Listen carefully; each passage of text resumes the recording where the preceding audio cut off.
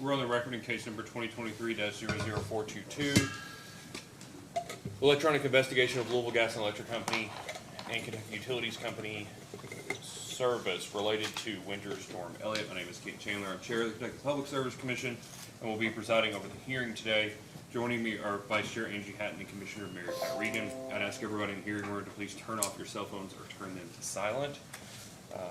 Purpose of today's hearing is to take evidence in this case. We're going to get started in earnest to have an entry of appearance of counsel. So initially for the utilities, Kentucky Utilities and Louisville Gas and Electric. Your Honor, Kendra Briggs and Lindsay Ingram with the firm of Stahl, Keenan and Ogden in offices in Louisville and Lexington. Also appearing on the record today is Ms. Allison Sturgeon, Vice President and Deputy General Counsel Regulation, Ms. Sarah Judd, Senior Counsel. Okay. Thank you, Mr. Briggs. Excuse me. And for the Kentucky Office of the Attorney General? For the AZ, Lawrence Cook.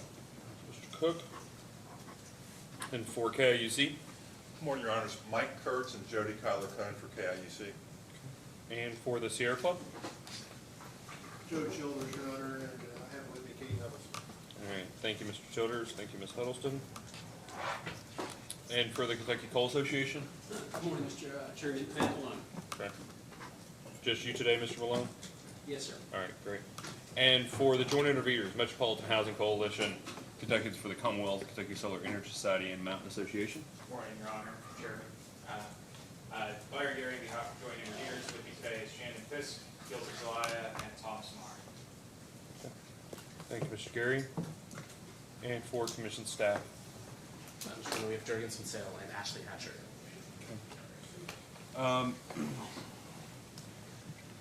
Do have a question quickly. I want to pull something up here, Mr. Riggs, and I have a question for you. Please.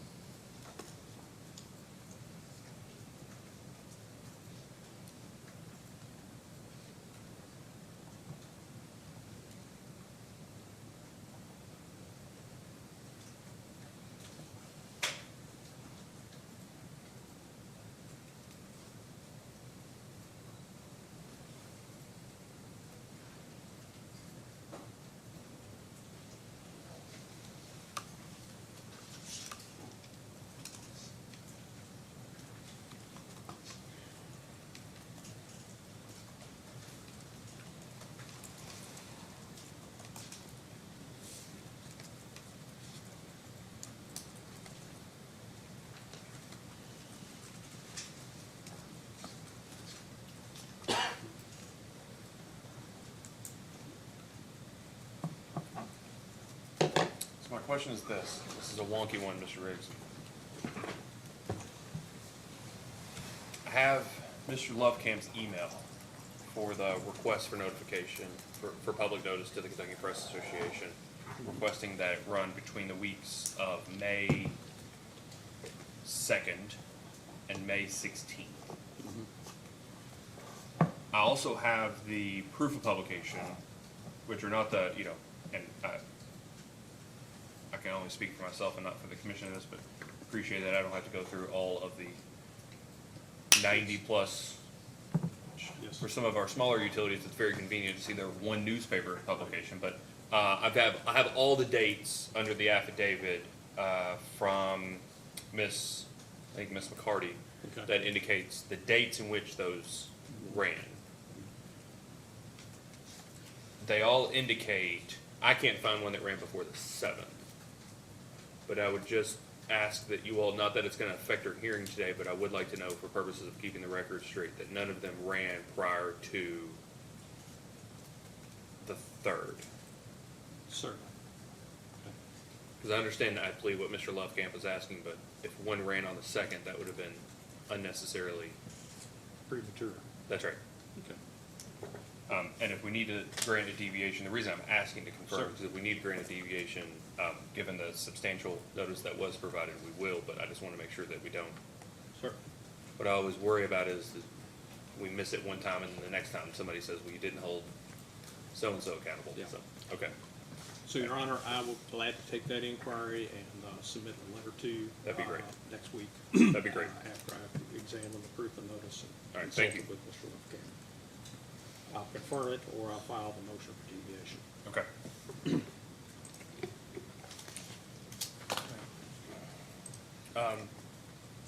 So otherwise, public notice has been provided and we'll continue with the hearing. Other than the outstanding petitions for confidentiality, are there any motions or petitions that the commission needs to take under consideration? Not to my knowledge, Your Honor. All right.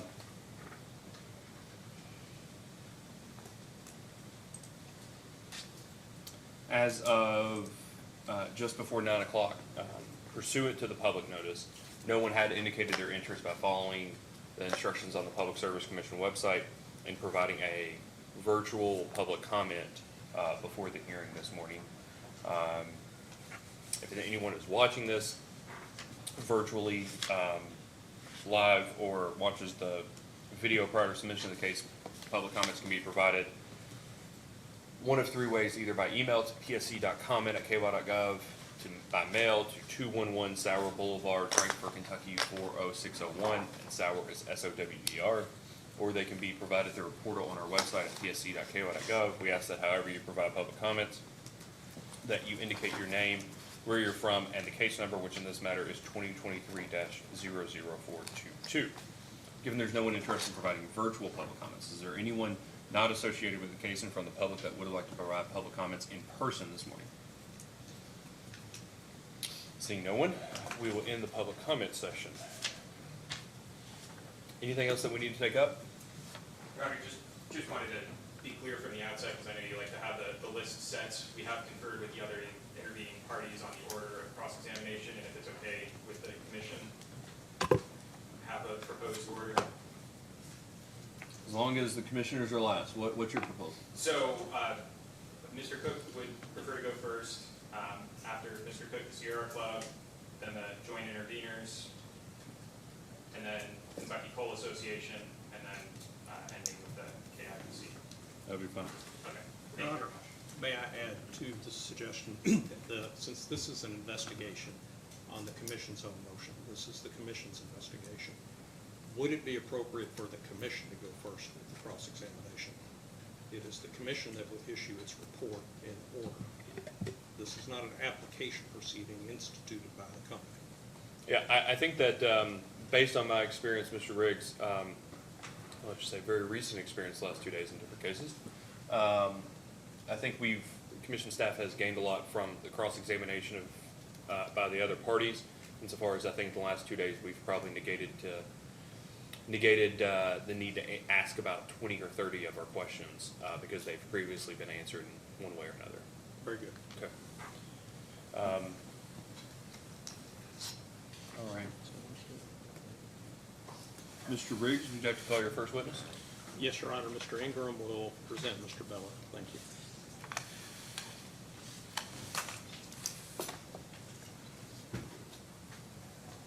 Mr. Fellow, please raise your right hand. Do you swear or affirm the testimony you're about to give is true and correct under penalty of perjury? Yes, I do. Please have a seat. State your name and address for the record. My name is Lonnie E. Beller. My business address is 220 West Main, Louisville, Kentucky, 40202. Mr. Riggs? Mr. Beller, could you state your employer and your job title, please? Yes, my job title is Senior Vice President of Engineering and Construction for PPL Services Corporation. And you've not filed any written direct testimony in this case, correct? Correct. But you have been identified as the responsible witness on many of the data responses that have been filed in the record in this case. Is that right, Mr. Beller? Yes. With the commission's indulgence, I would like to engage in a few questions for direct testimony, Your Honor, which was contemplated by the initial order that opened this case. That'd be fine. Mr. Beller, I really just have three questions on direct testimony, or at least three high-level questions. What happened during this storm event? What did the companies do while this storm event, Winter Storm Elliott, was occurring? And what have the companies done since then? And so the first question is, what what happened during this winter storm event? If you could summarize that for the commission.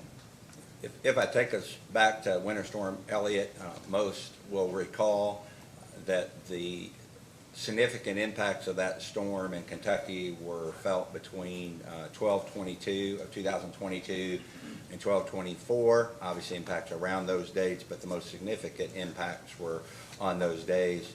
If we go back to 12/22, the storm was approaching across our service territories in Kentucky. We experienced significant winds, 30 to 40 miles per hour. Pretty much every manner of precipitation. We had rain, snow, sleet, and some ice. Temperatures dropped in the Louisville area from the 40s at around 4 o'clock, ultimately to single digits and below zero. We had a -8 temperature reading at one part of our service territory, and we all appreciate this was a broad regional event. I think read spreading around a 2,000-mile swath through the United States. The results of those weather impacts on our distribution and transmission system were obviously felt. Ultimately, over the course of that event, we experienced 65,000 customer impacts, traditional outages from downed wires, broken poles, and the sort. We worked through the bulk of the day on the 22nd into the 23rd, restoring those outages in the manner that we typically do for those weather type events. And now I'll turn briefly to the impact on our generation system, and I'll start kind of the summary on 12/23 just after midnight. At that point in time, we had 7,239 megawatts of generation available for load. We ultimately ended up serving a peak of 6,559 megawatts during the event. As we walked through that overnight period, the first impact of a significance to our generating plant was at 1:28 that morning. We had a pilot light go out. It was extinguished by the wind, extreme wind that I just mentioned a minute ago. That pilot light was servicing a heater that kept gas flowing through a regulator that supplied several of our combustion turbines at the Brown generating station. Due to lack of gas, those units tripped off. Ultimately, 3 of those units are dual fuel units that tripped, and they were able to be restored on fuel oil through the course of the morning. The other unit that only can run on natural gas was restored before the curtailment event later in the day. As we progressed through that morning, between 5:07 and 6:12 a.m., TVA progressed through EEA levels 1 through 3, very rapid progression through those EEA levels. And in the middle of that, at 6:10, LG&E and KU issued a generation alert, which is basically an alert that goes out to our generating stations that we expect to have enough generation to serve load, but don't take any unnecessary risk with the equipment should it cause any type of outage or any additional issues. At 6:26, just a little after that generation alert, TVA notified us that they were going to pull out of our reserve sharing group, contingency reserve sharing group, CRSG is the abbreviations we've used. So LG&E and KU were maintaining around 240 to 250 megawatts of spinning reserve.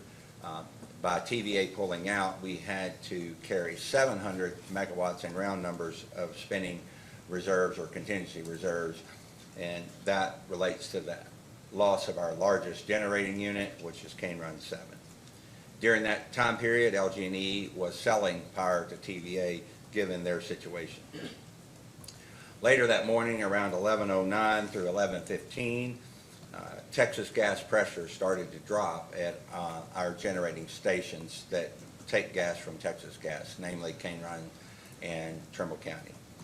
That pressure dropped below the contract minimums at that time, and then by 13:08, we began to experience D rates at our Trimble County and Cane Run generating stations, which we've talked about extensively.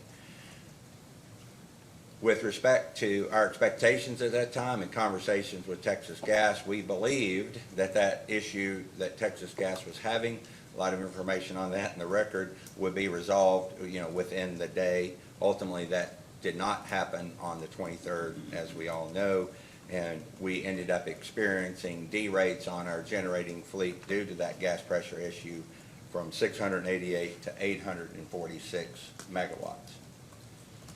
If you move forward to 1336, on that day, LG&E and KU, we declared an EEA3, pulling the reserves that we had been maintaining for TVA.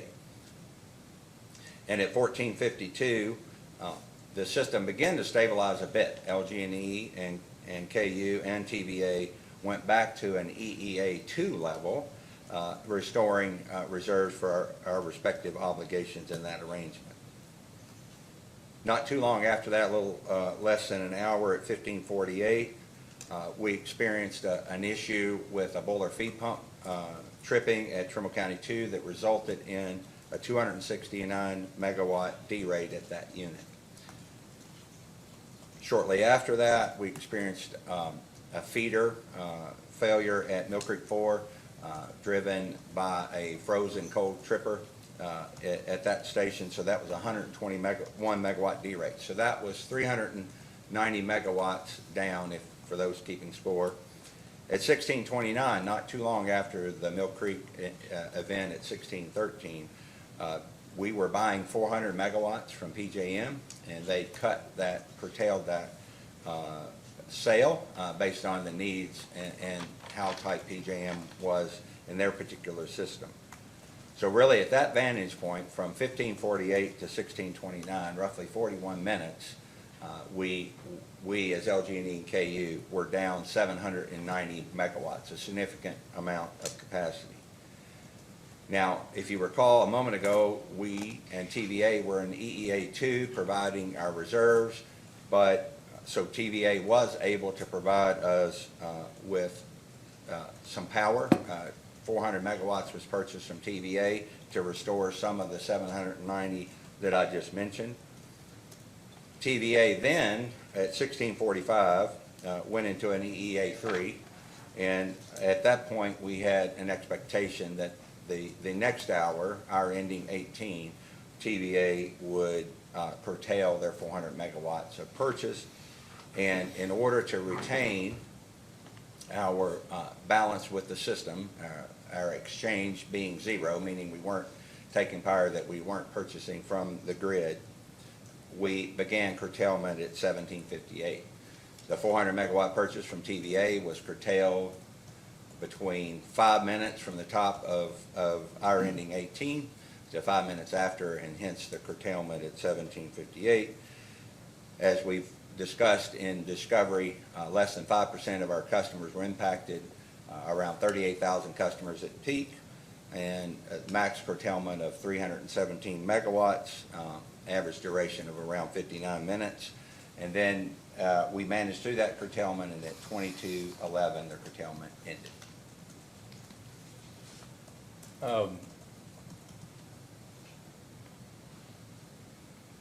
After the load shedding event, or during and after the load shedding event, can you explain to the commission what the companies were doing to try to minimize that, and what the companies have done since then to take all reasonable steps to prevent a recurrence of what happened?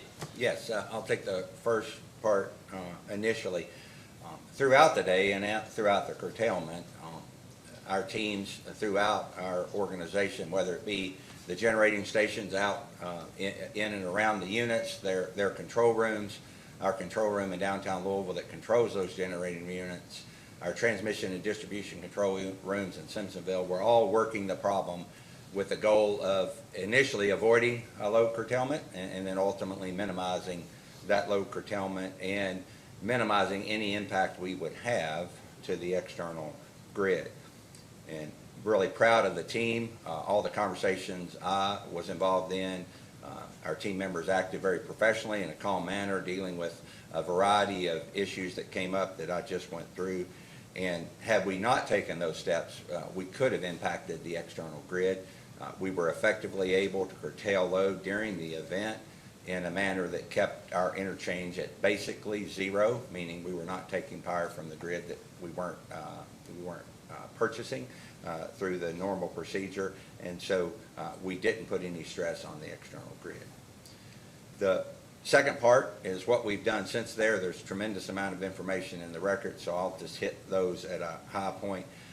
We've worked extensively with Texas Gas to ensure that the events that occurred on their system, which impacted our system, would not occur again. That there's a tremendous amount of information in the record on that I won't go into here. We installed some enhanced software at our Trimble County combustion turbines so that those units could operate at the pressures we saw at a reduced level in Winter Storm Elliott. We revised our winter operating procedures, just as we always do, even when we don't have load curtailment. Any events that we go through, any outage that we have on our units, we look to make improvements. That information of all the steps we've taken is in the record. As we've began construction of Mill Creek 5, we specified in that unit additional compression, so similar, different approach, but similar to Trimble County 2, that unit could ride through any pressure derates that we experienced in Winter Storm Elliott. We also initiated a fuel security analysis. That analysis is not complete. That information is in the record, but we initiated that. And then lastly, I would just offer in January 24, we had a very similar storm to Winter Storm Elliott. Not quite as cold temperatures, but those temperatures persisted for a much longer time. And all the steps that we've taken resulted in really sound operations during that time period, obviously with no need for customer interruption. I just have, I guess, one more question on direct, Mr. Beller. Are you familiar with the what's kind of been called in this case the FERC NERC report that was attached to the commission's order opening this investigation case? Yes. Do you recall that one of the goals of that report was to describe the exceptionally large scope of Winter Storm Elliott and its effects on a large area of the country? Yes. You mentioned the grid earlier and the company's efforts to minimize any impact on the grid. When you say the grid, are you talking about the Eastern interconnection, which is referred to in that FERC NERC report? Yes. Okay. Do you recall on page 6 of that FERC NERC report that was attached to the commission's order opening this case that it says, and I quote, "Several balancing authorities in the southeast United States needed to shed firm load during the event to maintain system reliability, which in total, at different points in time, exceeded 5,400 megawatts." Yes, I recall that. That report also indicates on that same page, quote, "This was the largest controlled firm load shed recorded in the history of the Eastern interconnection." Do you remember that? Yes. Okay. So the companies at 317 megawatts, they weren't the only ones that had to shed load for a brief period of time. Is that right? Correct. I believe, if I recall, TVA shed approximately 10% of their load, and Duke, Carolina shed around 15% of their load. I believe those statistics are in that report. Now, I promise this is my final question. Your data responses that you mentioned earlier. that Mr. you Beller, sponsored- never trust an attorney when Right, they say right. Sorry. The data responses that you provided in the record of this case, do you have any corrections or additions to any of those, Mr. Beller? No, I do not. Then Mr. Beller is available for cross, Your Honor. Mr. Cook? Hey, Mr. Beller, how you doing? Doing good, Mr. Cook. Good. Good to see you again. Got a few questions, and I hope you'll educate me. Lawyers make lousy engineers, as I'm sure you'd agree. But And engineers make lousy lawyers. okay. I just like to make clear, also for the record, every time I get a chance to question you, you started out at the old KU, pre-merger, and you were, what, a plant engineer, is that correct? I was a planning engineer, actually, in 1987, a very, very long time ago. Okay. So you know a lot about what it actually takes to make electrons and to shoot them out onto the grid. Yes, You've been involved in all those processes yourself. Is that right? correct. Okay, yeah. When I look at this, the summation you gave just now, this morning, the thought occurred to me, when you went from the 350 to the, was it 750 spinning reserve due to the TVA? Roughly 700, correct, 250 to Okay. 700, but yes. Okay. Generally beg your correct, pardon. yeah. Okay, that's more than double, right? Correct. Okay. And then PJM curtailed you also? Ultimately- 400? Ultimately, during the day, we were buying 400 megawatts from PJM, and they curtailed us, yes. Okay. All right. When I think I understand the company's position, but I need a little bit more clarification. When I looked at some of the data requests, I had the impression that some people might think that the company's generating plants are just horribly unreliable. Is that the impression that you got too? Well, that's not a true statement. I can't really speak to whether people think that that's the case, but I can say, based on my many years of experience, that LG&E and KU operate one of the most reliable fleets in the industry, if not the most reliable fleet in the industry. Okay. If I recall correctly, going through the record, getting my cases mixed up, so I know you'll set me straight though, if I do. I believe in responses to data requests, you indicated that the company's fossil fuel fleet on average had a capacity factor, like maybe over the past 5 years or so, above 60% ballpark. Is that pretty That's- much?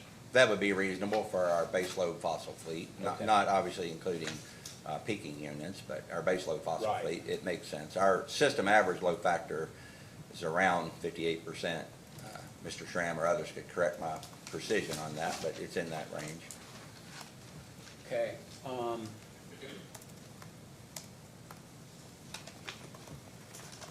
Yesterday, another company told me about a measure they called the equivalent availability factor.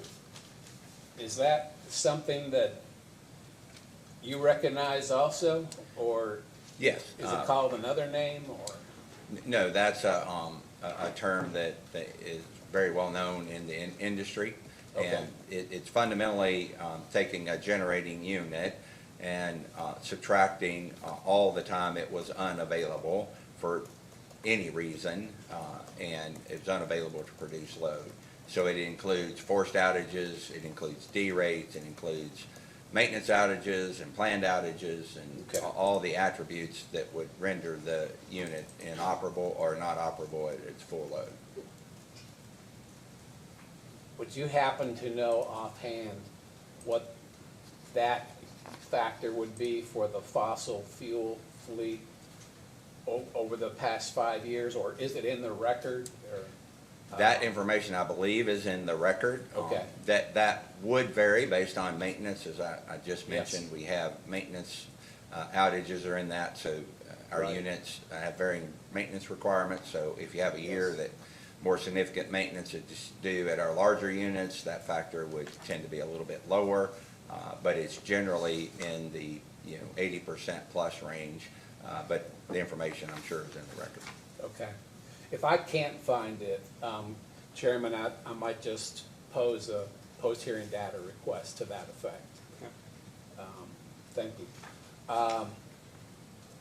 One of the things that came up also, overall, do you know ballpark the capacity factor, say, for the Brown solar plant? Brown Solar, if I recall, and the information's probably in the records, around 19%, somewhere in that range. Okay, Those solar panels are older. They're what we call fixed tilt, so they don't rotate to track the sun in any way. So their capacity factor is typically on the lower side, between 19 and 20%, if memory serves. and if I recall correctly too, the planned solar plant for Mercer, I believe, it's gonna have tracking panels, right? Correct. Single axis bifacial panels, correct. Okay, so it'll be maximized to capture as much solar capacity as possible, right? Correct. Obviously, you could have multi-axis tracking, but our calculations would suggest that's not cost justified. But generally, with a single axis tracking system, we believe we'd be able to maximize the output of that facility as we construct it. And it's gonna be what, something like 26, 28%, something like that? Somewhere in that range, depending on the annual solar irradiance, yes. Right. We can always pray for less clouds, I guess.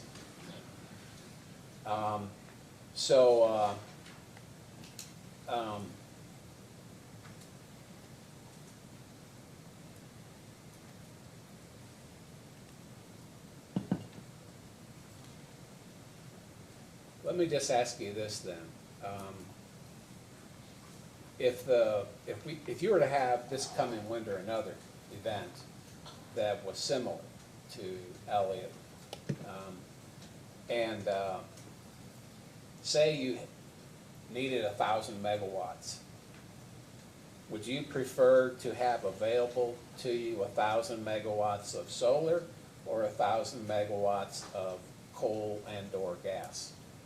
So if the event that we're talking about would be a winter event like Elliott, from a system operation standpoint, fossil fuel would be much better.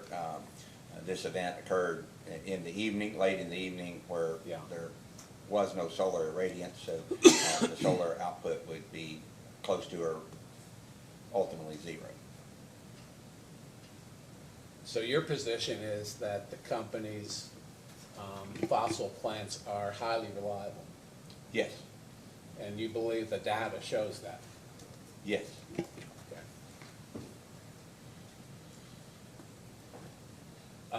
And if I recall correctly, and you touched upon this, though, one of the measures the company proposes to take that was provided in one of the data requests, and I don't want to go into confidential information, so catch me, Lindsay, if I get there. But it sounded like at the city gate, is that correct? That from that point onward into the company's transmission pipes, not for the LDC, but for the generation fleet, that the pressure is going to have like special regulators, is that correct? So the interstate pipeline system, in this case, I assume we're talking about Texas Gas, obviously they maintain their pressures along their pipeline. There's minimum delivery pressures that we require at our take stations, city gates, for those units. And if regulation is required to manage that pressure, they would employ that. Generally, our take pressures are relatively high, generally lower than the pressure that the interstate pipeline is operating at. Yes. So, but the case that we discussed here is those pressures drop below those minimum, so no regulator would have been employed at that time. Okay. So the advantage of this would be essentially that you would be mitigating the risk of a pressure drop that occurs on the company's own system. Is that correct? Yes, as I mentioned, we've taken measures to do that at Trimble County Yeah. and our construction at Mill Creek 5 with the additional compression that we're going to add would mitigate low pressure events at those two facilities. Of course, the company doesn't own the Texas Gas transmission pipe, correct? Correct. So there's nothing the company can do to address that. Is that correct? Well, we pay for firm transport on Texas Gas, and they have been very cooperative in our assessment of their operational practices that they have, and they've Yes. been open to adjusting those. A lot of that details in the record. They've made physical changes to their facilities. It's also in the record. Texas Gas is very open. We sent a contingent down, engineers to assess what they had done to ensure that they actually did what they said they were going to do, and were very comfortable with it. So you're right, Mr. Cook, in that we don't control their assets, but given that we're a significant customer of them and our customers pay for that service, we think it's our responsibility to be very engaged with that organization. I understand. And if I recall correctly, I think I saw in Discovery a list of measures that Texas Gas has taken to mitigate any reoccurrence of the issues on their line. Is that correct? Yes, as I stated, there are both physical changes, investments they've made, reviews they've undertaken, changes to their operating procedures. So our assessment is they've responded very favorably and forcefully to avoid a similar reoccurrence of this event. Okay. Chairman, I believe that's all I have. Ms. Littleton? Thank you. Good morning, Mr. Villar. Good morning. I say just a few questions, and then I think that may not be true. We'll see. But could you please turn to AG 1-2 attachment?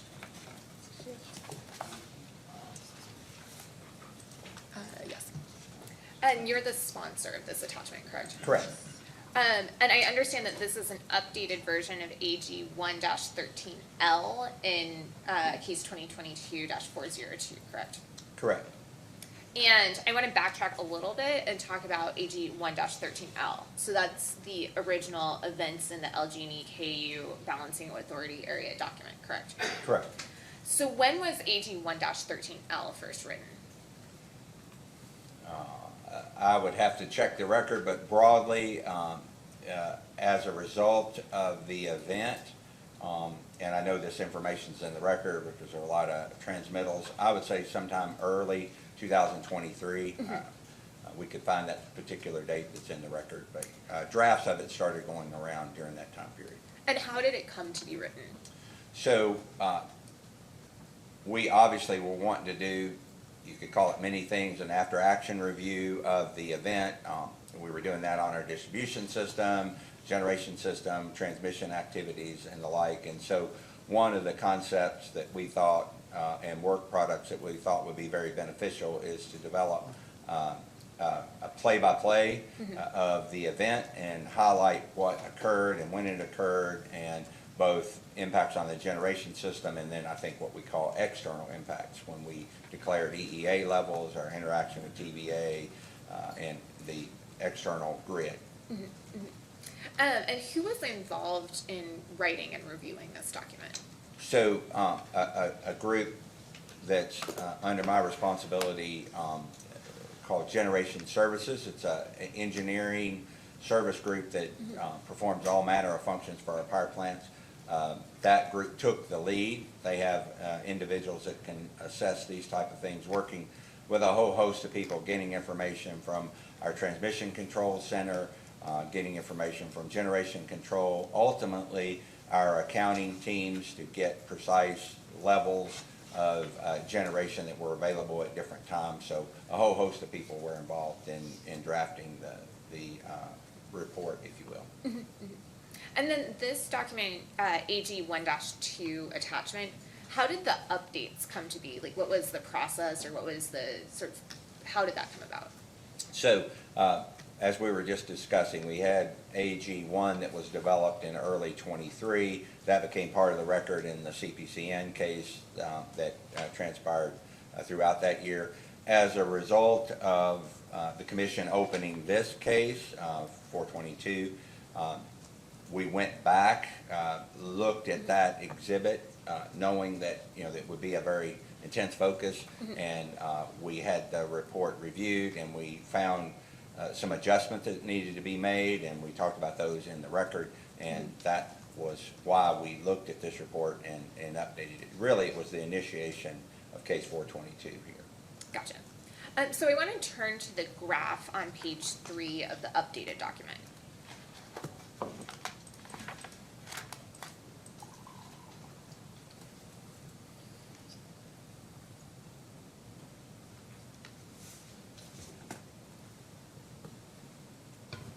Okay? So that graph has changed from AG 1-2 attachment, is that correct? Or what AG, the prior case, is that correct? Correct, based on, also in the document, in the record, there is a red line version of those changes. And the graph would have been changed based on the change in the numeric values highlighted in AG -1, question 2. And are there differences between the sort of orange dotted line in the first graph and the second graph? Sure. So the differences relate to, as I mentioned a moment ago, both a more accurate accounting of the D rates that we experienced due to the Texas gas pressure issues and some adjustments to the D rates that we ascribe to weather-related non-gas unit, weather-related non-Texas gas affected D rates. So I'm looking at the first sort of deleted graph. And it looks like the orange dashed line in that first deleted graph is below the blue line, sort of early on before, early on in the time frame. Is that correct? Yes, it appears from the graph, yes. And has that changed with the second graph? It looks like it is more, it's hard to tell, but almost on top of the blue line, the net load line. So those two graphs, do those two graphs tell a different story about what was happening sort of early on in the event?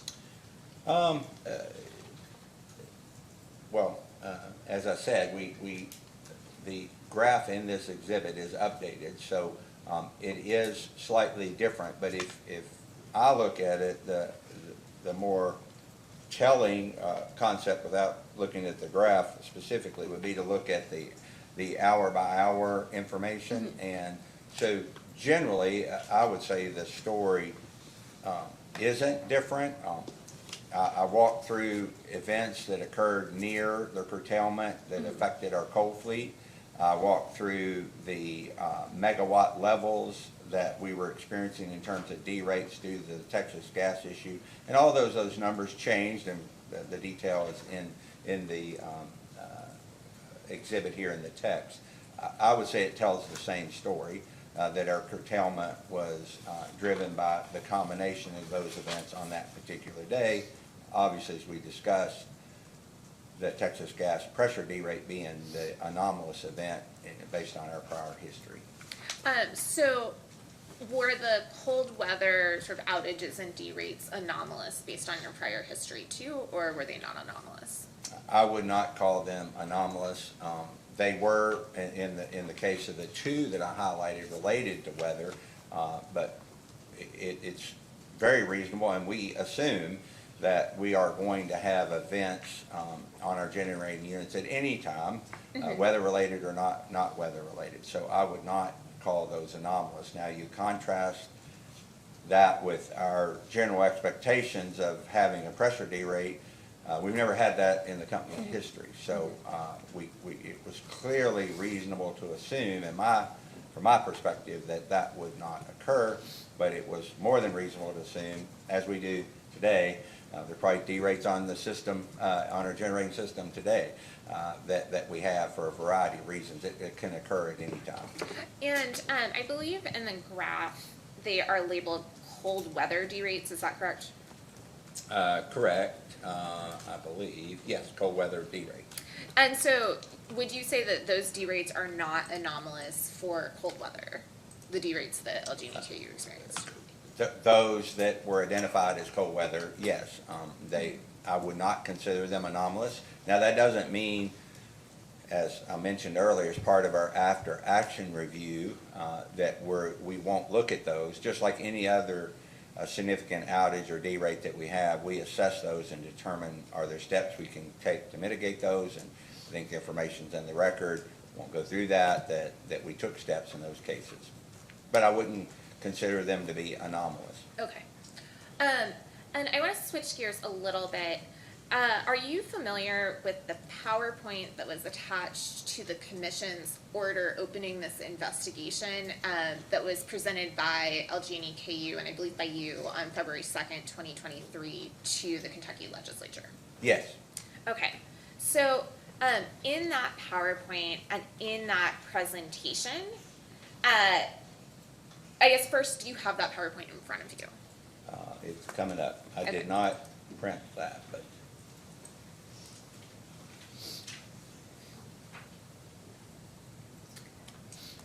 Yes, I have it. Statement. Your Honor, I should have observed this at the beginning of the hearing. The company is providing its witnesses access to the record and to the information. Mr. Horning is doing that from his laptop. I appreciate that. This is not the same PowerPoint, yes. Correct. So I have my presentation on February 2nd in front of me. Great. So could you please turn to slide 4 and read the label at the top of that slide? Slide 4. December 23rd load shed was driven by loss of 900 megawatts of gas generation due to unexpected low pressure on Texas gas transmission pipeline. Mr. Billard, when you appeared in front of the Kentucky legislature on February 2nd, 2023, did you mention any problems that LG&E KU experienced during Winter Storm Elliott besides the Texas gas pipeline issues? I don't recall specifically highlighting those. Obviously, some of that's in the graph. My goal was to talk to the legislature about what we thought was, if you want to call it the root cause or the main driver, from our perspective of the event. Did you mention or state to the legislature that coal units had gone offline for LG&E KU during the storm? I don't recall highlighting that. I do recall during that session with the joint panel, I was at the very end. I was the last presentation and had a very short amount of time to present, so I do recall going through it fairly quickly. And did you mention to the legislature that the outage 269 megawatt derate at Trimble County 2? I'm sure I didn't mention that level of detail given the short time frame I had to convey the presentation to the committee. And similarly, you did not mention the 121 megawatt derate at Mill Creek 4. Correct. Did you mention that LG&E KU's lost sort of owned fossil fuel generation was enough alone to have made up for 317 megawatts of load shed? No. Did you mention that OVEC imports had declined substantially? No. Did you mention that PJM had stopped exporting to LG&E KU? No. Did you did you talk about how LG&E KU is not part of a regional transmission organization? I can't recall that I highlighted that. And what was the rationale for not sort of mentioning any of those things? Well, again, the focus of the presentation, we were asked to come over and speak about what we thought the main cause of the curtailment event was. Preceding to my presentation, TVA did a presentation. They walked through every aspect of their challenges that they had in serving load. But our focus in our presentation was to explain what we thought was different in this event than any event that had occurred in our history. And what we thought was, if you, again, for general terms, the root cause of that event. And so that's what we focused on. And so today, just a few moments ago, I believe you said that it was a combination of these things that led to the outages, correct? Yes, mathematically, it was a combination of these things as we went into the event. If you look at the play-by-play, so to speak, But clearly, whether it's the 900 megawatts highlighted here or in the updated exhibit, 846 megawatts, had this event not occurred, again, an event that never had occurred on our system before, we wouldn't have had a load curtailment, and that was the focus of this. Obviously, was not provided the time, nor would I have tried to take that time to walk through the level of detail that we've gone through here and look at the, minute by minute, play by play. So that wasn't the purpose of our presentation. And so, except for the discovery in case 2022-402 and the discussion before the commission in that case, is there any place where LG&E KU publicly walked through all of those other combinations of factors besides the pipeline? I'm not aware of being involved in any of that. Obviously, you can ask the other witnesses if they've been asked to present on that, but I have not been asked to present on it other than internal company discussions, obviously, and this session and what has occurred at the commission. And just to be clear, not only have you not been asked to present, but are you aware of any instance in which LG&E KU made this, public or otherwise shared, except before the commission in the prior case? I'm not aware of that. Again, you could, the witnesses that follow me are very involved, were very involved in this, and if they've presented external groups, that may be the case. You can inquire of them, but I don't have personal knowledge of that. And do you think by LG&E KU not sharing that other information, the company gave a misimpression of the crisis to the Kentucky legislature and Kentucky customers, that the only problem was a third-party gas pipeline?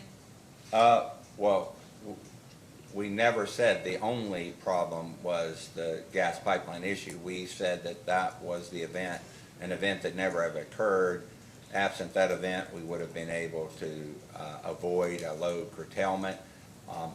I didn't then or now think that we misled our legislature. Our legislature is very familiar with coal-fired power generation and natural gas, fossil fuel power generation, and understand that those units can and do incur outages and derates. So I did not feel as if we or me individually, we as a company or me individually, were misleading, and always open to have additional discussions with the legislature should they have had follow-up questions.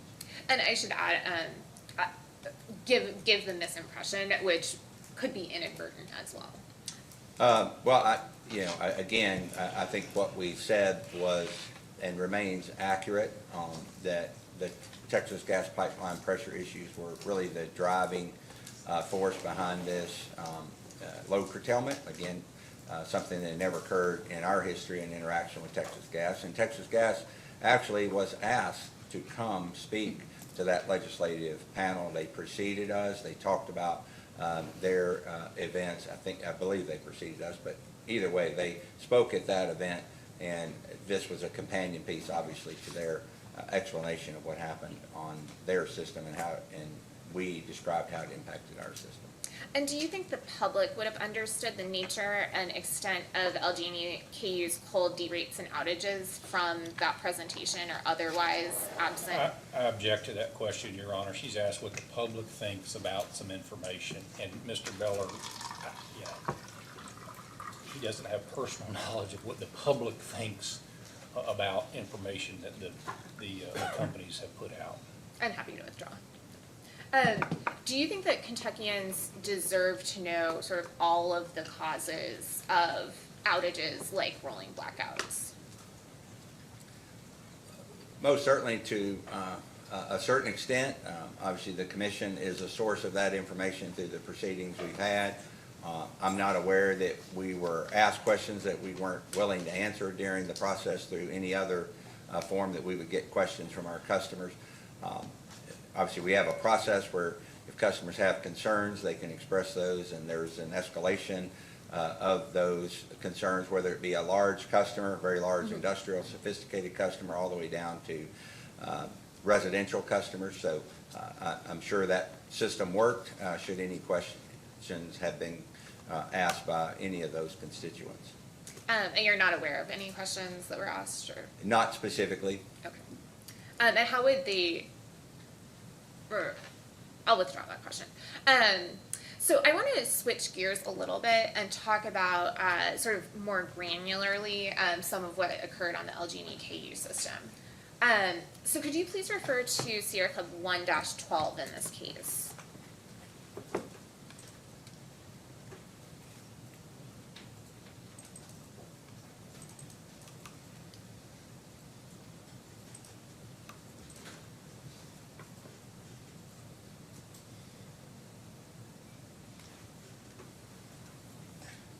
One dot 12, Sierra Club? Yes. Yes, Okay, so you confirmed that on December 20, and this is your sponsored testimony, correct? correct. And you confirmed that on December 25th, 26th, and 27th, LG&E KU lost no megawatt hours due to maintenance. Is that correct? On, right, December 25th, 26th, and 27th, yes. And that's indicative of a system that is operating at full capacity with no margin for error. Is that correct? Well, the question specifically asked if we had derate or outages due to maintenance. Yes. There can be other reasons why a unit wouldn't be running at full capacity, a whole host of reasons. I guess what I'm trying to ask is if you have no megawatt hours due to maintenance, is that an anomalous event? No.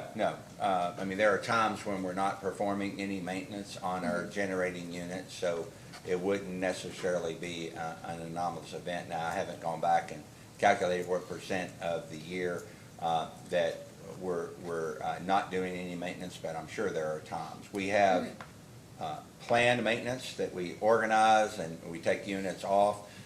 We have a whole schedule when a unit's going to be off for a week or more that we maintain. That's on a planned basis. We have outages on weekends typically when a unit has an emergent problem that we can deal with on the weekend. We do that. Obviously, if there are derates that we can take during the weekdays, we sometimes do that. But maintenance is usually organized in those broad categories that we take. So it wouldn't be anomalous to have our system operating with no maintenance outages. Now, in the spring and the fall, when we have the longer planned outages, that would be more anomalous. Let me ask a clarifying question for my appreciation. And this is about how you understood the question. Ms. Huddleston gets to be an attorney, so she, by definition, can't be a witness.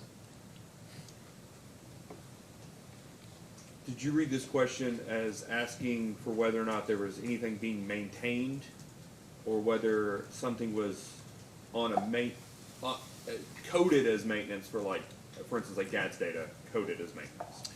Correct. I took it as the latter, Okay. that we were unavailable to produce megawatts when we wanted megawatts out of that particular unit, and it was categorized as a maintenance derate or a maintenance outage. Well, that's why I want to, so like if, and I'm just making up a scenario here, if you had a forced outage for a unit that actually something broke and caused you not to be able to run it, but you were running it, you wanted it, that's what use your term, you wanted it, went on a forced outage, and you were fixing it as a result of that forced outage. Do you all change the reporting of that to maintenance, or does that just look like a forced outage until it's fixed and brought back online? It would be a forced outage and categorized as such until that issue that took it off was resolved. Okay. Now, if we decide while the unit's off to go ahead and perform some other maintenance, we could change the categorization of that Okay. outage, but So if you had a forced outage on like the 25th or the 24th, and it was a 3-day fix, but it was originally forced and it took 3 days to fix that, those megawatts wouldn't show up in this response as you understood the request? correct. Okay, all right, thank you. And let me sort of shift the way that I'm asking this question a bit because I feel like I'm not being clear. So another sort of way that I'm thinking about it is if I have a system that's sort of like stretched to its limit and you need to sort of squeeze all the megawatt hours you can out of it, in that situation, is that a situation in which there would be no maintenance outages? Yeah. Generally, you would, in your example, if we needed every megawatt that we could produce, obviously our preference would be to perform no maintenance, and not be in that situation, not plan for having that maintenance. As I mentioned before, when we do our longer planned outages, 1 week and beyond, 8, 10 weeks, we try to orchestrate those around the spring and the fall and lower load periods to avoid the situation you're describing when the system is stressed or we need high levels of production out of the system as a whole. So were December 25th, 26th, and 27th days in which the system was stressed or you needed high levels of production? I can't recall off the top of my head what the temperature profile was. I'm sure it's either in the record or we could obtain that. So Okay. I'm not aware. So if it were cold on those days, would the lack of maintenance here be reflective of a stressed system? Perhaps that could be the case without looking at each day. It depends on how cold it is. We can obviously take time to do maintenance if it's cold but not extremely cold. So I'd have to look at each day to answer your question definitively. And just for my clarification, what's the difference really for the company between cold and extremely cold? Well, it's really load, and we operate our system in all matter of conditions, but I would generally say broadly, if we expect lows below 10 or approaching 0, I would categorize those as the colder days that would require higher loads on our system. And I was looking at the attachment to PSC 1-85, which you sponsored.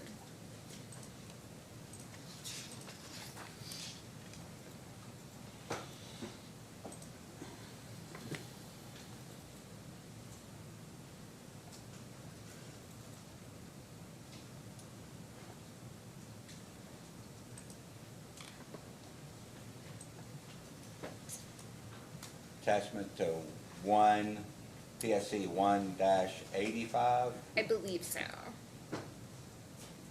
It's the after-action report that's the broad sort of after-action report that's not solely focused on generation.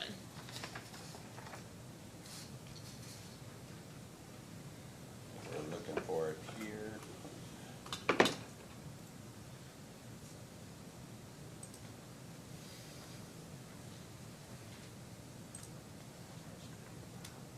(1-85), is that correct? That's correct, yes.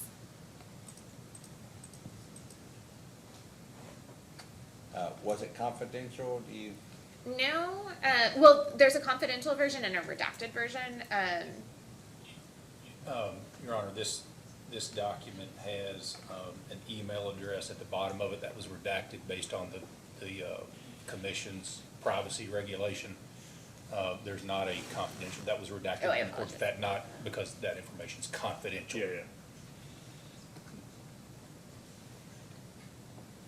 Here's what we'll do. We're at a good breaking point to give you all time to confer and get the document up that she has questions for Mr. Beller about. We'll just take a short 10-minute recess and we'll come back. Very good. We'll be in recess until 10:31.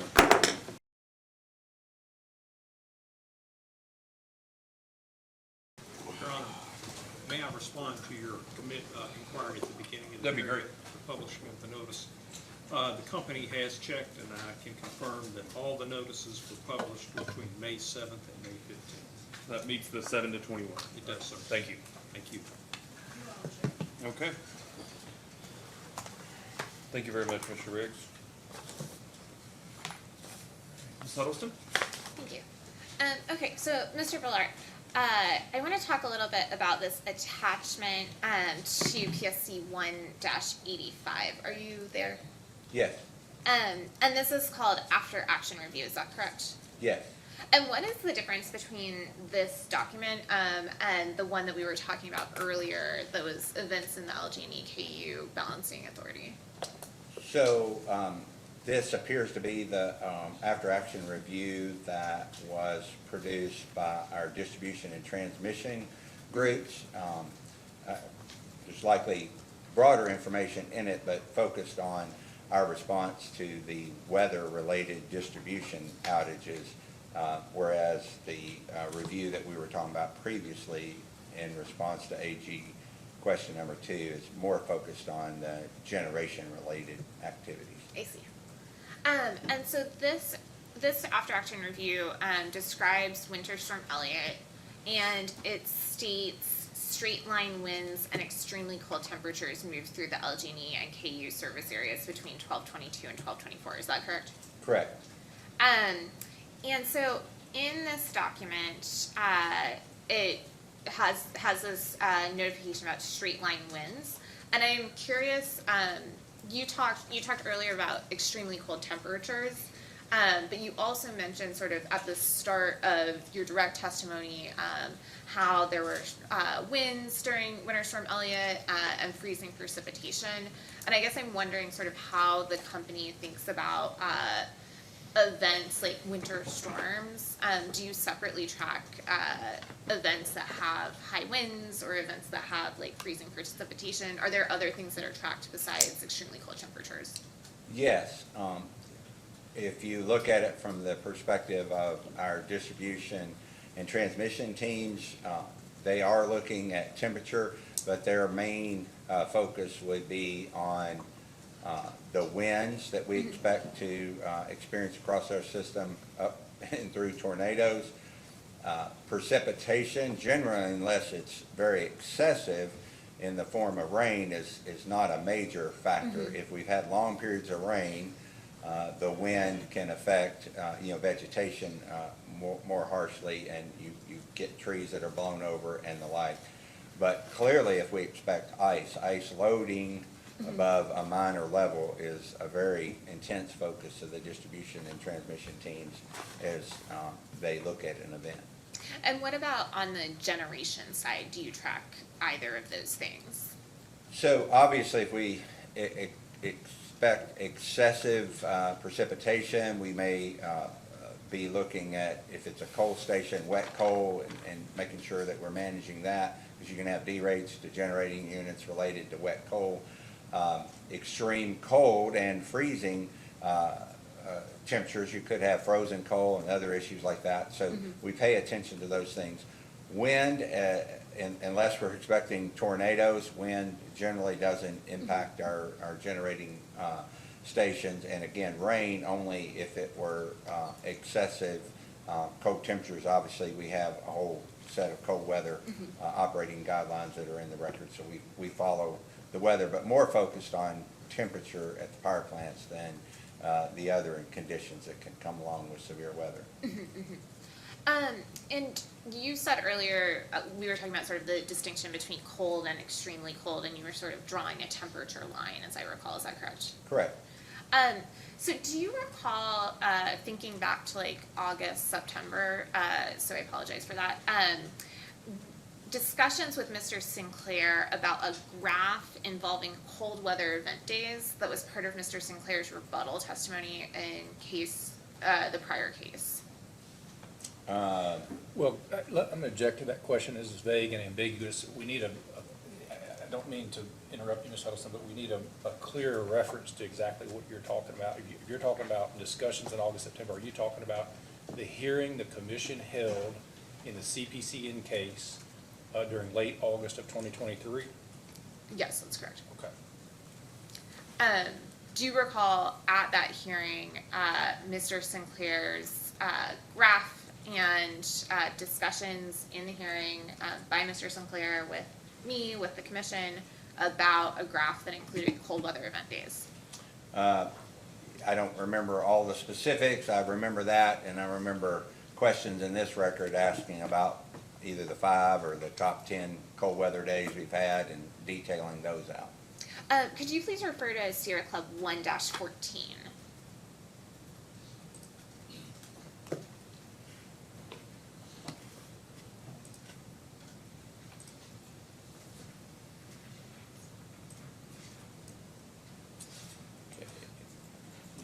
Yeah, I don't appear to be a sponsor of that response, but we can pull it up.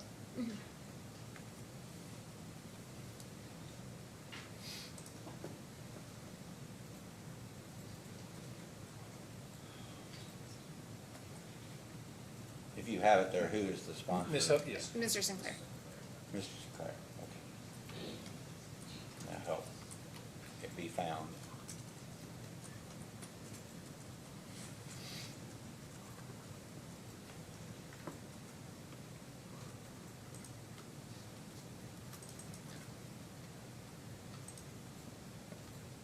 Okay, I see it here.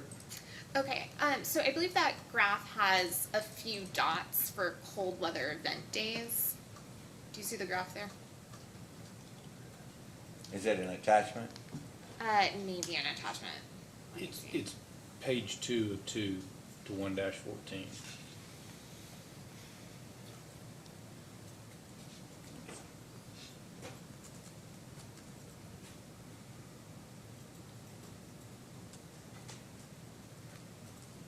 I see that.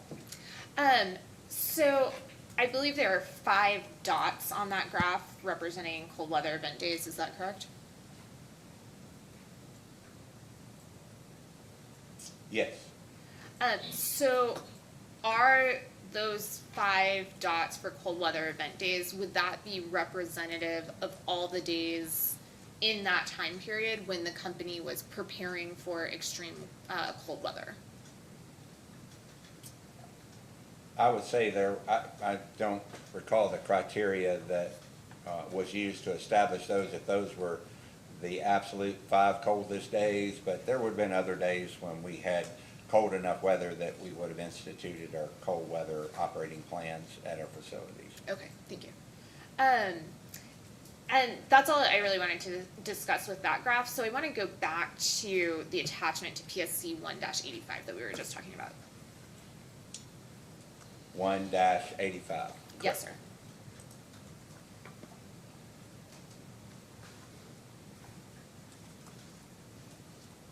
Yes, I'm there, I'm sorry. Oh, sorry. So page 2 states cold weather resulted in equipment tripping out on high loading. Is that correct? Correct. And page 2 also states under a category of things that did not go well, quote, ability to purchase power in an emergency situation. MISO said we could not buy from them since we did not have a BA agreement. We'll follow up with policy and tariffs. Is that correct? Yes, that's item number 9 on that summary, yes. And can you say more about what that second sentence where MISO said we could not buy from them since we did not have a BA agreement, what that means? I would direct that question to Mr. Schramm when he's up. He manages that area and would be aware. I wouldn't want to try to guess at what that might mean, so let Mr. Schramm provide that response. Fair enough. Okay, so could you please turn to PSC 1-23?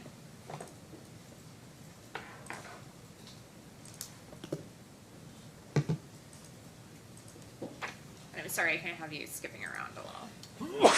Yes, I have it, And you're a sponsor of this response, correct? along with Mr. Sinclair and Mr. Wilson. Okay. The response states, quote, the company's data do not indicate any statistically significant correlation between unit outages or derates and temperature. Is that correct? That's what it says, yes. And so how do you square that idea with the statement in the attachment to PSC 1-85 that we just talked about that said cold weather resulted in equipment tripping out on high loading? So that particular response to item 1 was related to transmission and distribution equipment, not generation equipment. This statement applies to generation equipment. So when I say transmission and distribution equipment, transformers, relays, breakers, other pieces of equipment out in the field. And do you have, you described sort of cold weather event protocols that you implement for the coal units, or for the generating units, is that correct? Correct. And do the companies implement those kinds of protocols when it's like temperate weather, like today when we're in the 70s and like a light rain? No, we would not. Mm-hmm. And why is that? Those actions are served to mitigate impacts to cold weather, so we would only do that when by judgment of those operating the plants that we were going to experience those type of impacts. And you were at the February 2nd, 2023 interim legislative hearing, where TVA, presented, correct? Yes, And you were just saying that you watched TVA's presentation, is that correct? yes. So I'd like to hopefully pull up the PowerPoint, that TVA, gave at that presentation, and would like to, move to enter it as a hearing exhibit. So let's, first, if we'll turn on the screen share.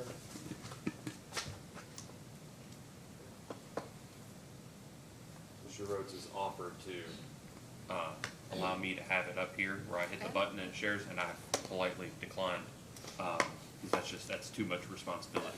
So Mr. Rhodes, if you could do there we go. And you would like to mark this as SC Hearing Exhibit 1? Yes. I would like to say, Your Honor, that I'm not sure where Ms. Huddleston is headed with this document. Mr. Beller has said he was present at the joint committee hearing on February 2nd, and he heard TVA's presentation. If Ms. Huddleston intends to ask Mr. Beller about specifics of this document, what happened at TVA, what TVA thought about Winter Storm Elliott, Mr. Beller. We got a long 2 days ahead of us, I'm just- probably. What I ask is, if you've got a specific objection, please make it. But I would ask that you lean forward and be ready to object to individual questions that you don't like, Mr. Ingram. I'm trying to save us some time. I understand. I am too. Difference of opinion. Ms. Huddleston? Okay, Mr. Beller, do you recall seeing this presentation from TVA? I remember seeing a presentation, yes, during that session that we've been talking about. And does this, look consistent with the presentation that you saw from TVA? Yes. Okay, skip down to slide 4. So I just want to skip ahead a little bit here. Do you recall TVA discussing at the hearing in giving this presentation issues with the coal units that TVA experienced during Winter Storm Elliott? Yes. And do you recall which coal units specifically had issues for TVA? No, they're obviously highlighted on this graphic, but I don't recall the unit specifically. Okay, and could you please refer to PSC 1-36?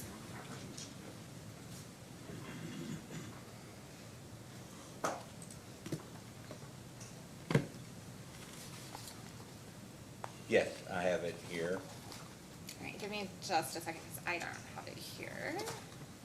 Apologies.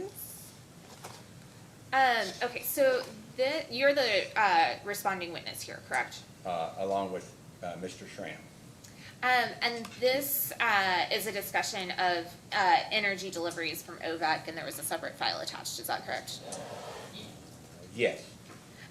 Okay, and so this states 5 OVAC, 5 units, Clifty Creek 1, 3, and 6, and Kyger Creek 3 and 4 were offline on December 22nd, 2022, prior to the arrival of Winter Storm Elliott. Is that correct? Yes. And the outage causes are listed here. Clifty Creek 1 was on a planned outage. Is that correct? Correct. And Clifty Creek 3, it says tube weld issue, header leak, return 12/26/22. Is that correct? Yes.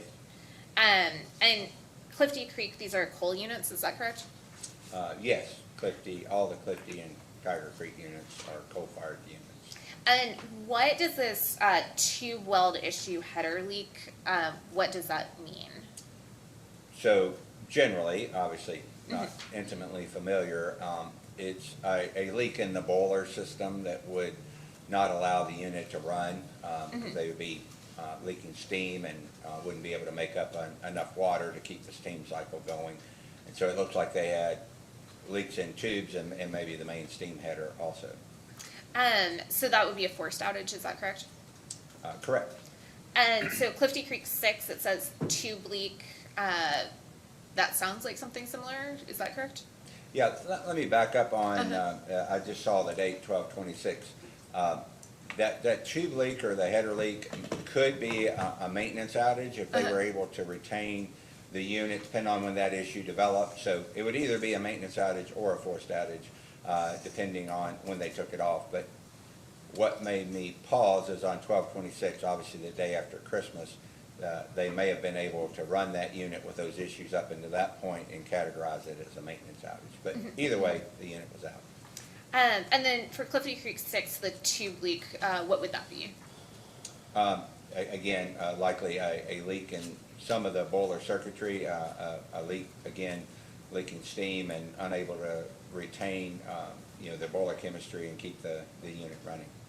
And then for Tiger Creek 3, boiler plugged, superheat, what does that mean? So I'm assuming they're delineating boiler plug, secondary superheat. So they had challenges, again, within the boiler, probably slag buildup, coal slag buildup in the boiler. From this reference, I couldn't opine on what secondary superheat means unless they're defining us where the pluggage occurred and then it was returned on December 25th. And this again is a mechanical failure by the coal unit, correct? Generally, yes. And then for Tiger Creek 4, pump drain valve and tube repair, what does that mean? Other than what it says, I really couldn't, don't know what pump they're talking about, so I really couldn't tell without digging into it, but an outage nonetheless. It was also returned on 12/25. And this is a mechanical issue, is that correct? I think you could broadly categorize it as that from what I see here. Okay. Do you know the capacity for each of these units? No, not, I know they're, let's say, 150 megawatt plus units generally, but I don't know the specific capacity of each one. So would it be fair to say that these are large coal units that are offline? Large is a relative term. If you compare them to units on our system individually, they are all smaller than our smallest coal-fired unit. We have, over the course of time, retired what I would call this vintage of units.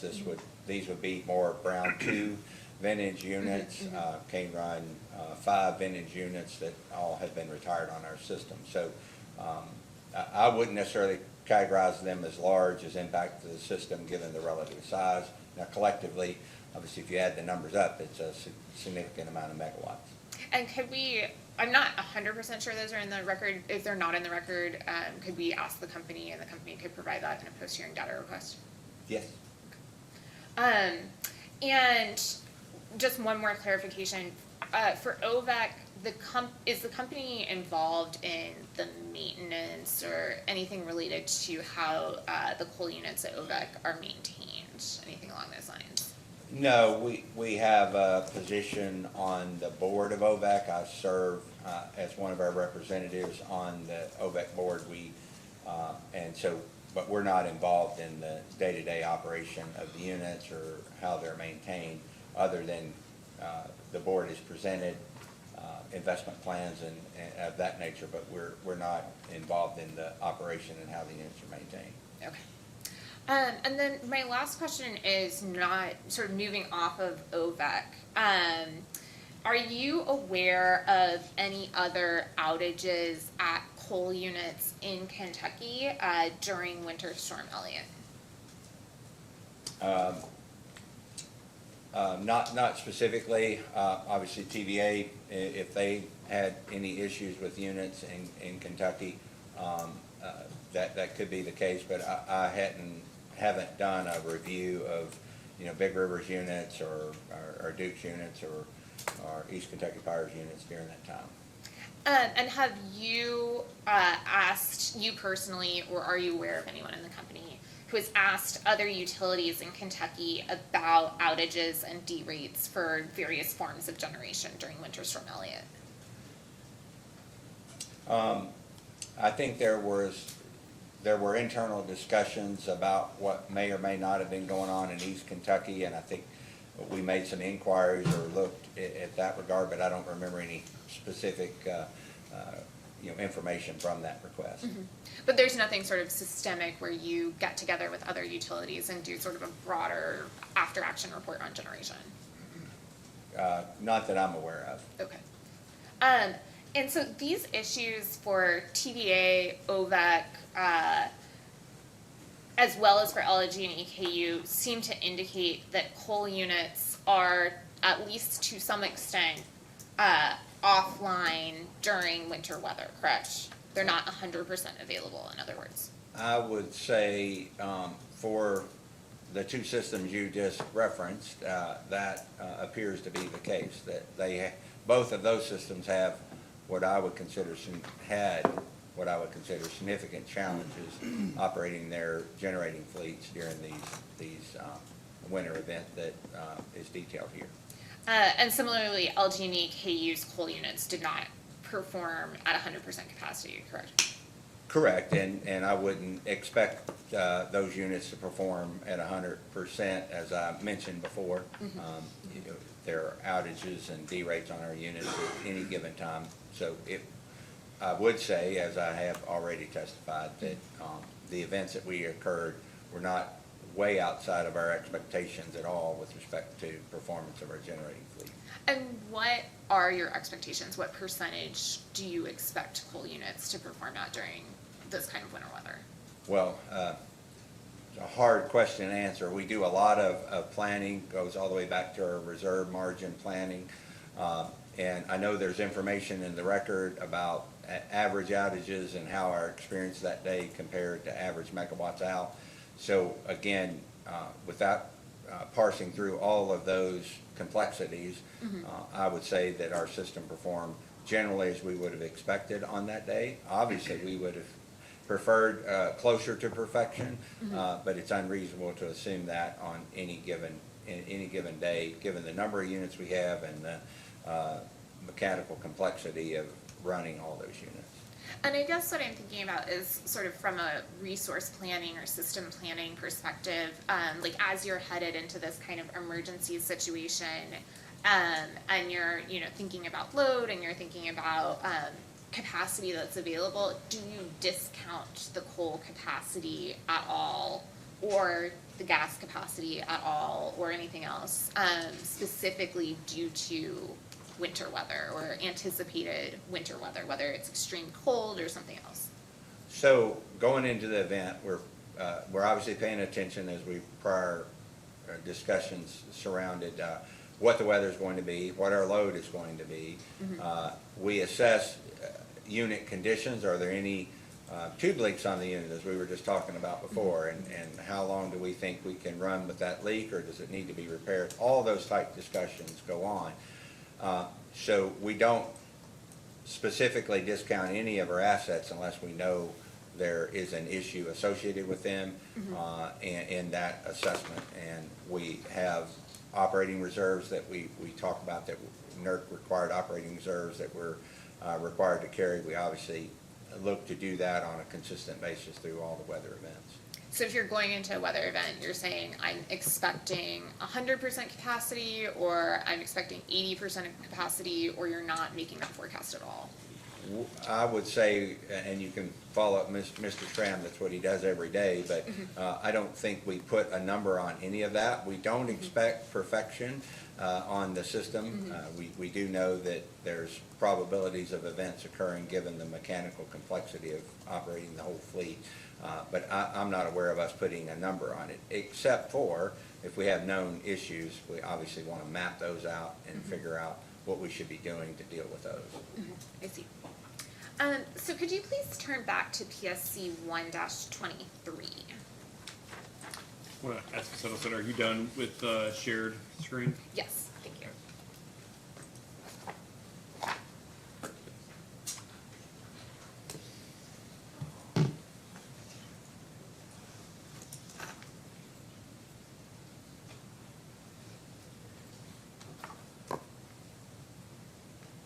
I'm there. And so in this response, the response states that Winter Storm Elliott means that the companies, quote, should not assume their neighbors will be able to meet energy shortfall. Is that correct? What's the reference again? I may be on the wrong response. Maybe I'm on the wrong response. So it's on at the bottom of page 2.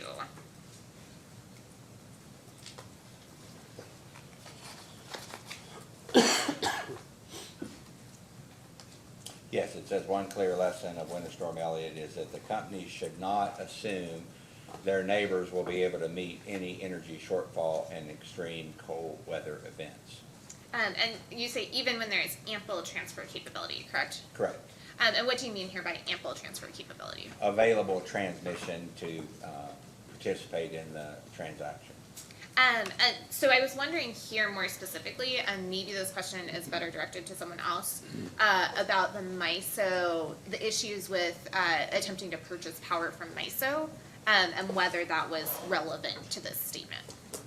Again, Mr. Schramm could speak to that specific, but as we went through the pay-by-play, if you will, earlier and in prior discussions, our purchases from PJM and ultimately from TVA were curtailed, so they also influence this statement.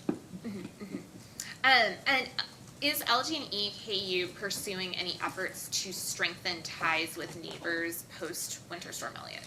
So there's a lot of information in the record relating to our transmission expansion plans, and I'm not aware of any specific effort to look toward increasing our import capability through existing facilities or new facilities. And again, in this instance, the transfer capability wasn't the challenge, it was the availability of a generation source on the, with counterparties that was the issue, not the ability to transmit power.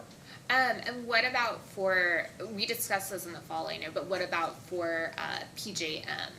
What was sort of the hiccup that led to PJM curtailing?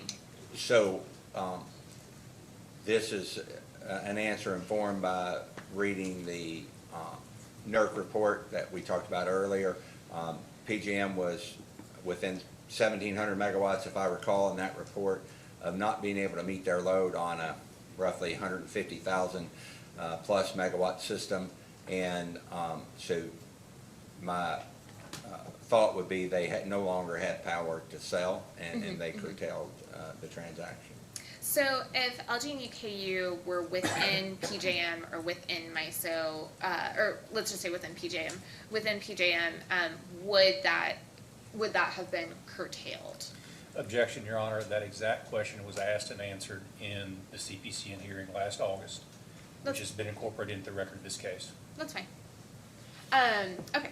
So is LG&E KU, does LG&E KU look to the experiences of other utilities in Kentucky that are in an RTO to inform your analysis of whether to join an RTO?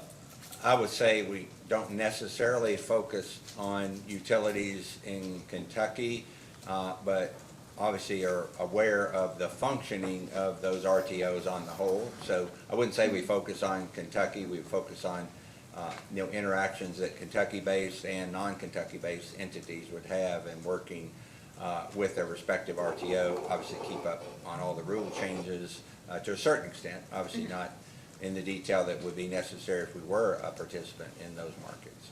Okay. And I just have like one more small set of questions. Could you please turn to the response to Sierra Club's supplemental request for information 2-1? Sierra Club. 2-1. Yeah. And I believe it's a sort of supplemental response. Yes. And you sponsored this response, correct? Correct. And you're familiar with the response, is that correct? Yes. And the request asked the companies to describe with specificity how the companies account for, quote, increasing outage rates in, quote, units with planned and assumed near-term retirements, correct? Correct. And you responded, quote, the companies account for increasing outage rates in units with planned and assumed near-term retirements through gradual incremental increases from historical levels and annual planned outage rates. Is that correct? Yes. Do you recall in our hearing in August, the CPCN/retirement proceeding hearing, Mr. Sinclair discussing how a coal unit is a machine that's like a car? I don't recall that specifically. A lot of time spent in that proceeding. That's fair. Do you agree with the idea that a coal unit is a machine like a car? It's a very complicated machine. I will not try to augment Mr. Sinclair's analogy, but it's a very complicated machine, yes. And do you agree that over time, a coal unit breaks down? Most certainly, components wear out, it's in need of maintenance, and so repairs are required over time. Mm-hmm. And so turning back to supplemental request for information 2-1, you state that in B, you provide assumptions for increasing outages at Mill Creek 1, Mill Creek 2, and Brown 3, correct? That's correct. And you state, quote, outage rates for the company's other generating units are not assumed to change over time and are listed in another response, correct? Correct. So what is the logic behind increasing outages for near-term retirements, but not putting any incremental increase for other plants and units as they age?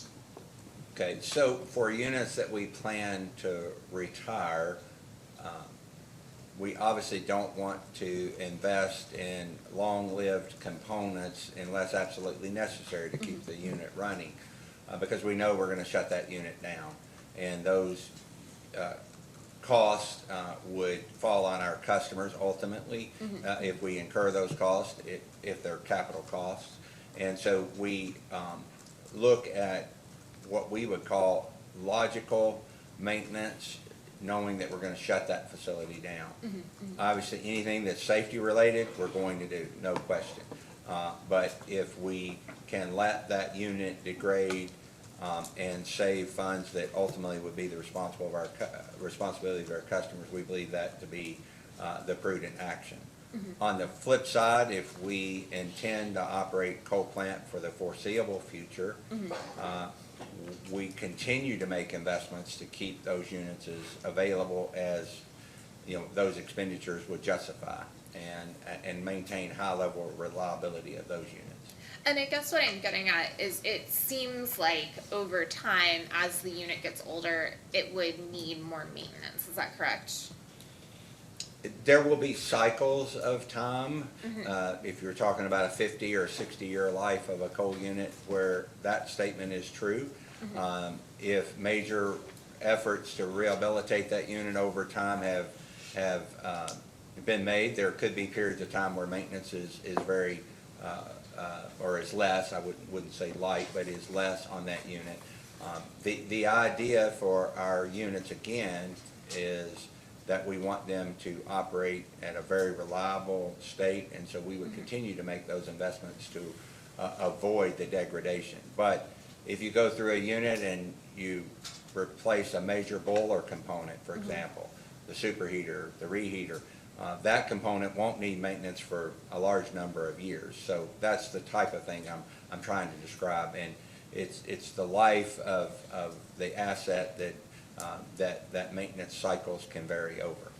And I guess what I'm wondering is sort of like as your car gets older and like the transmission breaks down, sort of what you were describing with the larger parts, is it reasonable to think that the coal unit itself is going to have sort of more things that are breaking down as it gets older and therefore have more outages to maintain or forced outages or whatever it may be? So it's a unit by unit assessment, and we obviously, as we make planning assumptions, look at the current state of the unit and what issues they are having and how available that unit is. That informs how we plan for future outage rates. What goes into that is if we believe there are going to be issues in the future that would impact that reliability and we're not planning on making those investments, we would factor that in. That would be a very atypical situation because we generally would make the investments necessary to keep that unit operating. And in your car example, if the transmission goes out and we want to keep driving the car, we would replace or rebuild that transmission, put it back in the car, and it would be as reliable as it was with respect to that component before the event occurred. But you're not making like a generalized outage rate assumption that like it's increasing over time because we're going to probably need more maintenance over time? Generally, no, but I would say we don't just set an outage rate we assess the current condition of the unit, every opportunity to reset those rates and adjust as necessary. But I'm not aware, and Mr. Schramm can give you more detail, that we forecast out for plants we intend to operate for the extended period of time, any degradation due to aging. And I just have one last question, based on your colloquy with Mr. Cook earlier.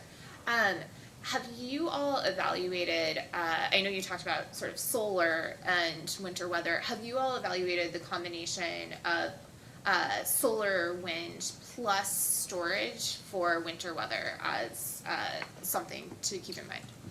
So at our Brown station, we recently installed a very small wind turbine. We have had a battery there for some time, and we have a 10 megawatt solar field and some other smaller solar panels. So that is some of the work we're looking at now, is how all of those technologies could interact based on our weather and conditions. But I'm not aware of any definitive analysis that we've done at this point. The wind turbine only went up in the last few months to be able to look at its interaction and how it generates, although very small, against the generation of solar, and then obviously we could look at how we could operate the battery to augment those two technologies. Thank you. No further questions.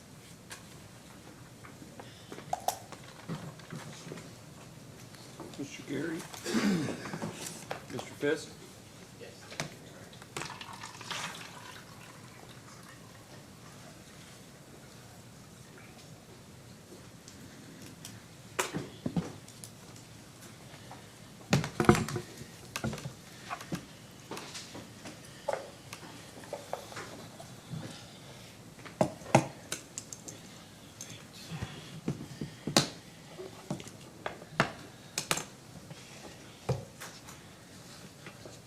Good morning, Mr. Beller.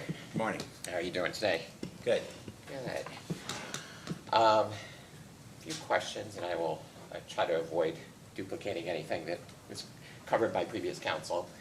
And wanted to thank you for the helpful summary of the events that you provided this morning. I had wanted to make sure I had the timeline right in my head and then have some clarifying questions on it. So my understanding, and please correct me if I'm wrong, is the low gas pressure issue started the morning of December 23rd? Correct. Okay. And that led to gas plant derates and outages starting around 1 p.m. that day? Correct. Okay. And in total, those were between about 688 and 846 megawatts? Correct. Okay. And I believe you said that by a little bit before 3 p.m., the system had begun to stabilize again? Yes, we were looking at being able to be in, and we being LG&E and KU, in conjunction with TVA, being in an EEA 2, so obviously being able to provide some contingency reserves. And EEA 2, so you had reduced it from EEA 3? Correct. Okay, which meant that the emergency situation was less severe? Correct. Okay. And you started supplying around 240 megawatts back into the contingency reserve? Yeah, we would be able to, should it be needed, yes. Okay. We had that level of reserves on our system. Okay. And that was once, at that point, the gas pressure issue, all those outages were occurring already? Correct. The outages and derates were occurring during that period at varying levels. What we were doing, just for clarity, is we know obviously the inlet pressure, we monitor that. We know at what level the unit or units would trip. Yep. So we were just trying to take as much gas as we could without degrading that pressure to a trip point. So it varied, as we detail in the play-by-play, if you will, along the hours leading up to that. The numbers you quoted were the derates that were in effect during the curtailment event. Okay. Okay. So at the time when you said that the system had begun to stabilize, was the level of outages from the gas pressure issue in that 688 to 846 megawatt range? I believe they were generally in that range. We would have to go back and look specifically at any point in time. I do know that at the beginning, they were around that 688, and then they grew to the 846 during the course of the load interruption. Okay. And so about an hour after the system had begun to stabilize, that is when Trimble County 2 coal unit had a 269 megawatt D rate, is that correct? Correct. And then shortly thereafter, Mill Creek 4 had 121 megawatt D rate? Correct. Okay. And at that same time, LG&E was receiving approximately 90 megawatts less from the OVEC plants due to D-rates at those plants? Subject to check, I know we were down on megawatts from what we had anticipated from OVEC. Okay, and I believe that's in AG 1-14. I believe the 90 megawatts sounds right to you? Correct. Okay. And also during this time, and I realize this was not necessarily caused by Winter Storm Elliott, but Trimble County 1 coal unit was on a forced outage, is that right? Correct. Okay, and that was about 398 megawatts lost? Give or take, I think the number I'm more familiar with is 375, which is our share, the LG&E and KU share of Trimble County 1. Okay. And also at that time, this is the afternoon of December 23rd, EW Brown 3 was on a D rate of approximately 56 to 76 megawatts, is that right? Yeah, subject to check, but those numbers sound reasonable. Okay. So adding these amounts of coal outages and D rates on the afternoon of December 23rd, you were short around 900 megawatts of coal capacity, correct? Yes, I think we detail out the D rates due to cold weather, and then of course if you add the unit, Trimble County 1 unit that was out and the OVEC capacity, that number sounds reasonable. I haven't added those numbers up, but that number sounds reasonable. Okay, so at the time of that the load shedding began, you actually had a larger deficit of coal capacity than gas capacity, correct? Correct, based on those absolute numbers. They're very close, but yes. Okay. And approximately 390 megawatts of the coal D-rates had happened after the system had become destabilized, correct? Correct. They occurred around 1548 and 1613 respectively. Okay, so in terms of approximate cause in timing, those D-rates were much closer to the load shed than when the gas supply problem started. Correct, in terms of time of when those events manifested themselves. Okay. And then as has been discussed a little bit before, around 4:29 p.m., PJM curtailed the 400 megawatts of sales to the company. Correct. Okay. And PJM did not have any load sheds during Winter Storm Elliott, correct? Not that I'm aware of. As I mentioned earlier, if I recall from the NERC report, they were within 1,700 megawatts of load shed, but did not have to perform load shedding.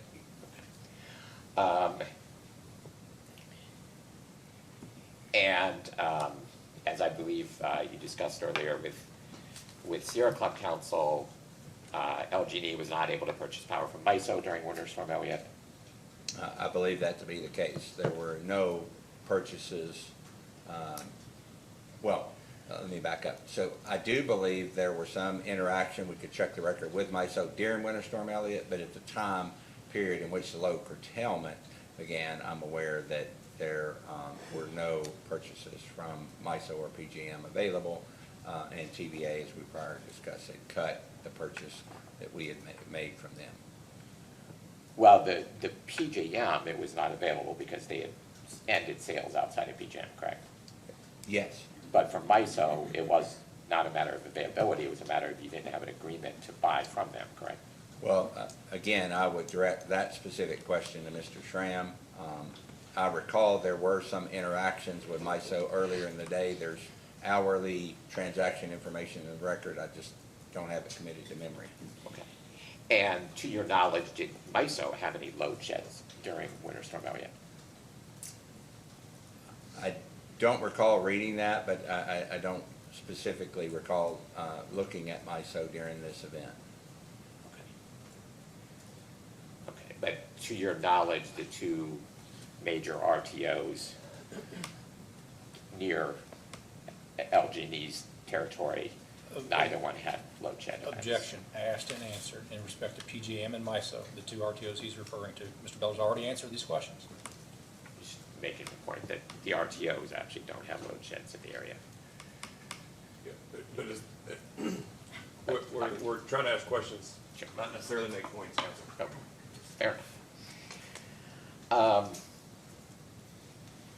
Brown Unit 3 had a D-rate that increased to 291 megawatts in late afternoon of December 25th, is that right? I haven't focused on December 25th that much, but I do know Brown ultimately had to come offline due to boiler slagging, so it makes sense if you have that information that you focused on, that the D rate would have increased before we took that unit offline. Okay. And that unit went offline in the evening of December 25th? That sounds reasonable, yes. And that was a forced outage, correct? That would have been a forced outage at that time, unless, and Mr. Schramm could speak to this, we didn't think we needed that unit, and it could have been classified as a maintenance outage, but nonetheless, it was taken offline. Okay. So it's Mr. Schramm that would know whether that was forced or not? Correct. Okay, if you could, do you have staff 1.1-51?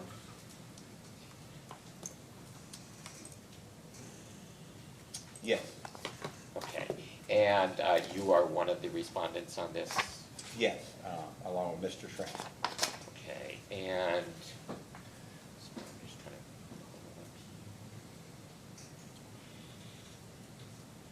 okay, and what, so there's a, towards the bottom of the response here, there's a listing with a number of bullet points of actions taken into consideration before shedding load. Do you see that? Mr. Fisk, are you on PSC 1-5? I'm sorry if I'm. 1-51. Well, 51? Yes. Oh, Okay, 1-51. Sorry, Okay. 51, sorry. There we go. Sorry, Thank 51. you. Okay, this response I sponsored along with Mr. Conroy. Yes.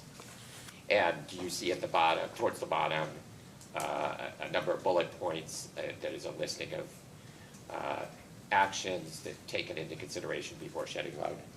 Yes, Okay. And did you sponsor this portion of the response, or is it Mr. Conroy?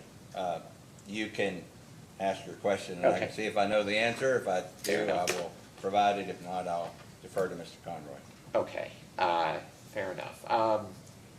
The second to last bullet point is attempt to reduce load through public appeals. Yes. Okay, and what is that referring to? So it refers to asking the public to conserve or otherwise reduce their consumption during the event. Okay, and is this something that utilities tend to do before, if they foresee a large weather event coming, this is something you would do to help manage? Yeah, what we do as we see load rising, energy consumption by our customers rising, we do start to talk about energy conservation tips. That's both to help reduce the impact of the system, but also to help reduce the customer bill impacts going through these events, to make sure customers appreciate the fact that high energy consumption leads to high bills, particularly given the rate design that we have in our residential customer base. So there's a strong correlation given our rate design between high usage and high bills. So There's a multitude of factors go into that. This is really speaking to preserve the integrity of the system as an action. Okay. And so those public appeals can lead your customers to use less energy, which helps reduce the pressure on the system that leads to shedding load. Correct. Okay. And do you know who at the companies is kind of responsible for getting those public appeals out? So there would be a call for public appeals, and our communications department and our customer service department would work in unison to put those appeals out. The ones I described and any that would go out that would be more directly related to system integrity. Okay. And who's ultimately responsible for doing that? Like, is there an individual responsible or? So we have a vice president of customer service and a vice president of communications that ultimately would be responsible for getting those requests out. We would have standard practice to issue these requests, so those would just be standard practice based on what I described earlier to help the customers manage their energy use. And in a load curtailment event, which is questioned, or potential load curtailment event, or to preserve system integrity, is this question, that request would come ultimately from Mr. Schramm's group or the other groups that's responsible for managing the system in the transmission control area.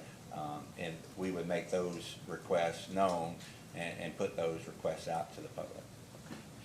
Okay, and if you could pull up the attachment to PSC 2-12. It's a version of the after action review.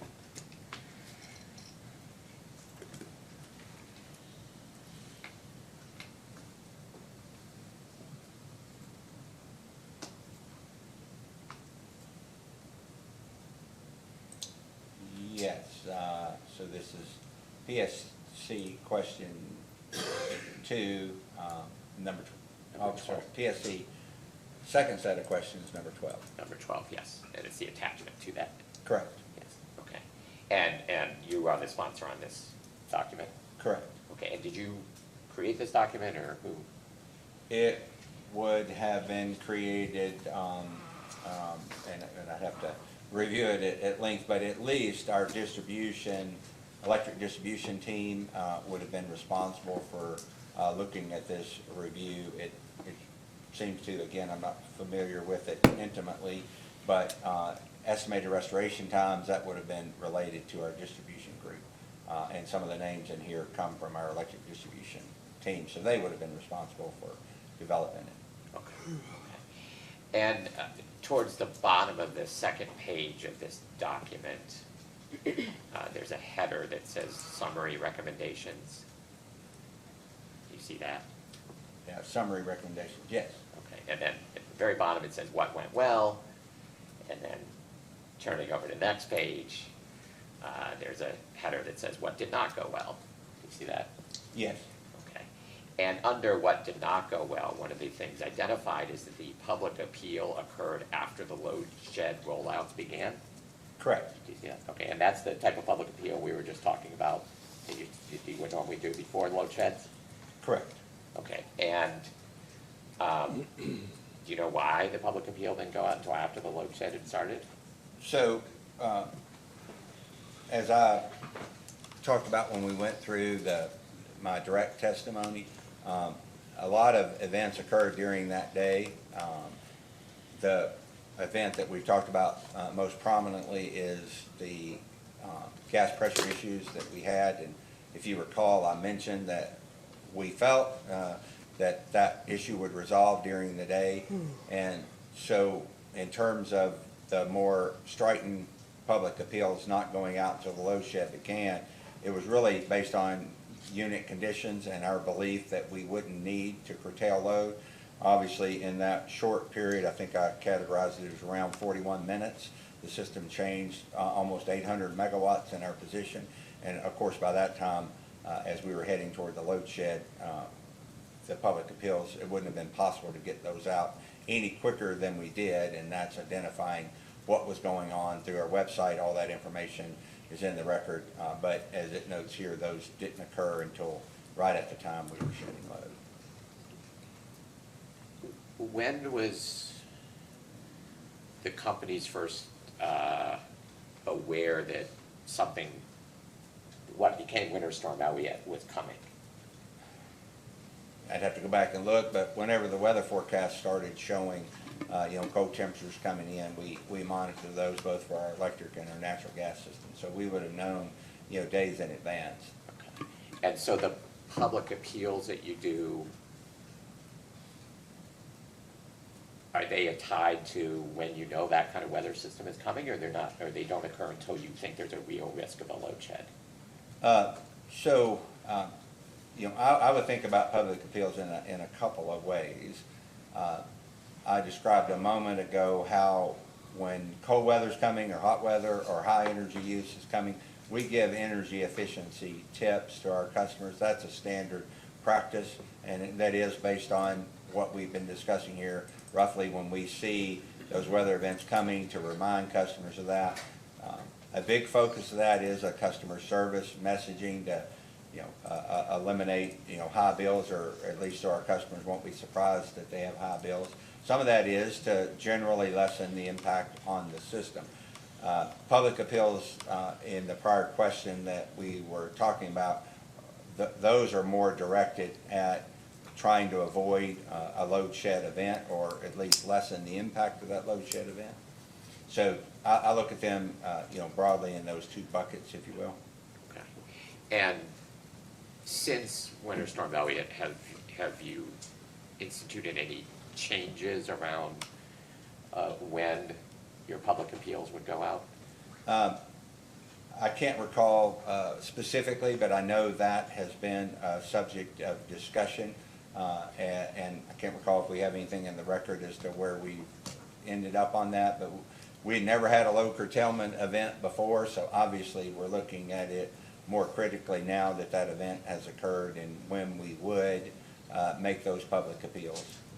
And it's all, of course, given the ability and the foresight and the time to do it before the event occurs.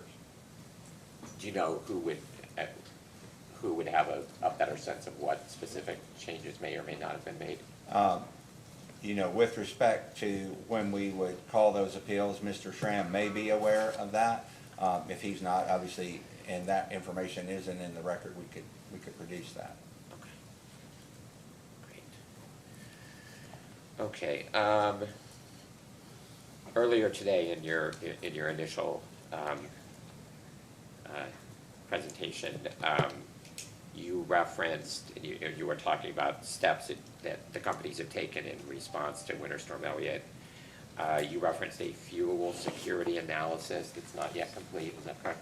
Correct. And do you know the timing on that? I think in the record we kind of referenced mid-year that we'd have that analysis complete. Okay. And that's an internal analysis, or? Yes, performed by our internal research consulting, Texas Gas, and potentially other sources of information, but performed by our resources internally. Okay. And do the companies intend to produce that analysis to the parties in the commission when it's complete? If you make a post-hearing data request, we'll most certainly do that. I will, Your Honor, I will make a post-hearing data request for that.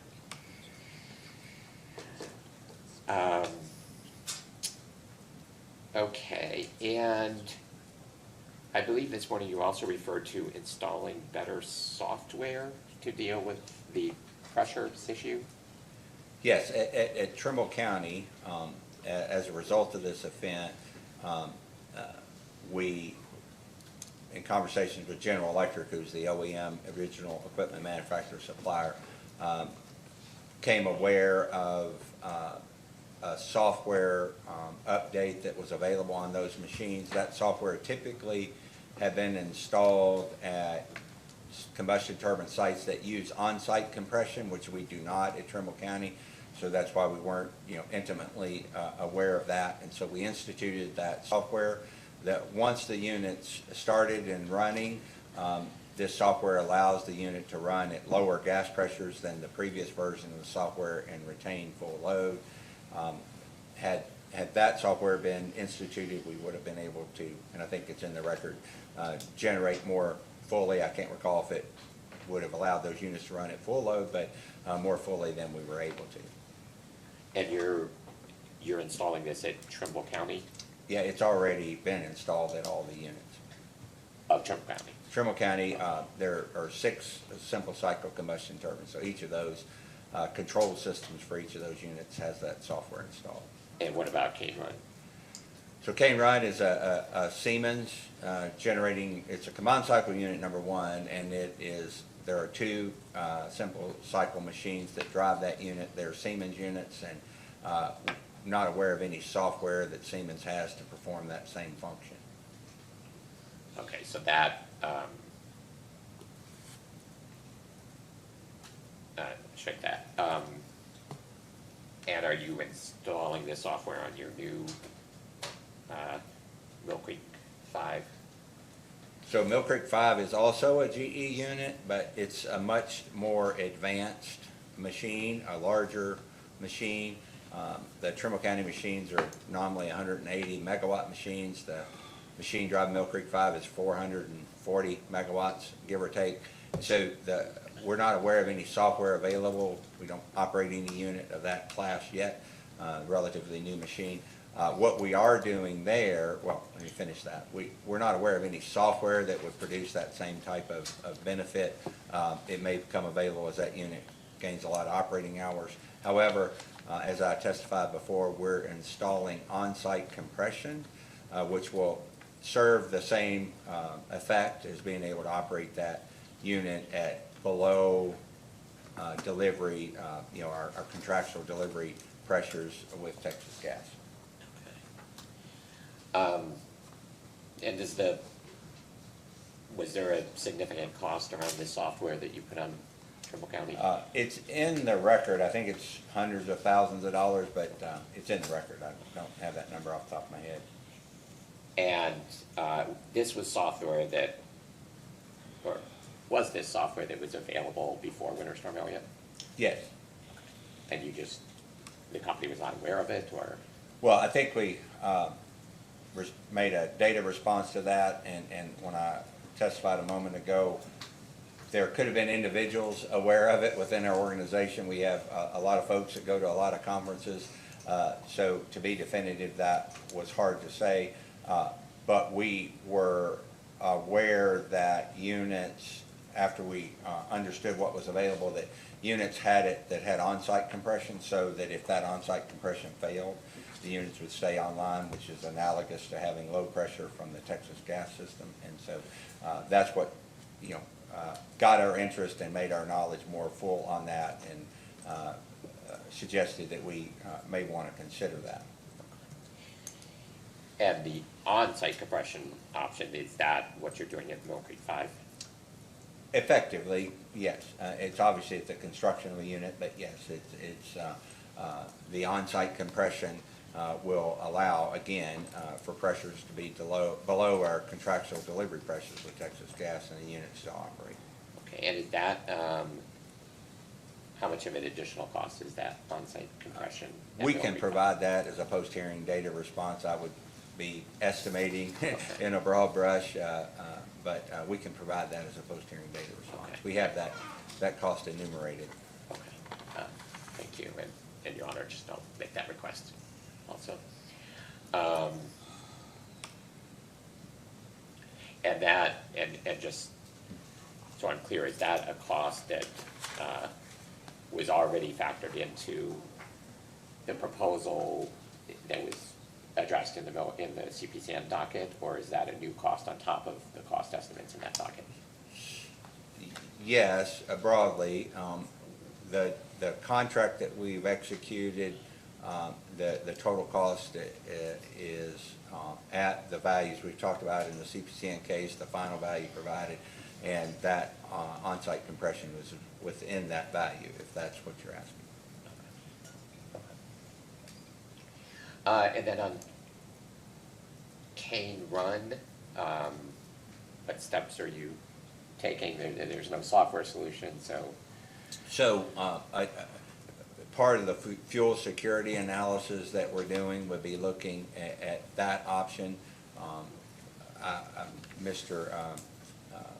Wilson can talk about some of the options we're looking at there, but I would almost be certain that that would be one of the options we look at there is on additional on-site compression at Cane Run. Okay, in your summary this morning of kind of steps that you've been taking, you did not, and I apologize if I missed it, but I did not hear anything about addressing the outages and derates that you experienced at the coal units. I'm wondering what is being done there. So collectively, I mentioned that we revised our operating procedures and our winter operating procedures, and the changes we made to those are in the record. If you think about very specific outages, I can talk about what we've done for individual outage or derates that we've had. I don't think we had any cold weather outages related to other plant, but the broader measures that we've taken to change our operating practices at our plants are in the record, but we can talk about any individual one if you have a specific interest. And those are all within the revised winter operating procedures, or there's other steps? And there, within that, I would assume there's references to, but independently, there are what we call our winter weather checklists for each of the facilities are included in the record. And we updated those from any learnings that we have. For example, we talked in the prior case about a door being left open at our Mill Creek station, and now we have a revised door checklist. We're even considering for our major doors, our larger doors, to put hold cards on those, so that would limit the individuals that could open those doors during weather events. So all that details in the record.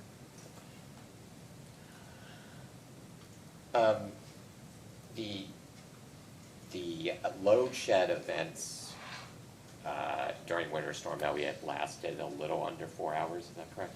I think it may have been a little over 4 hours, but yes, yeah, in that time frame, yes. And I believe you were asked this morning by Mr. Cook, if you needed 1,000 megawatts, would you prefer to have fossil or solar? For that particular event, Okay. yes, I understood that to be Mr. Cook's question. Yes. For that particular event where you have a approximately 4-hour outage, 1,000 megawatts of storage fully charged would have also addressed the issue, correct? In that hypothetical, correct. Fully charged, yes.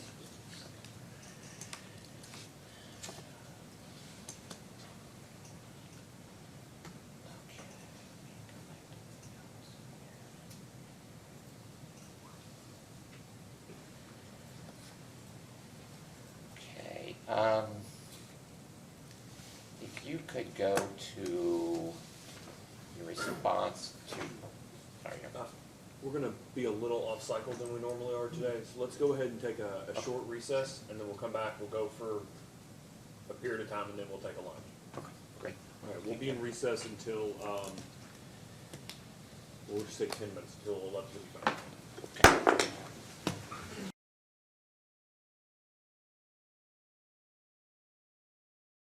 Council, would you like to continue? Yes, thank you, Your Honor.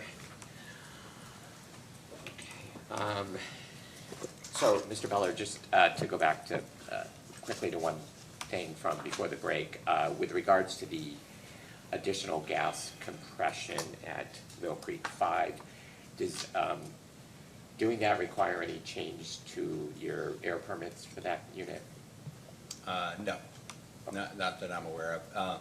As I said, we had contemplated that, so if there were any impact, it would have been factored into the application, and we received, I believe, on May 2nd, that air permit. Okay. And then on the changes to operating procedures with regards to the coal units, is there any significant costs related to those steps, like O&M costs, et cetera? Not overly significant, given our O&M profile for our coal plants. No. Do you know? like approximate range or? We've not put a number on it, so I wouldn't have that estimate. Do you know, would someone else have an approximate range or? I'm almost certain that we wouldn't have put a number on that Okay. because it would have been relatively insignificant, just added to existing procedures. So we had procedures before, so just minor adds to it. New checklists, things of that nature, so nothing overly significant. Okay, thank you. So if we could go to your response to JI 1-19.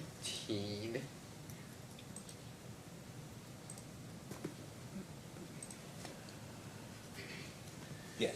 Yes, okay. And this question, well, this response, you and Mr. Sinclair are identified as the responding witnesses? Yes. Okay, and are there some parts that should be better asked about to Mr. Sinclair? I would just, maybe if you just ask the question and then. Fair enough. If I know the answer, I'll provide. If not, I'll defer to Mr. Sinclair. Okay, and there's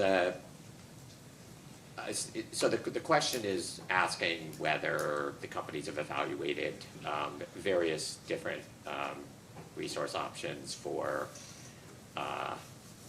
improving reliability, reducing peak demand, reducing the chances of load shedding, et cetera. And then lists a number of different options, including demand response, battery storage, et cetera. Is that correct? Yes. Okay. And you refer in the response to an annual business planning process and then the upcoming IRP filing, is that right? Yes. Okay. And the companies are still planning to file the 2024 IRP in October, is that right? Yes. Okay. And it says it will likely include many of the particular items identified in subparts A through G? Yes. Okay, and what, I guess, can you unpack that a little? Like, what do you mean by it likely to include those things? So, looking down the list of items enumerated, in items A through G, I would say all of those would be touched on in some way during the IRP, knowing what the IRP process has typically been and knowing broadly requests that the commission made in their assessment of our last IRP, asking us to include certain different attributes that historically have not been part of our IRP. So collectively, I would say that some to a greater extent than others, but all of these components of A through G would be covered in the IRP. Okay.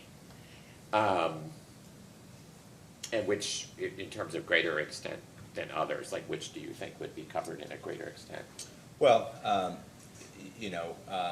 what I'm referring to is, without going through each one of them and knowing where we get to in the IRP, we would be more focused on some more than others is all I'm saying, not a particular one that I would highlight. Obviously, energy efficiency programs will be part of every IRP. Those are classic parts of every IRP. So that would be detailed out. Some of the other ones, to the extent that they're evaluated and determined not to be part of the IRP, they would be less of a focus of the integrated resource plan. Okay. And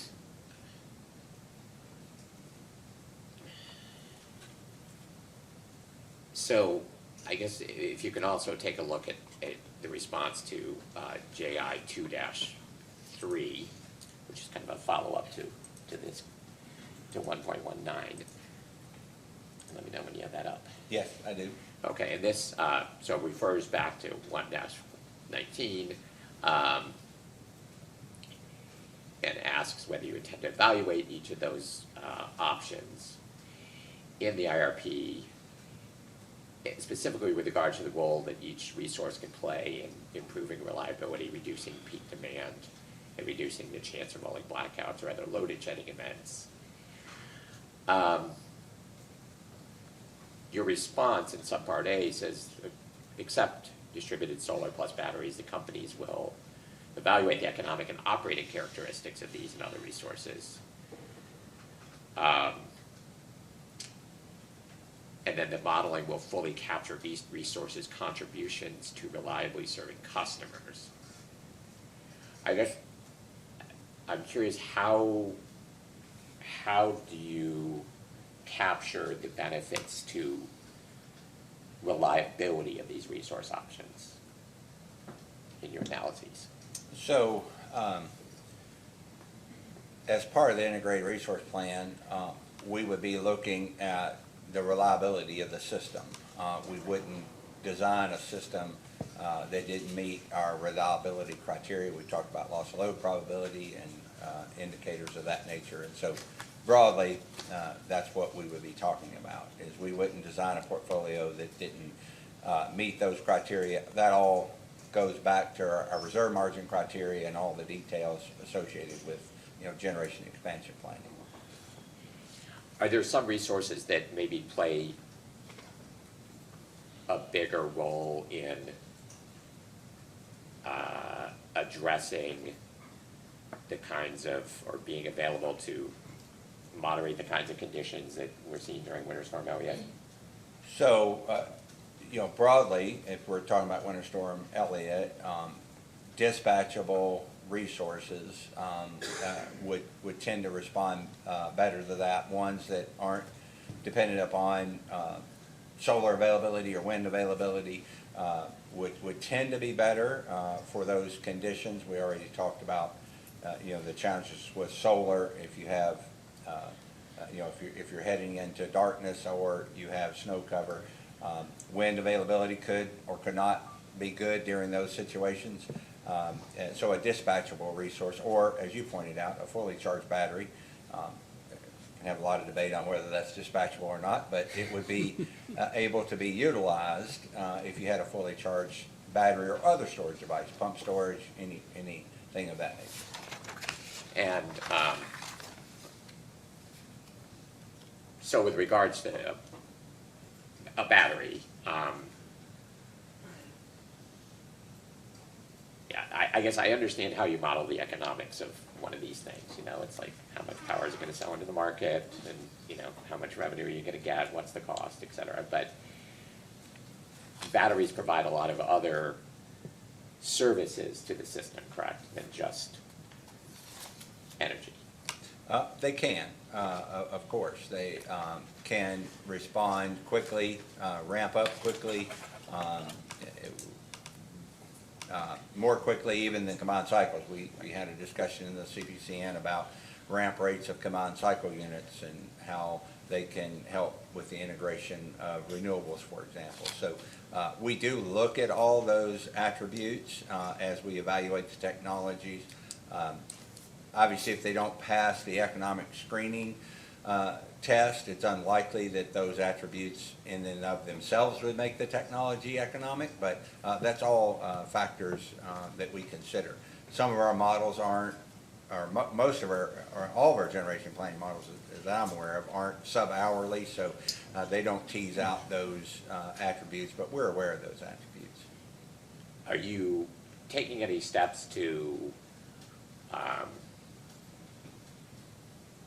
develop modeling or acquire modeling that would enable you to quantify the economic value of these other services that storage provides? So Mr. Wilson could speak to that more specifically. We have done quite a bit of work at our test facility. I mentioned in prior testimony the attributes of our test facility at Brown. So we're aware of those attributes, and we've looked at those attributes. We've worked with the University of Kentucky in different projects and different models of how we could integrate solar, for example, at greater levels on our system. Obviously, we're nowhere near that level yet where integration becomes a dilemma for us. So we've done a host of those things, but in terms of this particular request, Mr. Schramm will be able to talk to you about the models we're employing currently and what we think may be on the horizon in terms of available models. Okay, so Mr. Schramm would... I should have said Mr. Wilson. If I said Mr. Schramm, I misspoke. Oh, okay. So Mr. Wilson, both on the research being done on storage and on the modeling, Correct, and how it would be modeled in the RFP? correct. Okay, thank you.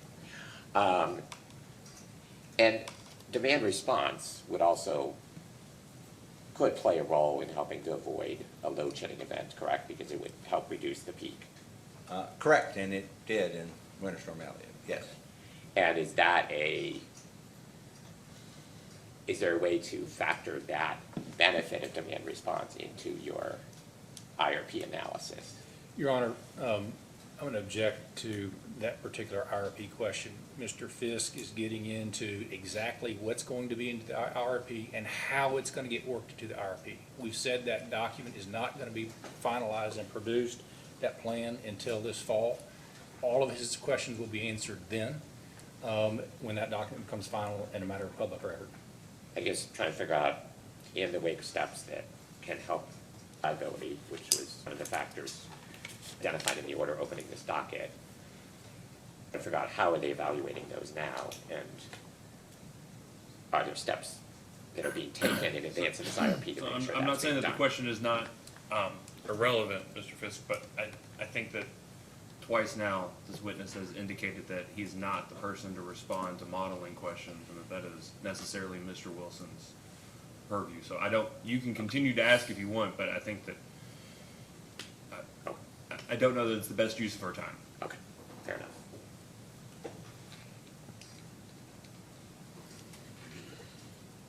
So on demand response, Mr. Wilson would be the person to talk with? Correct. Yes, okay, just making sure.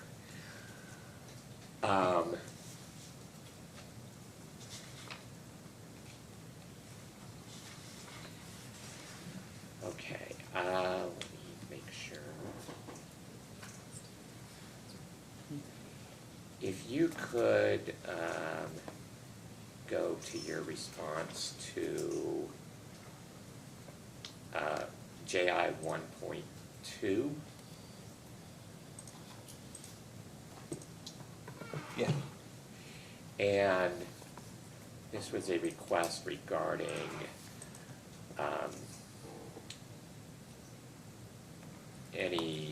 among other things, evaluations of potential, transmission lines and how they could, whether there's, transmission line steps that can be taken to help improve reliability. Is that generally Generally, yes. generally correct? And subpart F says, do the companies have any plans to seek new approvals to add additional transmission tie lines between their balancing authority and adjacent balancing authorities, right? Correct. Yeah, and your response is no, because there are no lines that require commission approval. Do you see that? Yes. Okay, and I guess I'm just trying to clarify, are you saying there are no lines that you're looking at, or that the lines you are looking at don't require commission approval? The former, there are no lines we are looking at that I'm aware of, new interconnects with other balancing areas. Okay. We obviously perform studies that could change in the future if our studies would suggest that would be beneficial, or we're approached by another entity, but currently I'm not aware that we're contemplating any new interconnects. Okay. So I want to make sure I understand here, because I have a lot of questioning on this, and it may just be easier to discern whether I need to continue with it or not. Haven't studied, aren't studying, aren't contemplating making the interconnection seem like three very different things. And it seemed like you said all three, but I've got at least some CERTEP study where, LG and EKU as part of CERTEP did look at increasing or looking at what would necessarily be changes in the transmission system to import additional megawatts. Are you familiar with that? Generally, but not specifically, but Well, and I'll show you the specifics of it, but where in that type of study do you include the not studying, haven't studied, not contemplating? Is that within that, or is that because it's CERTEP, not we? correct. My answer here wouldn't have intended to differentiate between CERTAP or our studies. Okay. What I would have been saying here is that we don't have any lines planned for, to create new interconnects. Okay.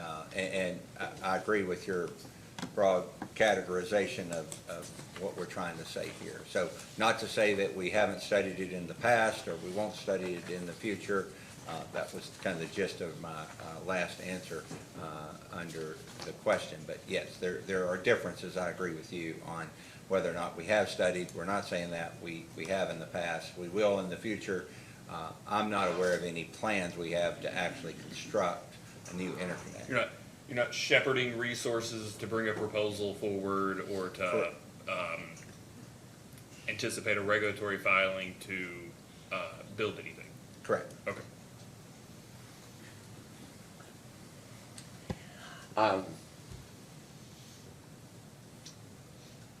One quick additional question on 2.3, JI 2.3, and I just want to clarify the answer you gave regarding the concept of a virtual power plant, which is subpart B. Okay. And there's the last sentence talks about key issues that will need to be analyzed and addressed. You see that? Correct.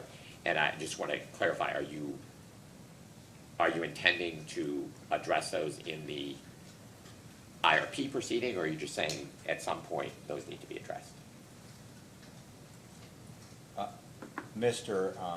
Wilson can talk about resources on the list, but the concept of a virtual power plant, obviously it's an industry concept, so I would suspect we would address that to a certain extent. As I mentioned before, some issues more fully than others, but Mr. Wilson could give you details on any specific plans we have to look at that, but these most definitely are attributes of that virtual power plant that one would need to consider. Okay, great. Okay, thank you. One last, hopefully, short line of questions. If you could go to your response to staff 1-19 in this proceeding.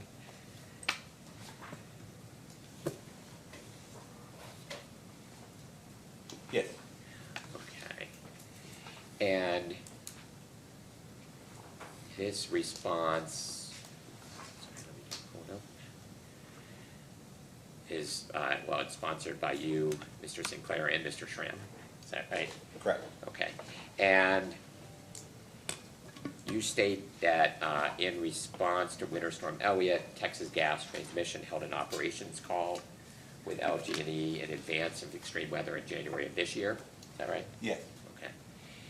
And did a similar call take place with Texas Gas Transmission in advance of Winter Storm Elliott? I would ask Mr. Schramm that question. To my knowledge, no, but Mr. Schramm would have been involved in that call if it were to have occurred, so Okay. I would ask him that question. Okay, great.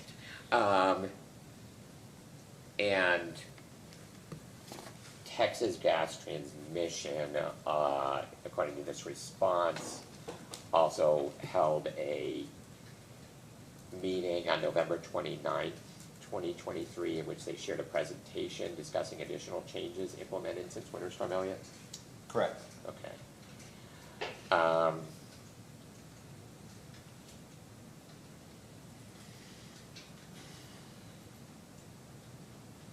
And there's attachment 2 in response to staff 1.19B. I just want to confirm, is that not confidential?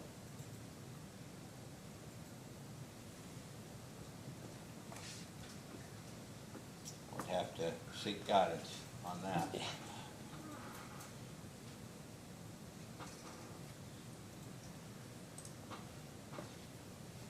Just in the interest of caution, I want to make sure I got that right. Thank you, Mr. Fizz. Repeat the site. It's attachment 2 to staff 1.19. No, I do not think that attachment has any confidentiality Okay, great. information. Is that correct, Mr. Horning? Do you agree? Okay, thank you. I'm sorry, is this the visit to Slaughter's attachment? Yes. And that attachment two is the site visit summary, is that right? Yes, it's a summary of, it appears to be what Boardwalk or Texas Gas has done, or at least part of what they've done to improve their system. Okay. And one of the measures that Texas Gas has taken in response to the events of Winter Storm Elliott is completing a third-party reliability assessment, is that right? Give me a second to look at this. This actually is our assessment, I believe. You see in the first paragraph, Generation Engineering's, at least the document I have, which is attachment to the PSC question 1, number 19B, page 1 of 8 that I'm looking at. Okay, so if you look at the, Maybe I'm on the wrong attachment, but this is LG&E and KU sent a team, I mentioned that earlier, down to the slaughter station to witness the changes that, or system improvements that Texas Gas made, and the photos and the text here describe what we observed. okay, thank you for that explanation. If you look, you are on the correct attachment. Page 1, the paragraph right after the list of 6 bullet points, it starts, in addition to these system improvements. Do you see that? Yes. Okay, there's a reference to TGT has acquired increased spare parts and completed a third-party reliability assessment. You see Yes, that? I see that. Okay, and that, at the time of the site visit, a copy of that had been requested but not yet received. I see that. Okay, has LG&E now received a copy of that third-party assessment? Mr. Schramm would be able to answer that. I don't recall that specifically, but that doesn't mean that we haven't received it, and it may be in the record, but I'm just not aware. Okay.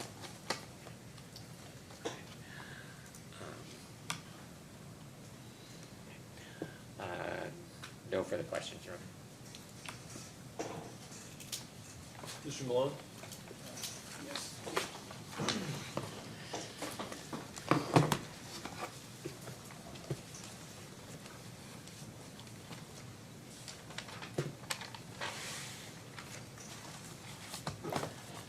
Good afternoon.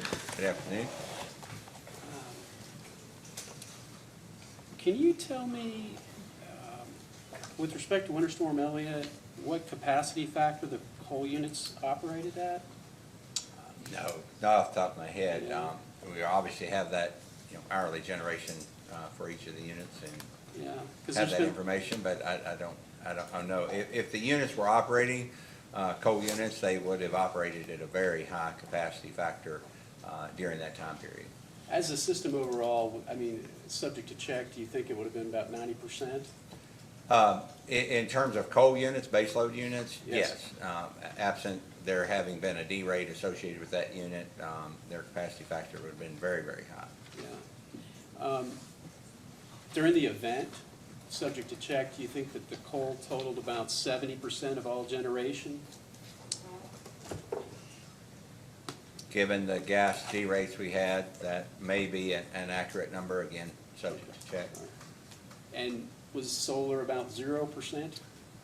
Yes, we, only a significant solar we have is our 10 megawatt solar farm, and I think it was relatively ineffective during the event due to snow cover and, of course, the periods of darkness.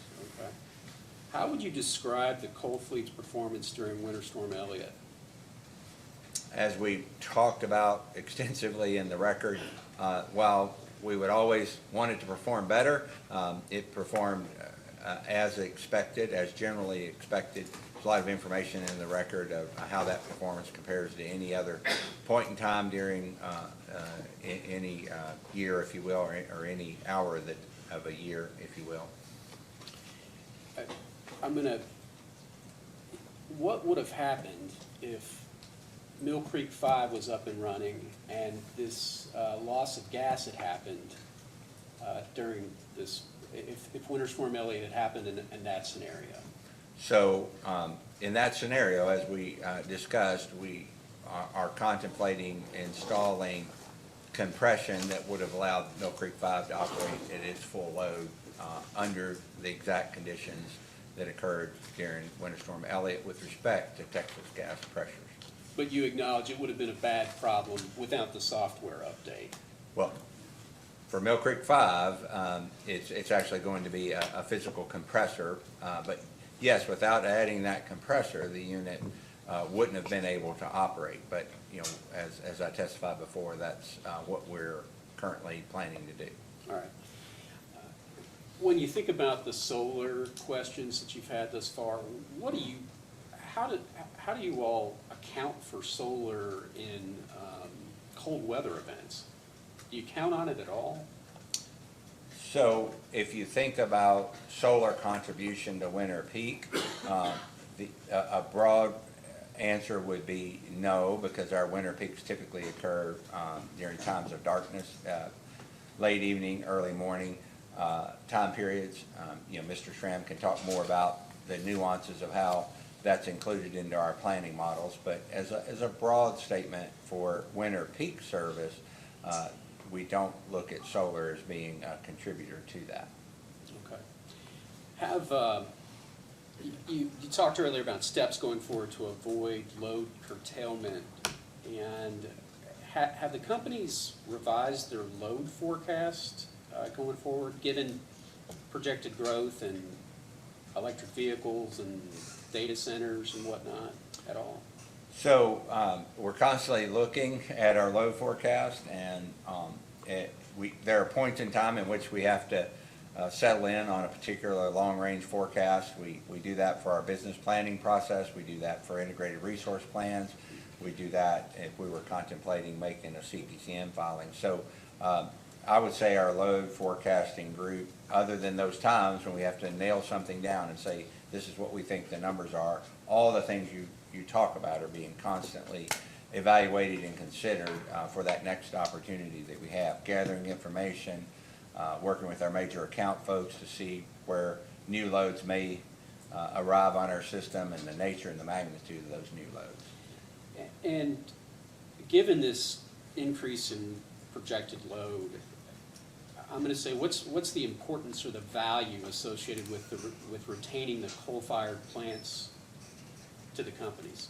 Sure, that value would be part of an evaluation, and if we are experiencing increased load, if we were to evaluate economically the retirement of a coal unit, we would need to be replaced, of course. With an increasing load profile, we would generally need all the resources that we have, and if we decide that it's in the customers and the company's best interest to retire an asset, we need to replace that.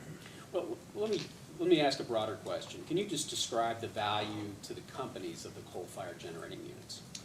Well, we have a significant coal-fired fleet that we still operate, so on a day-to-day basis, it's integral in serving our customers' needs. And whether that's a day like today or a day when it's very hot or very cold. So we depend on our coal assets, and therefore, as we've had discussion around, maintain those assets to what I believe to be a very high level.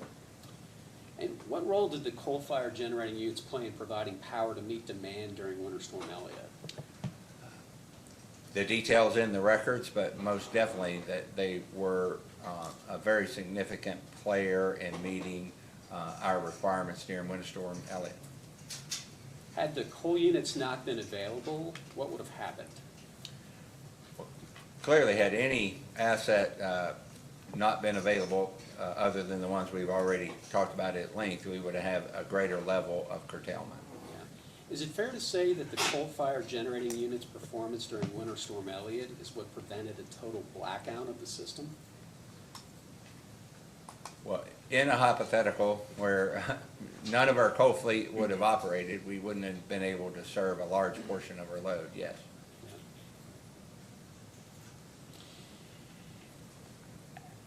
looking forward to avoid load curtailment that kind of occurred. As it pertains to the role that coal-fired generation plays in the company's generation portfolio, do you believe that companies can transition to a generation portfolio that excludes coal that's more reliable? That is a very broad question.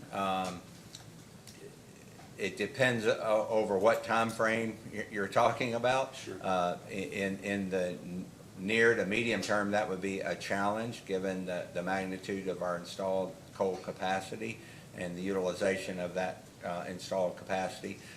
So it's a very broad question, but it would be difficult in the near to medium term to be able to accomplish that. And assuming that transition occurs, what do you think, how do you think the impact on rates what will that be? So, again, a very broad question, depends on how the transition occurs.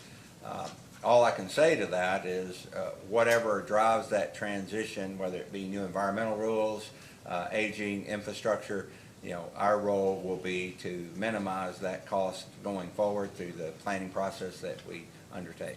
All right. I heard you got a question earlier about there was a time that you went before the legislature and you were talking about Winter Storm Elliott in particular. And I heard either it was a question or it was your comment that the gas was the root cause. Do you still stand by that statement? Yes. Okay. Do you think, I'm going to kind of switch gears a little bit and start talking about gas with you a little bit. Do you think that the natural gas plants without on-site fuel storage are as reliable as a coal plant with on-site fuel storage? Again, a very broad question in terms of the individual asset conditions. Historically, we have not experienced any issues with gas transportation or the actual ability to purchase the molecules of gas. So under that context, very similar reliability. Obviously, if we have gas pressure issues, that is a challenge for a unit that doesn't have dual fuel, that runs off natural gas, and that's what we experienced in Winter Storm Elliott. And a good follow-up question. I just want to make sure that we're all speaking the same language. Firm transportation is kind of, the best analogy I could give it is, it's kind of like you bought the car, but you have the right to drive the car, but you don't get, the gas supply is different, correct? In other words, Correct. The firm transportation we've been talking about is the ability to move gas through a pipeline and a priority associated with that ability. And there is a requirement to to procure the commodity, the molecules, as I would say, of natural gas. So it doesn't confirm gas supply, it just gives you the ability to move the gas. Correct, unless you buy those in unison. You can buy delivered gas is the term, and that includes both the molecules and the commodity. But typically, you talk about those separately. Okay, and kind of thinking back to the prior case where the commission granted the company's approval to shut down Mill Creek 1 and Mill Creek 2 once Mill Creek 5 is up running. Can you explain, if you had an extreme weather event like Winter Storm Elliott, how would you ensure system reliability is not compromised how you replace the lost Mill Creek 1 generation capacity? How would you do that? Are you asking about the time between when Mill Creek 1 retires and Mill Creek 2 is retired at the in-service, those years? Okay. So, obviously, we've analyzed that, and that interim period, we can still meet our reliability criteria. So without going in and enumerating all the aspects of the analyses that goes into that, it's something we've looked at. We can meet our reserve margin criteria that we've established, and so on and so forth. Have the companies identified one or more greenfield sites at which a new gas plant could be located? In terms of greenfield sites, we have started to look at that, but we're not far enough down the line where I would say that we've identified those sites. We've obviously looked more closely and initially at existing generating sites. Okay. Or generating sites of retired generating units, which you would typically call brownfield sites. Okay. Can you confirm that the companies are committed to maintaining Mill Creek 2 generating unit in optimum operational condition to ensure that their generating capacity is available during extreme weather events as its approved retirement date approaches? We had a discussion earlier about investments we would make and assumptions that we made for declining reliability as that unit retires. So with that caveat that we wouldn't intend to make expenditures that wouldn't be prudent, yes, we plan to maintain that unit with that economic life perspective in mind as a very reliable unit as we approach retirement. I know back in the August case, we talked a lot about the greenhouse gas rules and had long discussions about it, but now they've issued final rules, and are you familiar with those? Yes. Yeah. And I'm just going to paraphrase, but my understanding obviously is that now it's at a 40% capacity factor allowance, for lack of a better way to describe it. There is a compliance option in the final rule that would allow you to operate a gas unit up to 40% capacity factor without carbon dioxide controls, CCS. Have the companies looked at the impact of this change on the cost of the plant? Which plant, are you talking about Mill Creek 5? Yes, Is that sir. what you're referring to? Yes.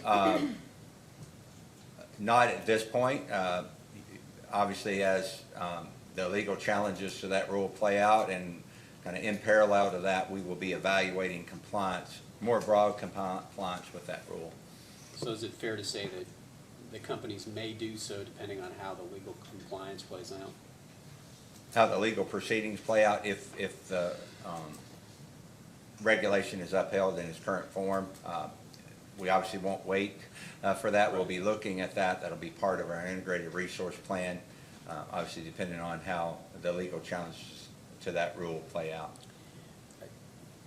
Assuming that it's upheld, will the companies revisit whether the addition of combustion turbines are a more economic alternative?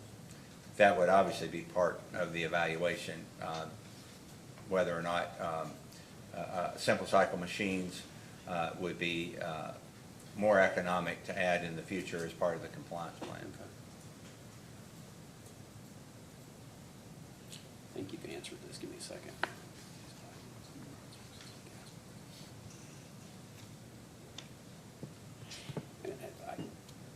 Are you concerned about the new environmental regulations, the GHG rules promulgated by the EPA related to fossil fuels generating sources will impair the company's system reliability and their ability to manage extreme weather events? Yes. Let me see if I've got anything else. Just one second.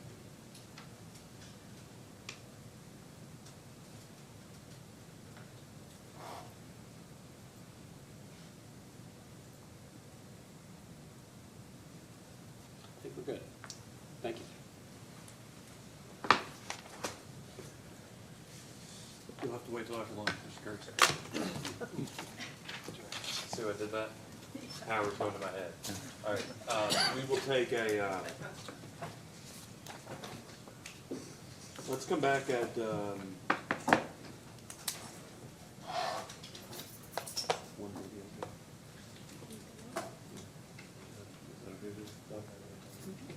let's come back at 1:30, just under an hour, Mr. Kurtz.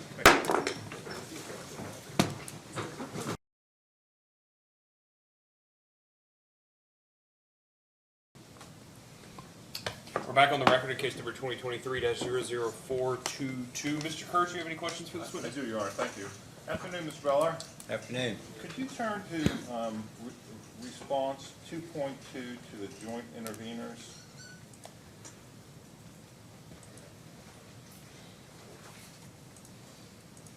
I want to ask you questions about sort of future items and events. Sure. Okay.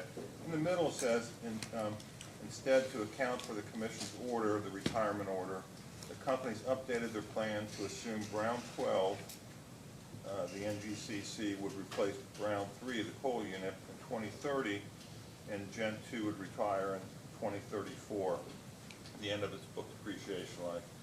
This was submitted on March 1 of this year? Correct. Okay, this is before the 111 B and D rules came out? Yes. Okay, so let me just, for a coal unit under the new CO2 rules, to operate past 2038, the coal unit would have to install carbon capture sequestration? Correct, by 2032. Okay, install it by 32 to operate beyond 38. Correct. Okay, is that technology commercially viable in your opinion? From the standpoint of full combined carbon capture at a large coal unit, no. Okay, is there a geological formation near your coal units that would take CO2 if the technology could capture it? Clearly not in the quantities that we would need to over time from our major coal-fired generating resources. So no, in the quantities necessary. So you would have to build a pipeline somewhere? Correct. Okay. Now to operate after 2031 through 2038, you would have to install 40% natural gas co-firing at your coal plants. Yes, we'd have to have that installed at the beginning of 2030, yes, to operate, yeah, beyond Okay. that time period. We'd have to have co-fire our coal units 40% by heat content, yes. Okay. Is 40% natural gas co-firing a feasible technology at your coal plants? We would have to make substantial boiler modifications in order for the boilers to consume that much natural gas. We would have to build pipelines or enhance existing pipelines, for example, at Trimble County, to transport the volumes from the interstate pipeline city gates to our plants. We would also have to arrange for, and we've talked about here, firm transport and the actual commodity gas supply to allow those units to run, which could be a particular challenge given that the pipeline, the main pipeline for our system, Texas Gas, is fully subscribed at the current point in time. Okay, and you could go through all that effort and cost, and it would buy you how many years, 6 or 7 more years? Correct. We could run from 2030 to the end of 37, absent there's a 1-year leeway within the rule. And then the challenge would be getting all of our infrastructure and the necessary arrangements with Texas Gas in this case to be able to provide the gas in that relatively short period of time. Okay. And if you do nothing at your coal plants, you would have to retire them at the end of 2031? I believe we'd have to retire them in 2030. 2030? Okay, well, that's even worse, but, so between now and the end of 2030, you could run them as hard as you want, there's no CO2 penalty, nothing like that? Yes, if I have that date correct, yes. Okay. Now, for combined cycle, new combined cycle, is Mill Creek 5 considered a new combined cycle under the CO2 rule? Yes. Okay. So you could, if you don't do anything else in addition on it, you could run it at no more than a 40% capacity factor? Yes, that's an understanding of the rule, yes. If you operated at 40% capacity factor, kind of, versus, what would it normally be expected to run at, 70, 80%? Correct, somewhere in that range. Is there a heat rate reduction by running it at a lower capacity factor? It depends on how we choose to do that. You know, obviously you could run it at full load in a shorter period of online hours, Right. but if it entailed backing the unit down to a less efficient operating level to keep it online versus cycling it, it most definitely could affect the efficiency of the unit. Okay, so to get the same amount of energy out of your natural gas combined cycle under this new CO2 rule, you would have to build two and run them each at 40% versus what the plan was of running it at 70, 80%. Correct. If you were trying to get the same amount of kilowatt hours out of the asset in a rough justice way, you could easily consider building 2 for 1. 2 for 1. So if you want to run it past the 40% capacity factor, you have to have at least 90% carbon capture on the combined cycle? Correct. That is a compliance option. Does that technology exist? Again, not at the scale that we're talking about here for a major combined cycle unit. Does LG&E and KU have experience with carbon capture sequestration on combined cycle? No, we do not. We are negotiating a award we received from the DOE to test a 20 megawatt slipstream at our Cane Run station, test carbon capture at that station. That testing or construction would occur in the future, testing completed by 2030. So the testing would be done at 2030, but under this new rule, you would have to install carbon capture up to 90% by when? 2032, similar to or identical to the coal unit requirement. So right now, in your opinion, the EPA has a different opinion, but in your opinion, does carbon capture sequestration, 90% capture exist for a combined cycle plant at this point? No. Okay. You had permission to retire Mill Creek 1 and 2 and build Mill Creek 5, correct? Yes. Once Mill Creek 5 becomes commercial, what are you going to do with Mill Creek 1 and 2? Are you going to demolish those units, or are you going to put them in coal reserve? Not our current plan is not to demolish the units. We would just leave them in place, obviously utilizing any spares that are applicable to other units in the fleet, but leave them in place would be the current plan. Cold reserve was a term we used to hear a lot, when you kind of just put it in the garage for maybe potential later use. Is that an option for Mill Creek 1 and 2? We're not contemplating that. The retirement is specified in our Mill Creek 5 air permit, so we're not contemplating any kind of cold reserve status for those units. Right. Okay. And on existing natural gas generation, the rule did not address that. It has not yet. The EPA mentioned that they are coming out with that rule shortly, but it was not part of the existing the new source performance rules that were published. Now this response indicates that it was your expectation on March 1 to have Brown 5 in operation in 2030, pursuant to the Commission's order, which basically said we anticipated being commercial in 2030. So yeah, Brown 12, but yes. Oh, I'm sorry. Yeah, No, Brown no. 12. It's Mill Creek 5 and Brown 12. Thank you. Okay. Brown 12, Yes. the combined cycle. Correct. 2030. Combined cycle at Brown, we had requested approval to have it in service in mid-28, and so we've shifted it, as this response says, to be in service in 2030. And that's pursuant to the Commission's order in the retirement case? Yes.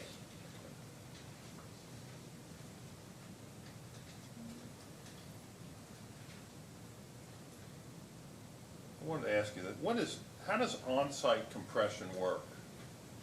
So we build a gas compressor on the property, and then if needed, we would run the natural gas through that compressor. It would, in this instance, take gas at a lower pressure and exhaust it at a higher pressure. And so I can't remember the number specifically, but for example, if we needed 550 pounds of pressure, gas pressure, to run Mill Creek 5, and we were only receiving, let's say, 400 pounds from Texas Gas. They're required to deliver the 550 in my hypothetical. It would compress that gas from 400 pounds to 550, and the unit would run uninterrupted. But that compressor would need to operate continuously, be designed to do so, and increase the pressure on the system. So this on-site compression kind of sucks the gas out of the pipeline at the 400 amount and then ramps it up to 550 to go into the combined cycle? Basically, yes.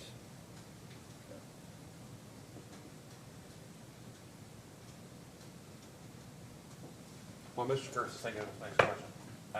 Excuse me for not having had a hard science basically my entire life, so, this is gonna sound silly.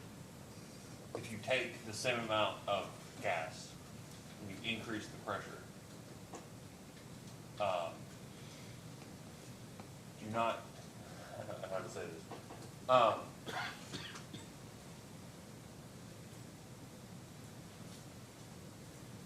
You don't run out of it faster than you get it? Is that not how it works? Well, right, the hydraulics of the design, the pipeline diameters and the flow of gas would all have to support that, correct? But, you know, presuming that that's the case, that you've sized all your equipment all the way back through and your regulator station, your city gate, all the way to the pipeline, that wouldn't be a problem. But yes, you would have to consider the suction pipe diameter and all that would be part of the hydraulic analysis that you would do in designing the compressor. Okay, so that's why I want to have an appreciation for it. So you've got the CTs, which you can take care of through technological, technologies. It's fine, forget that for a second. Cane Run, have you all made changes to any of those facilities? No, not at Cane Run. I'm not aware of a software option available there, so it would have to be on-site compression. That'll be part of that is part of our fuel security analysis we're doing. Yeah, I guess what I'm trying to make sure of is that was built pre-Elliott, of course, under no assumption that you needed to have this pressure addition. Yeah. So here's what I'm trying to make sure. Having this pressure, additional infrastructure related to having your own pressure insofar as the delivery pressure is a problem, right? That is being envisioned wholly differently in terms of all the sizing and all the suction and everything than how the Cane Run unit was designed and built. Is that right? We would have to consider that. There are compressors at Cane Run, but they're not of sufficient size to adjust for the delivery pressure differences that we're talking about here that occurred during Winter Storm Elliott. It's designed to correct for smaller pressure variations, not near the size of compressor. And to the root of your question, yes, we'd have to factor all that in and ensure that our compressor design would support the hydraulics of the system and allow us to move the gas and increase the pressure in a way that would allow for continued unit operation. Okay. And when you say not of the pressure that we're talking, pressure loss that we're talking about, you're just saying that there's the facilities at Cane Run just envision variations within tolerable operating. Correct. Much smaller inlet pressure to outlet pressure design compressors than what you would need to deal with the Winter Storm Elliott type pressures that we experienced. Different topic, last topic. During the Winter Storm Elliott event, let me back up. You have curtailable service riders, both for LG&E and KU? Yes, we do. That's for relatively large industrials who get a credit every month and have the obligation to physically curtail during emergencies for up to 100 hours per year? Correct, or whenever we request, yes. Or we're not, and then there's, okay. So in the total amount on the LG&E KU system of CSR curtailable or interruptible load is 130 megawatts? That sounds right, subject to check, yes. And the Winter Storm Elliott event was 317 megawatts. Correct. So if I do the math, the problem would have been 41% worse had you not had the CSR. Trust your math, yes. How did the CSR perform generally during Winter Storm Elliott? There are specifics in the record, but I would say very well. There were some minor issues with customers not being able to physically curtail quickly enough to meet the strict requirements in that, but for the broad part, it responded very well to our needs. And for those who took a little bit longer to respond than they were required, they got penalized? Correct, through the tariff requirements, yes, Did they- application of the tariff Okay, and they penalty paid- requirements. I'm sorry, and they paid the penalty? Yes, as far as I'm aware. Thank you, Mr. Bellows. Thank you, Chairman.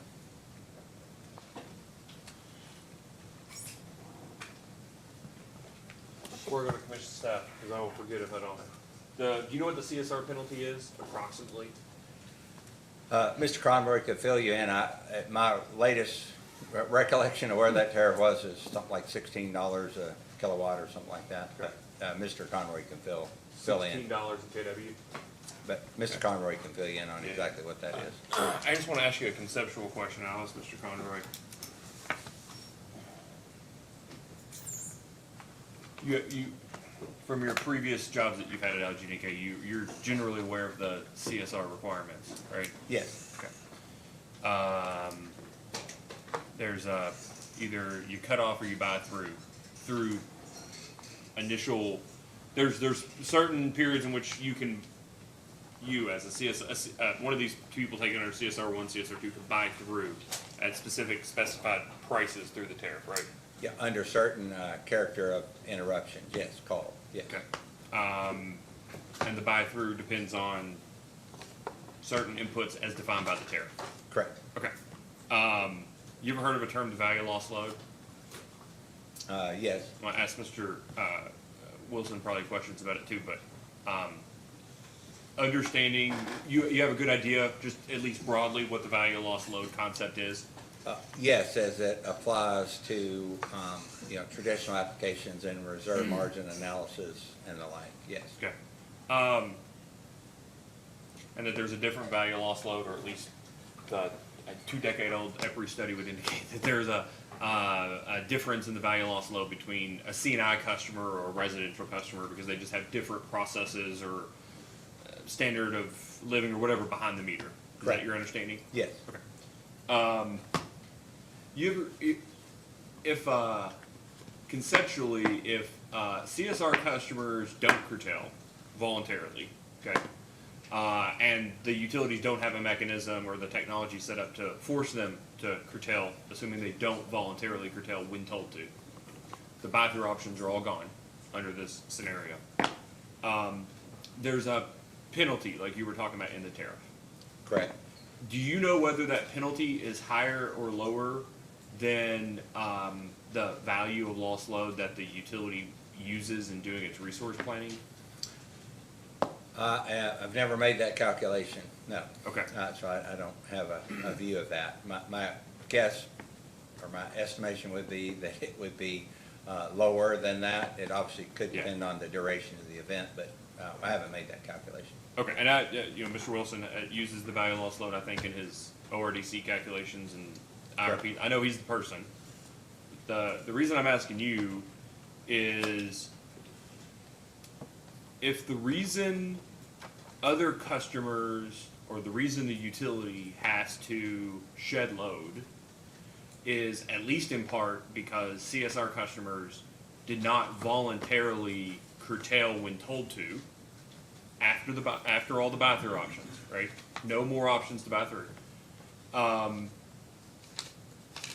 Should the commission, or are the utilities, I guess is really the question, thinking about that penalty being something in the neighborhood of or related to the value of loss load, since that's the implication, is that you had to shut other customers off?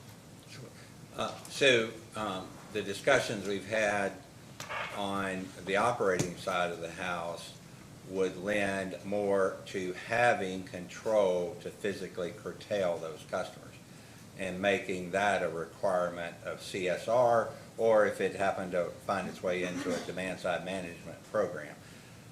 Mr. Conroy can speak to the latest discussions and thoughts we've had around the magnitude of the penalties, but from an operational standpoint, we would be more interested in having a button to push, so to speak, as we would say it, that takes those customers off so they don't have the option to pay that penalty. similar to the FLS tariff? Correct. The FLS tariff allows us to interrupt those customers from our control room in terms of needing to take them off at a pace at which we can't issue that communication and the customer can't take it off. Have you ever testified or discussed the concept of cost causation in rate making?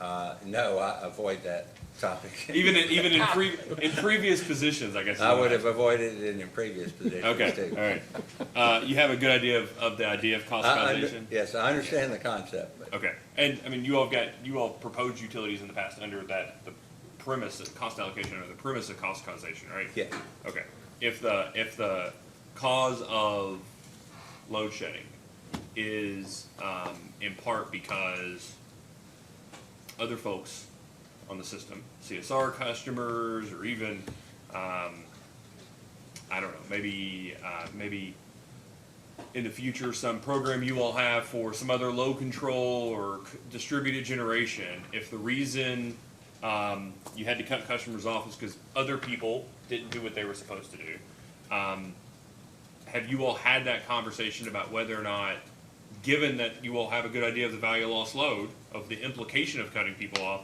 had a conversation about there being a penalty structure related to that value of lost load? again, not aware of those conversations. Mr. Conroy would be most likely to have been involved in those had they occurred.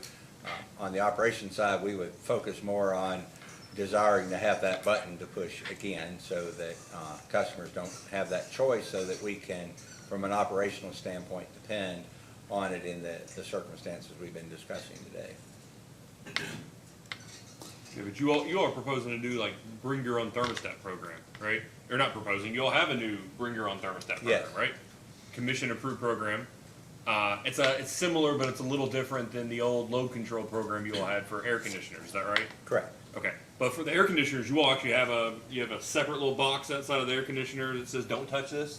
Belongs to LG and EKU." Right? Correct. That's the box, and you all cycle, for lack of a better term, those units as part of that program in the past. Yes. Okay, is that the kind of direct control that you're talking about?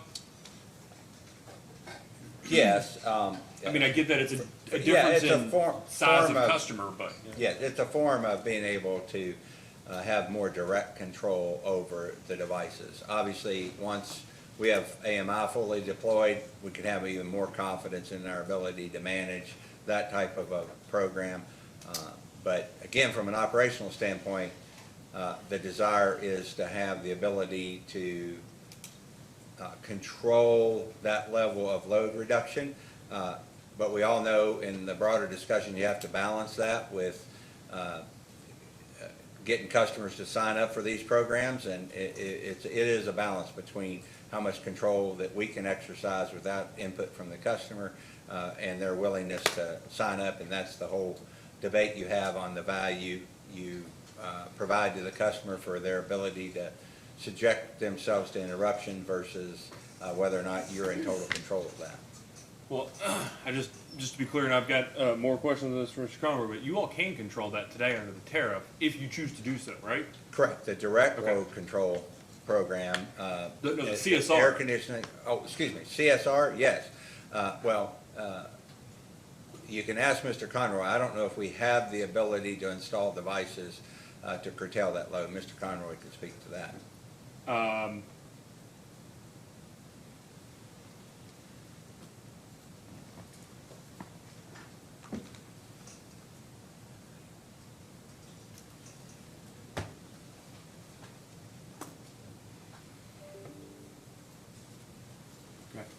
Council? Good afternoon, Mr. Bella. Good afternoon. I have just, a few questions. I think we'll start if you can direct your attention to the attachment to question 85 to staff's first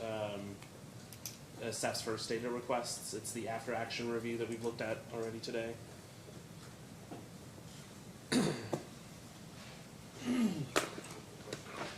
Question number again, please. It's a commission, the response to commission's staff's first request 85, and it's the attachment to that question. It's just the after action review.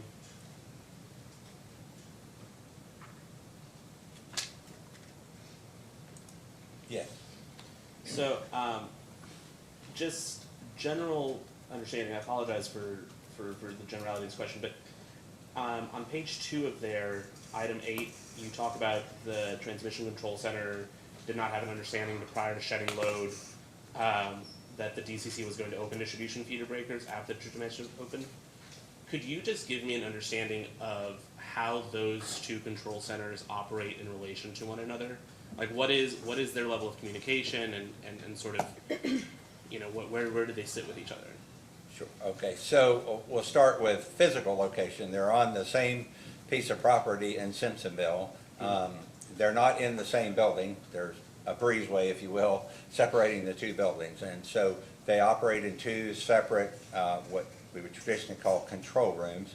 There's a transmission control room and the transmission control center and a distribution control room. There's really no prohibition for them communicating in any way as necessary to further our operations. So there's no restriction on that, but they would have to pick up the phone and call as a practical matter, create a video conference to have discussions, or walk across the breezeway and gain access to the other building to have that conversation. So perhaps helpful, but this particular issue that enumerated here is this load shed event was implemented at the transmission level, by opening transmission devices. And given the cold weather, what the distribution control center did during those transmission breakers while they were open, they, or what we call strip the bus, they take all the distribution devices and open them up. And the reason we do that is so when transmission tries to restore that load, we call it cold load pickup. You don't have every distribution circuit fed by that breaker that transmission opened taking full load, and then you risk another interruption for the customers. Because if the customer's home has been in very cold weather, sitting there for 30 minutes or 40 minutes without any heating source, the whole neighborhood, the whole circuit could come on at the same time. So just for a little edification, that's what they're talking about here, is having a better understanding of that, again, we call it stripping the bus approach that was taken by the DCC. The only way it affected the TCC is that when they restored that breaker, the load didn't come back immediately. So the TCC was trying to look at our area control exchange, netting our load and generation and how we interact with the outside world, and keeping that area control exchange to as close to zero as we could get. With zero meaning we're not pushing any power outside of our system or bringing any in that we hadn't already allowed for through a purchase or a prior arrangement. And so just because of the fact that they opened it after the distribution center, control center already opened it, there was a delay, right, for that coming back up? Correct. So transmission control center would open the breaker, the distribution control center opened the individual circuits fed that breaker was fed from. Then when the transmission control center re-energized that breaker, the load pickup was orchestrated by the distribution control center.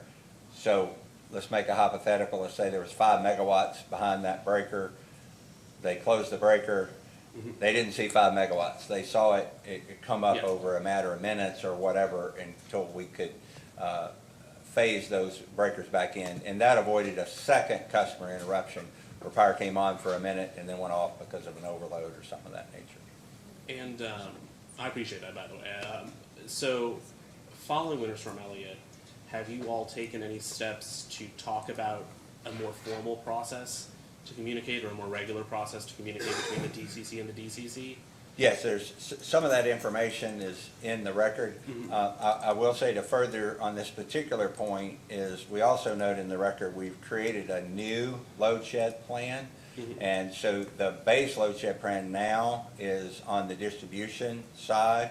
And so I hope we never have another event. If we did, we would be interrupting more granular distribution circuit by circuit level. But to the root of your question, if that for some reason didn't work, and we've tabletop that, we have every reason to believe it will work, we would go back to a transmission low-level shed, because we have to have that as a backup, and of course, the root of your question is having that enhanced communication and understanding how that would play out is still important.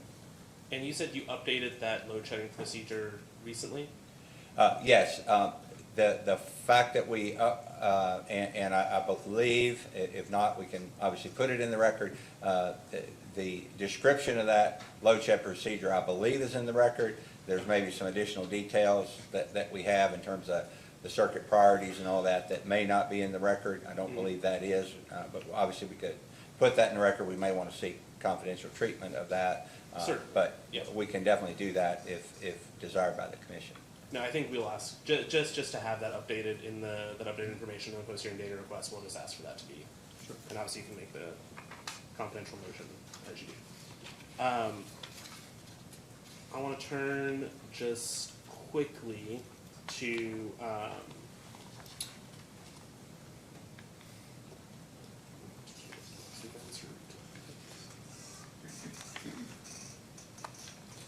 can you, so we can refer to commission staff's first request at question number 36, but this is going to be a little more general again. Can you have a relationship with OVEC, right? You have some contractual agreements about power sharing with OVEC.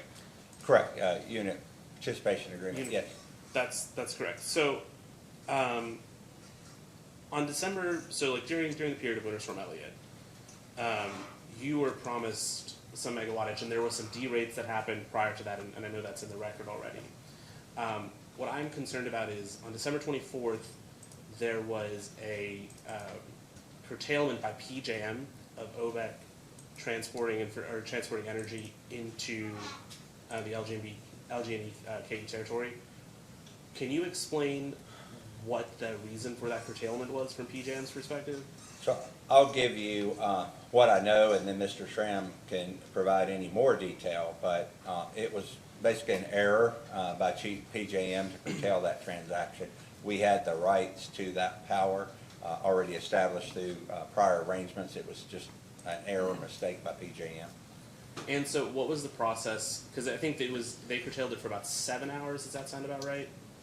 Sounds about right. Mr. Schramm would be more dialed into the details, yes. Okay, I mean, and we're happy to ask Mr. Schramm to some specific questions, but are you aware of perhaps what the general reason was for the delay between when it went off and when you guys asked for it to receive that energy again and it coming back? I think Mr. Schramm could probably fill you in on, the sequencing of that. Okay. So I know the chairman already asked some questions about your curtailable energy rider, your CSRs. And if we can go to, I think this is item 49B for staff's first request.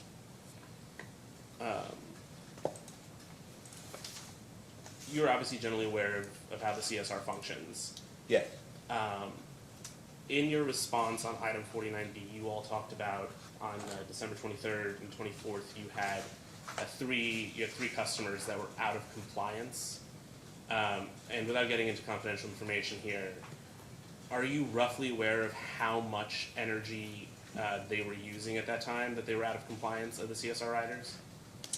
We could, I believe, provide that information. I don't know off the top of my head what that number is. Okay, but we can get that. If it's not already in the record, we could provide it, so we can make that request.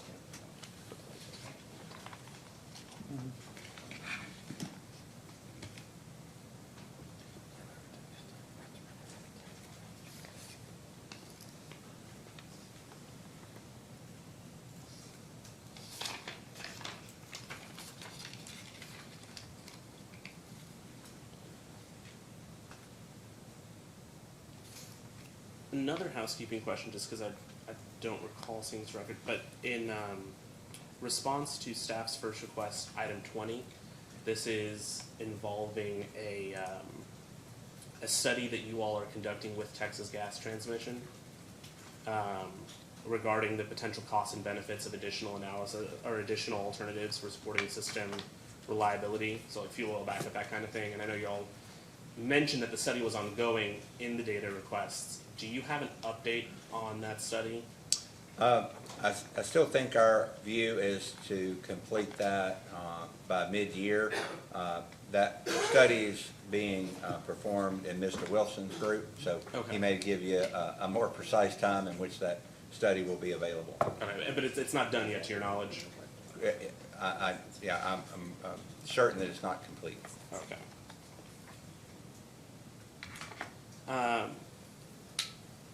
Another housekeeping question. LG&E EKU's response to staff's first request, item 26. I believe it's letter E.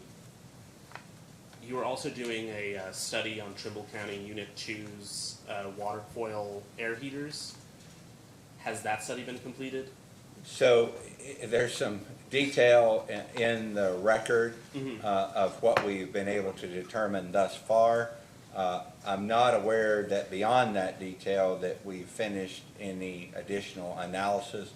I am aware with the adjustments we made and the things we discovered thus far, we didn't have this same dilemma back in January of this year when we had the cold spell. So, but I know there were more items that the team was going to look at. So if we make that a data request, we can check on that and see if that's available. I'm not aware that it is, but we can most definitely check on the status of that. Yeah, just want to make sure we have that.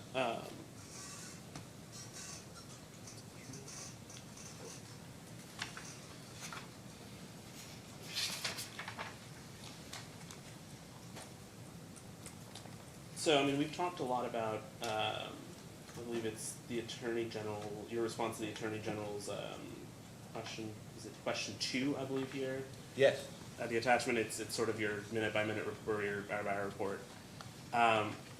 You started declaring an EEA3 on December 23rd, and then you sort of fluctuated between an EEA status of EEA2 and EEA3, you know, for a period of that day.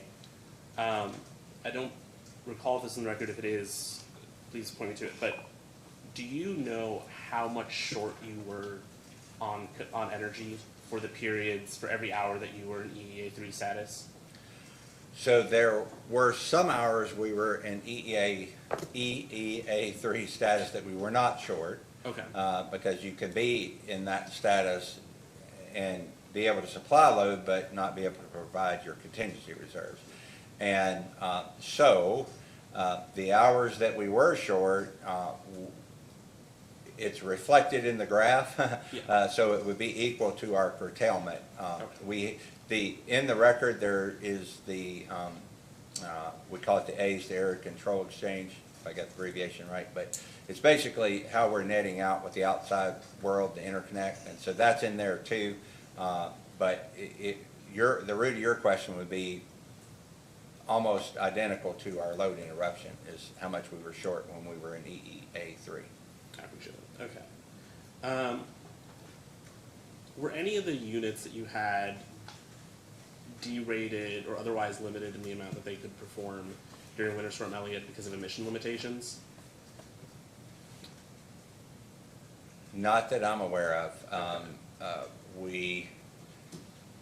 Not that I'm aware of, that we didn't take any limits that I'm aware of.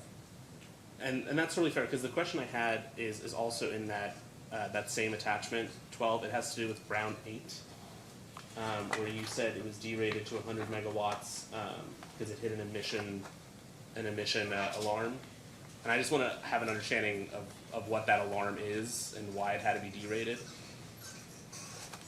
Maybe if you could point me. Yeah, let me pull it up here. Sorry, there's so many attachments.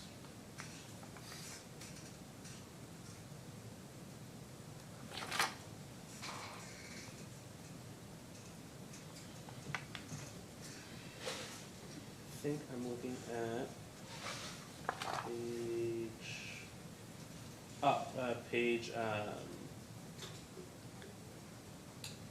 page 4 of 9. It's the third bullet point Brown 8 came online firing fuel oil at 702 and hit the controls along for emissions limitations at 1051, derating it to 100 megawatts. And I just want to have an understanding of what that was. Yeah, we'd have to provide that. I don't know exactly what emissions parameter it was reaching on fuel oil, but we can provide that as a post-hearing data response. Do you think anybody else here could answer that question? Mr. Shrem might be able to, but you know, I'm not sure. It could have been a controls issue, or it could have been an actual permit exceedance that we were concerned about.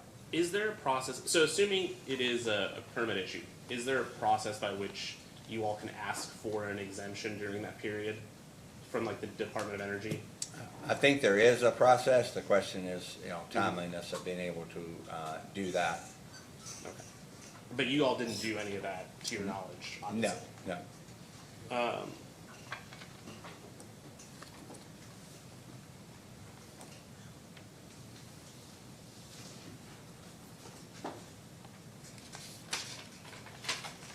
Obviously, we'll probably ask in a post-hearing data request if it was an emission limitation, just to let us know if you didn't seek, you know, since you didn't seek the DOE exemption, just why that was the case. Yes. To give a fulsome explanation of that.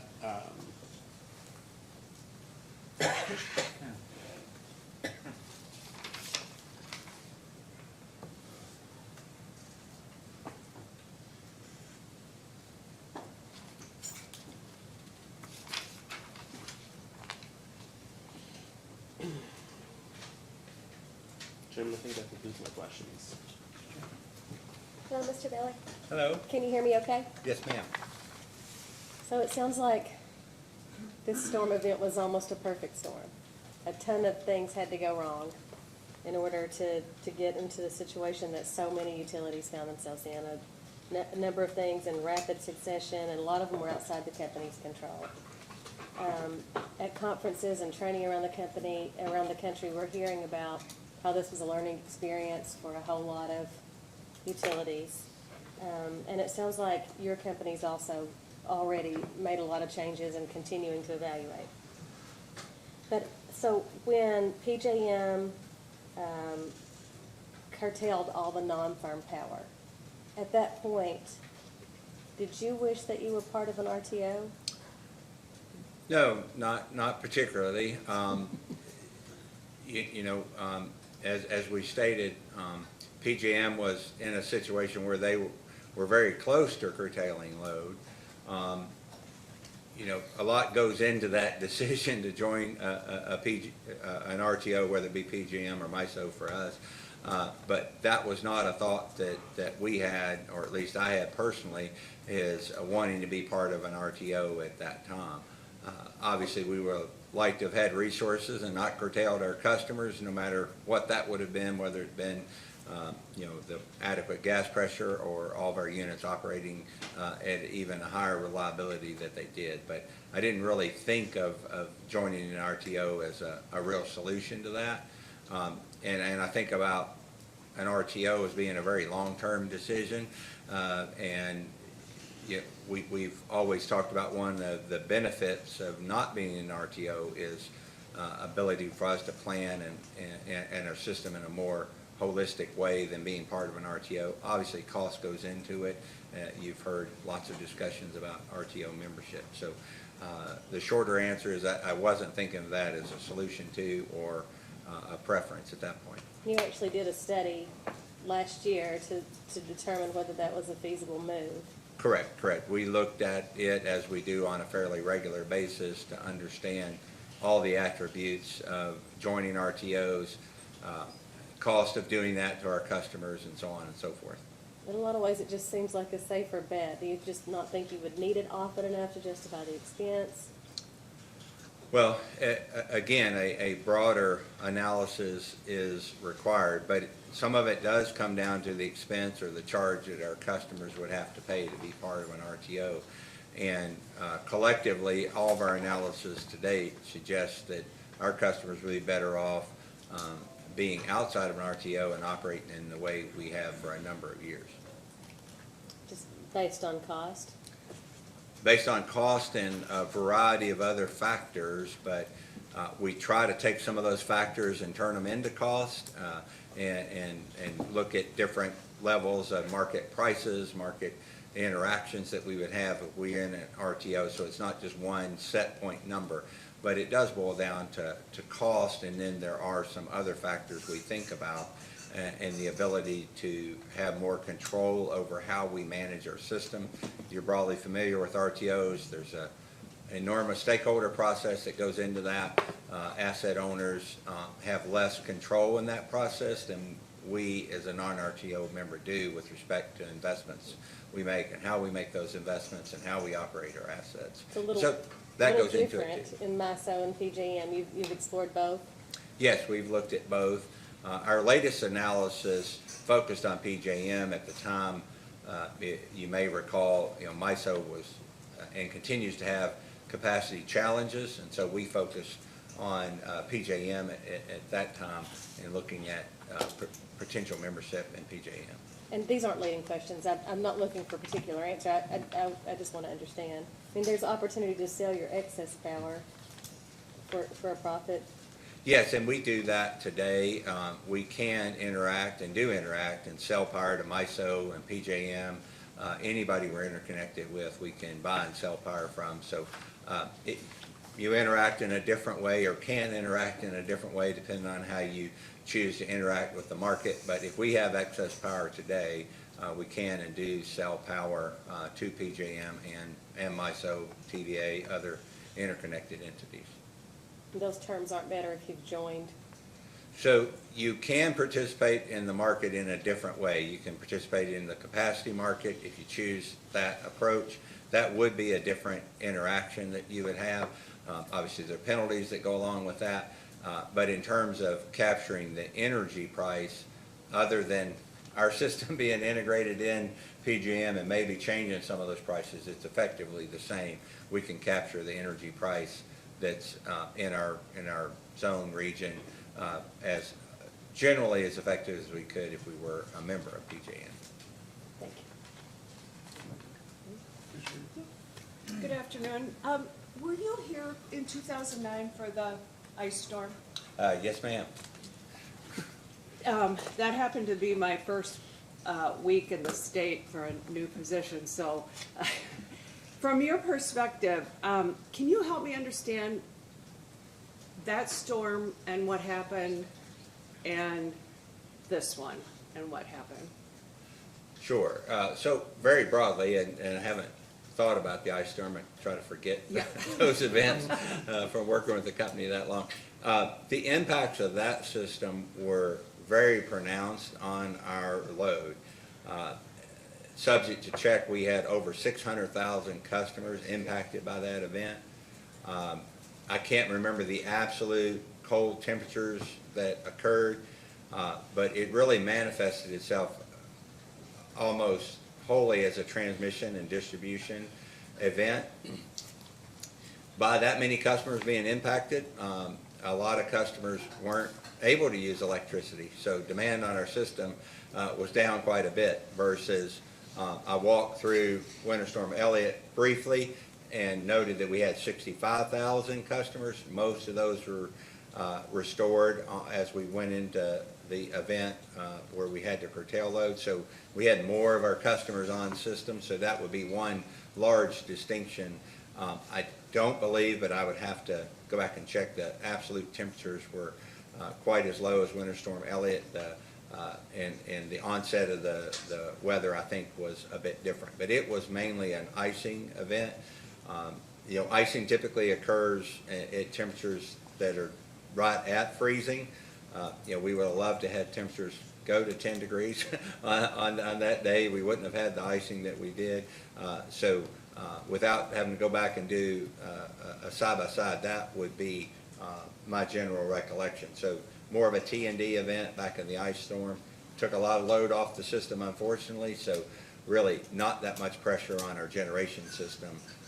And I don't believe that absolute temperatures were quite as cold as they were, but I'd have to check that. And I know there was a lot of after incidents and lessons learned, and I know you know, with resources and planning, that all plays into that, as well as improving reliability. Could the two things happen together? Most definitely, and unfortunately they could.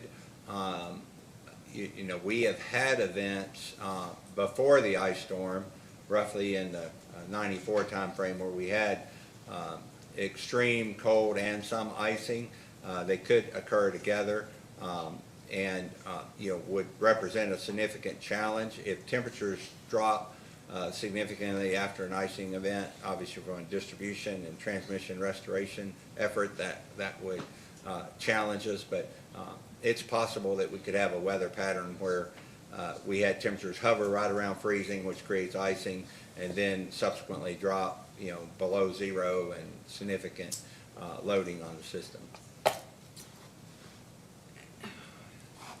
Is there redundancy built into the, is there redundancy built in so that if one or the other happened, it could be rerouted? So if you're thinking about an ice storm, let's say, and we'll talk about T and D, transmission and distribution. So at the transmission center, transmission level, we plan our system, we call it N-1, so we can have one component out of service and still provide power. Now that obviously, if you're served on a radial line, a line that just serves you with one-way power flow, that's not the case. So there is redundancy built in that regard. And then with respect to our generation system, our redundancy would be on the short term, our operating reserves, and the bigger picture, our reserve margin, where we have additional capacity above our expected load. Okay, thank you. Are you okay?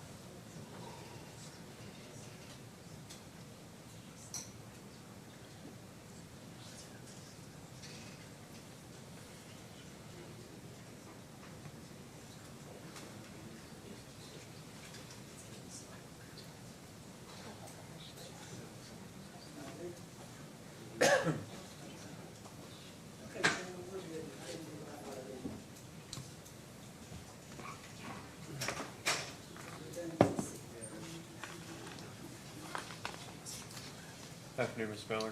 Afternoon. Never forget that Mr. Riggs left you high and dry. Want to go down, I've got a bunch of stuff that has come up, and I've got a few more, and we'll come to the documents here in a moment.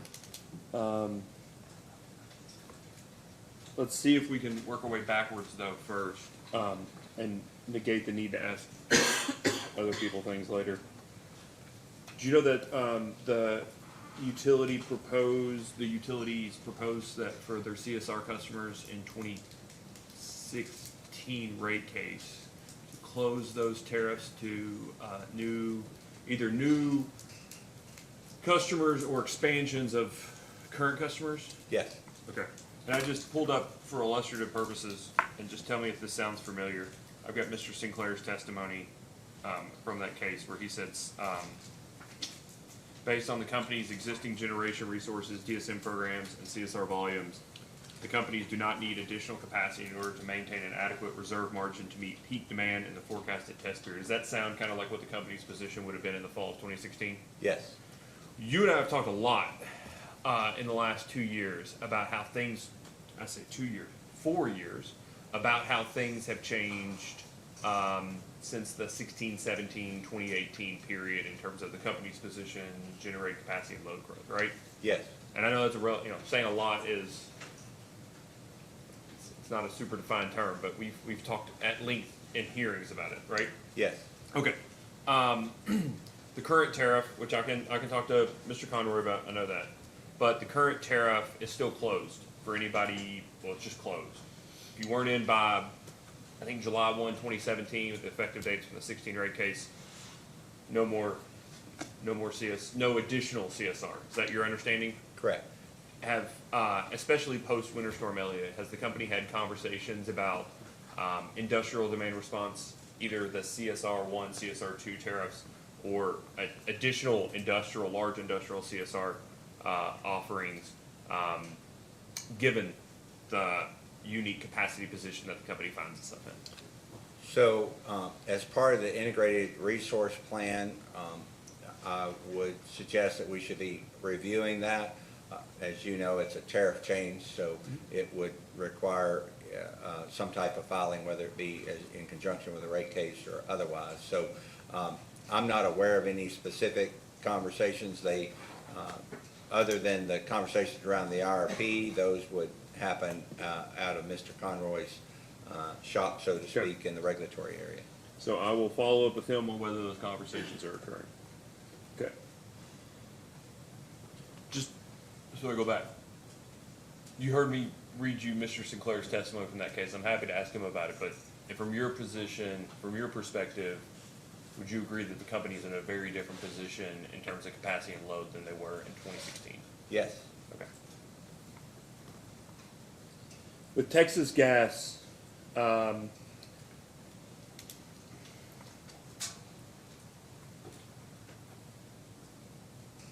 you'll have a firm transportation agreement with Texas Gas, right? Yes. That, I'm trying not to use legal terms here, but I don't know that I'm going to be able to ask questions without using legal terms. But I just want to be very clear. I'm not asking for your legal conclusion on these. I'm asking about your sort of business and professional judgment on it. Okay. That they didn't, by losing pressure, by the pressure going out of the Texas Gas Pipeline, did they uphold their end of that bargain, in your opinion? Yes, yes. What they were obligated to do through the agreements, I believe they honored what was in those agreements with respect to their obligation. That's to provide us priority on their system, which they did do. Obviously, they didn't provide the pressure, but if they had violated that agreement in any way without having made a legal assessment myself, we would have been pursuing a remedy through that. And that's what I want to have an appreciation for. And I want to be clear, I'm not asking about actually what was discussed, but were you part of conversations with council about whether or not Texas Gas upheld their end of the bargain? I know those questions were asked if there was any remedy that we could pursue, and Mr. Schramm and Mr. Sinclair may have had, and likely have had, more conversations than I have, but to answer your question in a very broad sense, the answer that I'm aware of is no. There were no avenues and no remedies that we could pursue as a result of the pressure event. Okay. Did you speak with Texas Gas in anticipation of your presentation in February of 2023? Yes. Okay. And did you all feel like you were on the same page about everything? Yes. They kind of stepped in front of it on that one, right? I mean, they went first in the presentation, or they went before you, maybe not first, but they went before you in the presentation, right? Correct. And they took, I don't know, they admitted to having the same problems that you identified in your presentation. Is that true? Correct.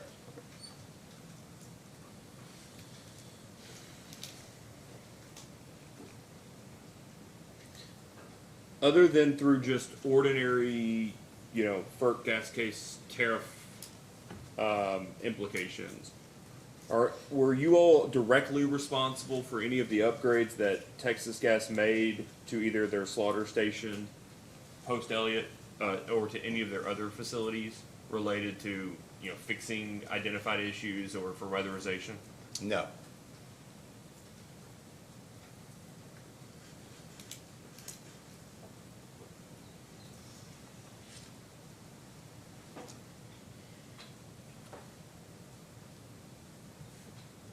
Public appeals.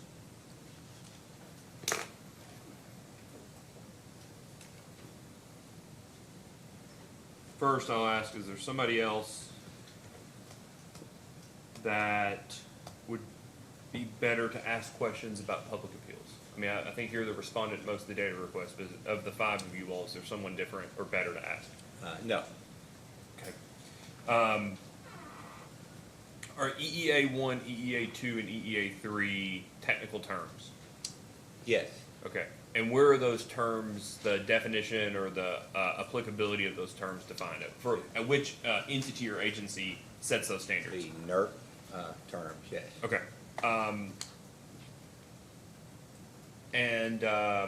Is there an EEA 0?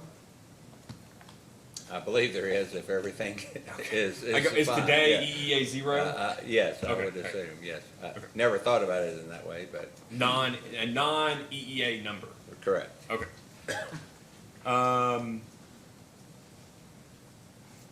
What is the concern with instituting public appeals for conservation based off of anticipated cold weather events, as you all use that term, prior to getting to an EEA 2 or an EEA 3 designation?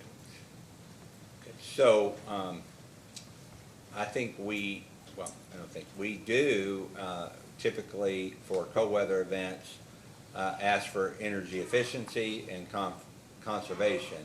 A distinction you could make, and I don't know where you're going with this, is if you make those appeals in the context of the entity, in this case LG&E and KU, not having enough energy to supply a load and being required to curtail involuntarily customers' usage. So we do the former on a very regular basis, and I've already mentioned some of the reasons why we do that. But the latter is something that I think takes a different step or different thought process, because you clearly don't want to go out and make those appeals if you truly don't think that you're going to be in a situation where you have to curtail load. Obviously, we design our system, we operate our system, we want our customers to have 100% confidence. On the generation side, obviously everybody expects weather events can impact their service provision, but we want them to have that confidence, and so we wouldn't want to do that unless we had an expectation that we were going to have to curtail load. If that's helpful. Well, it is, but I guess that there's a lot of other bad things, bad being a relative term, but there are other bad things that you'd want to keep happening from consumers, keep from happening as it relates to your customers, short of involuntary load shedding, that you might want to ask them to conserve energy. Good example here. Buying hundreds of megawatts of power in excess of $1,000 a megawatt hour. That might be something that you all would look, is that something that would be beneficial to the system as a whole to avoid by asking customers to voluntarily reduce their consumption? So, I haven't been in a position to make that decision. I mean, it's possible that you could have that perspective. We would, in that case, buy the power if it's needed. We have bought extremely high-cost power, but it's possible. I haven't really thought about asking customers to curtail to mitigate the cost of purchase power and absolute value of it. Okay, so let me just ask. Through Winter Storm Elliott, you all were buying hundreds of megawatts from PJM in excess of thousands of dollars a megawatt hour, right? In excess of $1,000 a megawatt hour. I would have to, if you've looked at the record, No, that's fine. So, there's a data response that shows the hourly purchase and the magnitude. and I don't know of if that you're the cost. respondent or if Mr. Schramm's the respondent, but I'm looking at purchases from PJM of $1,824.04. The 4 cents really matters when you're getting there, but for 250 megawatts from PJM on December the 24th. December 24th, early that morning. At the earliest, in the first hour. Yes, That's right. yes. And then in the second hour, 1,400, and then 3,100, 3,100. That's hour 1, 2, and 3. Somewhere between $1 and $3,100 a megawatt hour. I'm just trying to have an appreciation for anything short of a public appeal for consumption or efficiency or whatever you want to call it, right? Or for reduction in consumption. Anything short of if customers don't reduce their load, we're going to have to start turning people off. Have you been part of conversations where you all have talked about that?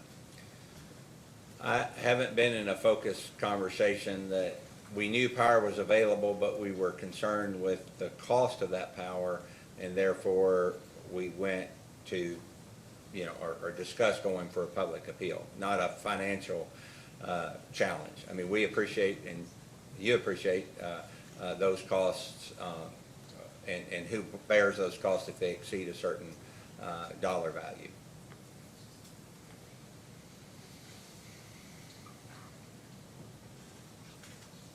So if you're carrying just enough contingency reserves, and you have any unit trip off, right? That puts you in an EEA3, correct? Correct. If let's say we were operating and during that time period carrying 250 megawatts of spending reserve with TVA, and that's all we had. Of course, if we trip, we wouldn't be able to participate in the CRSG any longer. We would hope TVA would be in a position to supply whatever ARS we needed at that time. But yes, we would be out of the contingency reserve sharing group. But I want to make sure I understand that what you were saying earlier about public appeals, would you be, under your way of thinking about public appeals when you were answering this earlier, would that situation where you're only carrying enough reserves to meet your contingency reserve requirement, your spending reserve requirements, would that be the type of instance under today's operating parameters, the company's operating parameters, where you all would institute those public appeals for conservation and efficiency? So I would answer that question in this way, the way I would process it. So what got us there, right? What got us to the situation? What we think is going to happen in the coming hours. Do we think there is a particular resolution of an issue that would get us back in a more stable, and we could progress back to not having an EEA level assigned to our system? And how long we think we're going to be in that event. What's the timing, right? Some of this comes down to timing. I talked earlier about how in a matter of, I think it was 41 minutes, we were down 790 megawatts. So obviously appeals aren't going to be real effective during that time period. But under the right circumstances, the premise of your question, if we were only able to carry our CSRG requirements, spending reserve requirements, and we knew we were going to be in that position for a long time, we knew that there wasn't some subsequent event that could occur, like in our case, Winter Storm Elliott, Texas Gas resolves the problem, pressures come up on the system, we restore 800 plus megawatts of generation. If we have none of those things on the horizon, that would be a reasonable time to issue those public appeals, and assuming you have time to do that. I guess that's what I'm trying to have an appreciation for. Even if you're not worried that even if you don't think for sure you're gonna run out of power, but there's a real risk, right? That there exists the situation that you go, hey, look, it's 5%, it's 10%, I don't know what the risk tolerance is. But would you agree there's, at some point, there's a risk that you run into one of these situations, that it makes sense to be proactive in asking customers to voluntarily reduce their demand? Yes, there are definitely circumstances that you would want to do that. Now, I would say, given general knowledge of customer behavior, you have to be careful that you don't do that excessively. Because fatigue. Customers would be fatigued at that event. So that would factor into your mind. We have had, several situations on our system in the past where if one or two more challenging things occurred, we would have been in load curtailment. We've made made it through those situations many times, as we've discussed here. The load curtailment we're talking about here is a first in our company's history. So it is, and I think the root of your question, it is a balancing act as to when you would do that. And there is a bit of judgment and circumstantial judgment around when you would do that. Some of that has to do with the time frames, but clearly something that we've talked about, quite a bit since this curtailment event is when we would do that in the future. Okay, so work with me now. You know all about CSR 1 and 2, and you know a lot more about it than I do. So you're at this end, right? And the other end of the spectrum is asking customers for free to turn off on their own their electricity, right? Correct. That's two ends of the spectrum of what I'm going to ask you. So with CSR, you've got the company can tell customers to curtail up to 100 hours a year. Is that your understanding? One of the nature of CSR. Yeah, I'm looking at CSR 1. Yeah, exactly. So we'll just use 1 for instance. Okay, 100 hours a year.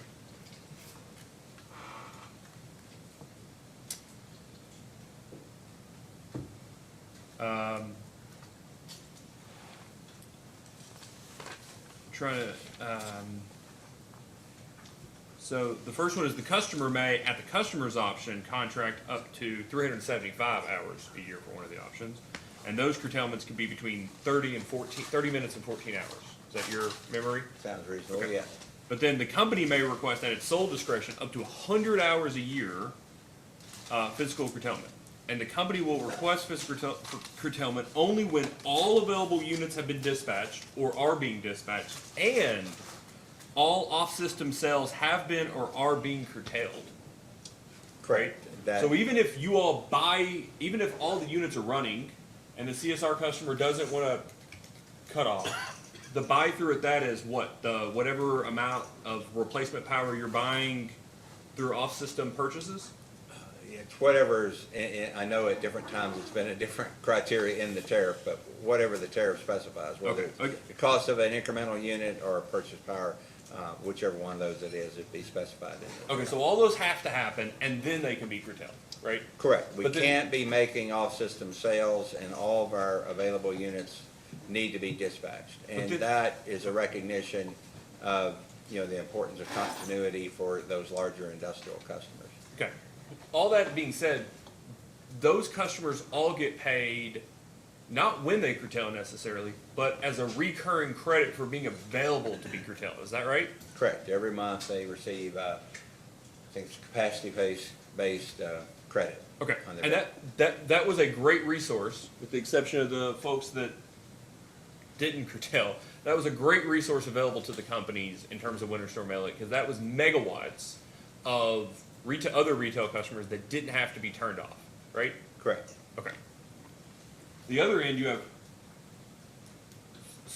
small volume customers, we'll call them, people who can't participate in CSR 1, CSR 2, who are being asked to curtail under, it sounds like today, the company's parameters when there's a concern that if they don't voluntarily turn their own power down or off, or electricity consumption down, that they're only being asked to do that when the risk is the company will otherwise have to do it on their own. Is that right? Correct. We have that option to issue appeals for voluntary reduction in load. Okay, so my question is this, and if you want to kick to somebody else, this is going to be the big picture question.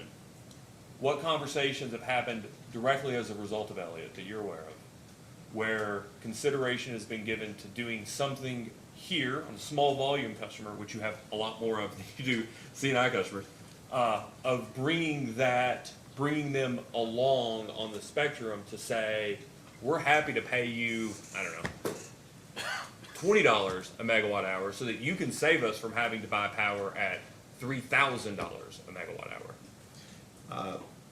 I'm not aware of discussions we've had in that regard, outside of the things that we talked about in our DSM programs and our AMI programs and all that. Mr. Conroy may be more informed on those discussions. Okay, but that's not a discussion you've had about overall operational resource adequacy. Correct. Okay.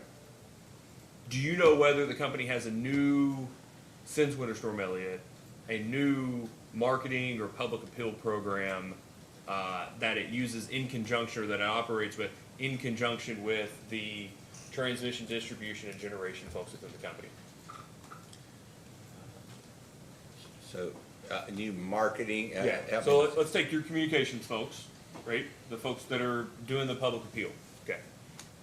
Are you aware of any new programming internally, or any new operating procedures, or anything like that, post Winter Storm Elliott, or as a response of lessons learned from all of this, that brings those communication folks into contact more with the distribution, the transmission, the generation, the operational folks at LG and EKU, so as to better inform those public appeals or the communications to the public? I know there have been enhancements to that process, more off-the-shelf communication tools created. If they're not already in the record, we'd be happy to provide those. Okay.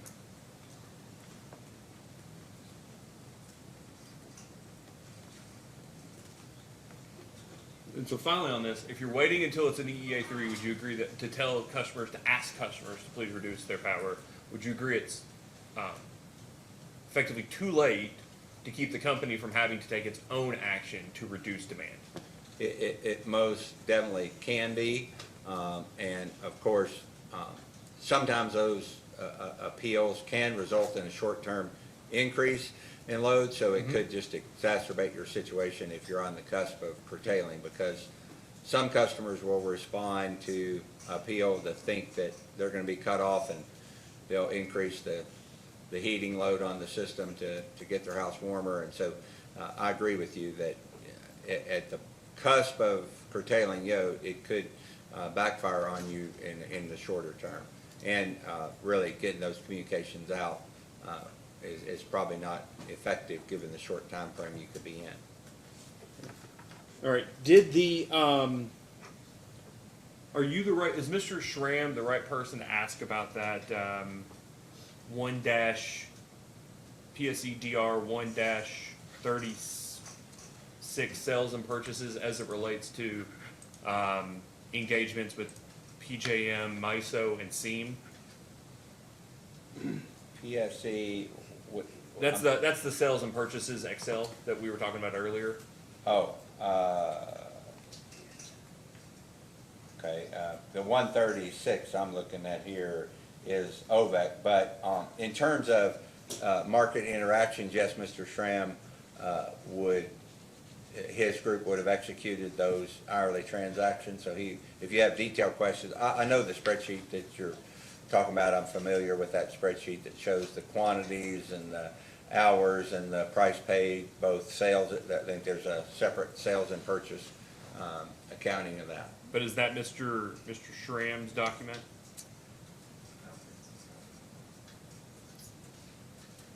Or is that your document? It's coming up here.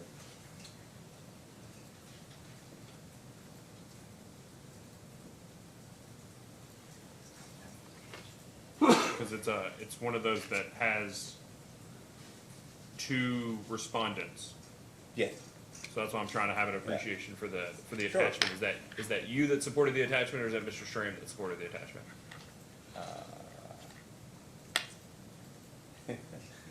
Got a pop-up here on the screen we'll get rid of.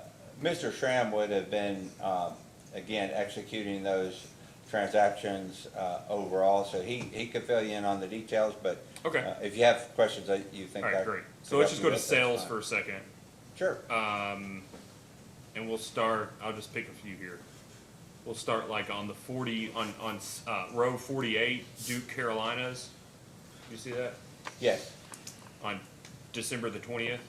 yes, It's only a, what is that, a 75 megawatt sale yes, at hour 16, that's 4 o'clock in the afternoon? Is that right? yes. Okay. Is that a direct transaction or is that a transaction through SEAM? I would suspect that it's a transaction through SEAM. Mr. Schramm could confirm that for 100%, but Okay. we're not directly connected to Duke Carolina, so. That was gonna be my next question. So there's Duke Carolinas and then there's Dominion S Carolina. That would be Dominion in South Carolina? Right. You think those that's a are- SEAM transaction as well? Yes, SEAM members, yes. All right, so assume for a second it's SEAM. All of the SEAM transactions are subject to ATC, right? Correct, Okay. How about the PJM transactions? All subject to ATC? yes, How about the MISO transactions? All available, all subject to ATC? yes. How about the OVEC transactions when we get the purchases in a second? We would have an arrangement for that prior, so I would call that more a fixed transmission Okay. arrangement that we already had. I'm not using the right term, I'm sure, but since we have an ownership position in those units, it would be transmission arranged in advance, not hourly, non-firm I'll look at it transmission. this way. You have some right or priority to the transmission. It's not just subject to the available transmission capacity. Is that right? Correct. Okay. So it goes on through here. There's TEA and Duke Carolinas and all of these other sales. AECI, those would all be through SEAM, is your understanding? Yes, Okay, great. Then there's a tab for purchases that are next to it. Do you see that? yes, And you all are purchasing each hour 100 and, like through those first few, 140, 157 megawatts from OVEC, yes, 154, that neighborhood. That's about your all's, the combined company's percentages of OVEC, is that right? correct, about, Okay. yeah, And that's at a defined dollar per megawatt hour? correct. I say defined. That's at a consistent dollar per megawatt hour, Right, right. 32.10, right? Yeah, more determined contractually versus market conditions. There we go. Okay. So then if we scroll down on that, it gets to be, for lack of a better term, more than $32.10, starting at about row 171. Do you see that? Yes, from PJM, yes. Yeah. You get some PJM purchases for a couple $100. Then you get a PJM purchase at 1 o'clock in the afternoon of the 23rd for $706.22 for 266 megawatts. Yes, Okay. And if we keep scrolling, it goes from 7 back to the 2, then you get to $456.50. You yes, see those? yes, Then 570. And if we scroll down to row 207, LG&EKU purchased 100 megawatts from PJM on December the 23rd for $2,401.17. yes, That is a purchase of $240,000 for 100 megawatts of power. Is that right? yes,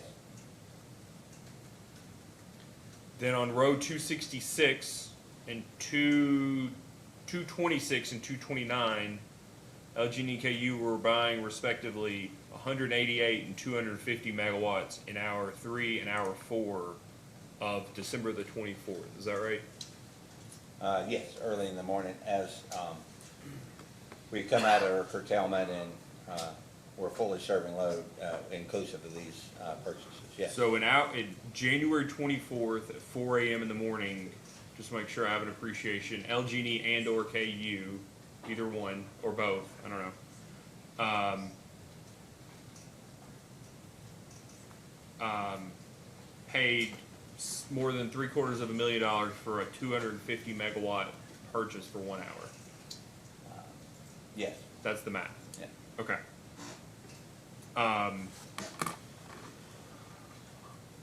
then again at 6 a.m., you see a 50 megawatt purchase at over $3,000. Yes. Okay. All of the purchases through this time period were from PJM and I say this time period, the time period we're having this hearing about. Let's just keep it very straightforward. All of those seem to be from PJM and OVEC, and occasionally TVA, right? Correct. Until MISO comes back in at nearly midnight, almost midnight on December the 23rd, which is row 208.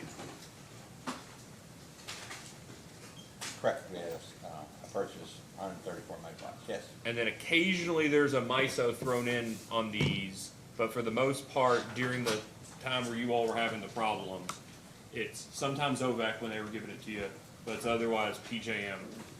Yes. PJM. Yes. Okay.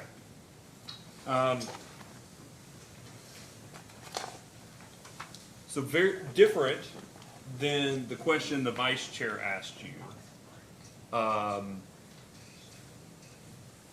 Different than sort of, do you wish you were part of an RTO at the time where PJM curtailed because of their own internal means?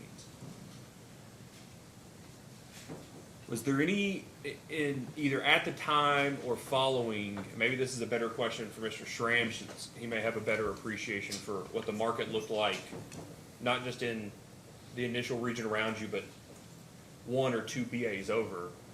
Have you all had discussions about whether or not greater regional or interregional transmission, firm transmission to you all, would have provided you additional power in your time of need? So, obviously you can explore Mr. Schramm, but to my knowledge, transmission limitations were not a factor during this event. We weren't, a purchase was not executed because of lack of transmission. Scene may have been different, but in terms of interacting with PJM, our purchases from PJM, notwithstanding the price, our MISO were not limited by transmission availability. It was limited by generation availability on the other side of that hypothetical transaction. So Mr. Schramm would be able to inform me of whether or not he contacted New York ISO or SPP, and whether or not there was consideration as to whether or not the power could get to LG&EKU. Sure, he could inform you of that, right. I was mentioning, our surrounding areas, but if you go out another RTO, Mr. Schramm can fill you in on any thoughts to be able to transmit power those distances.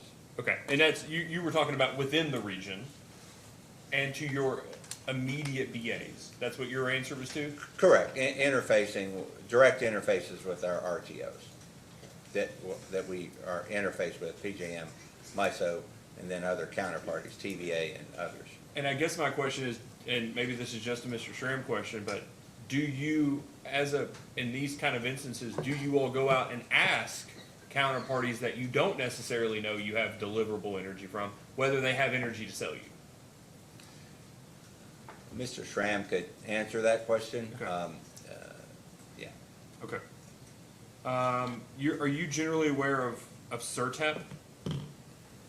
Yes. Okay. Have you ever participated in CERTEP processes?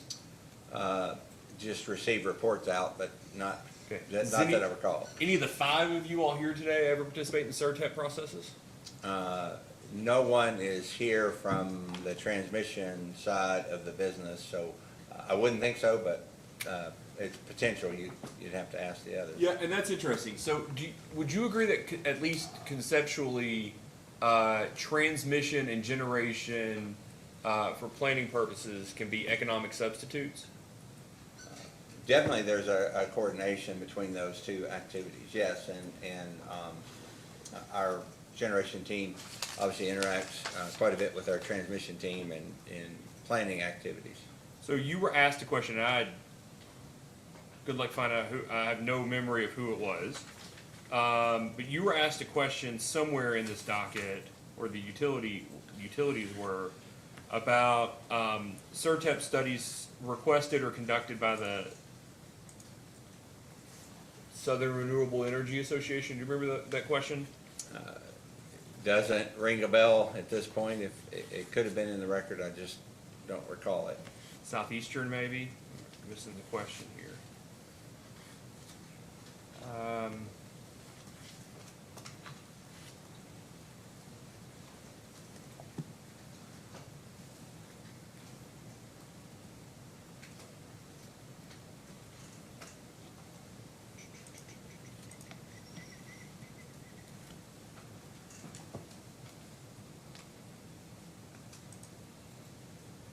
Here we go. You're the respondent. It's Sierra Club 144.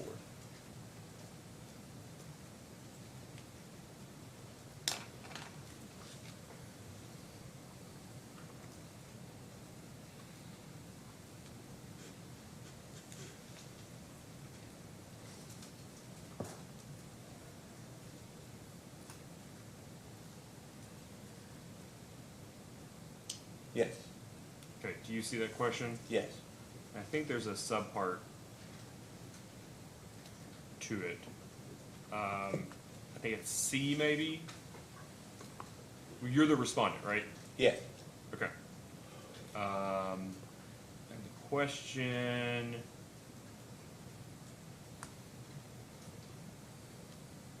Let's see here.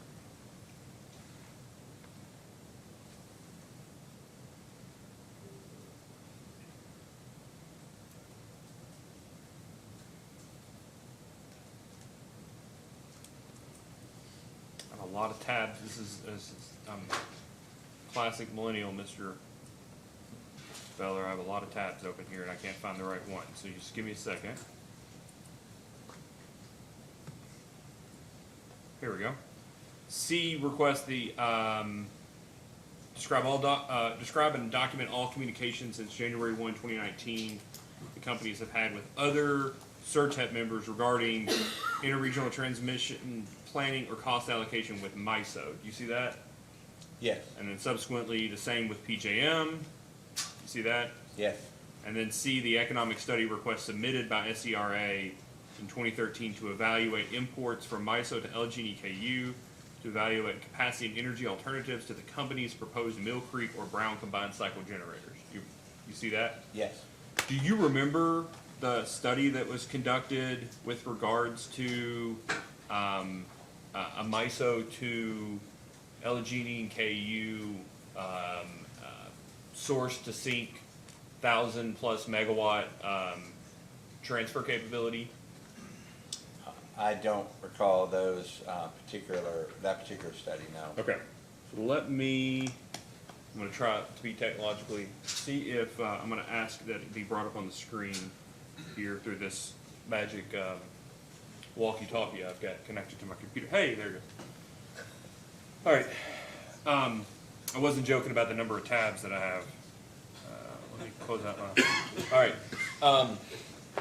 Do you see study request for results?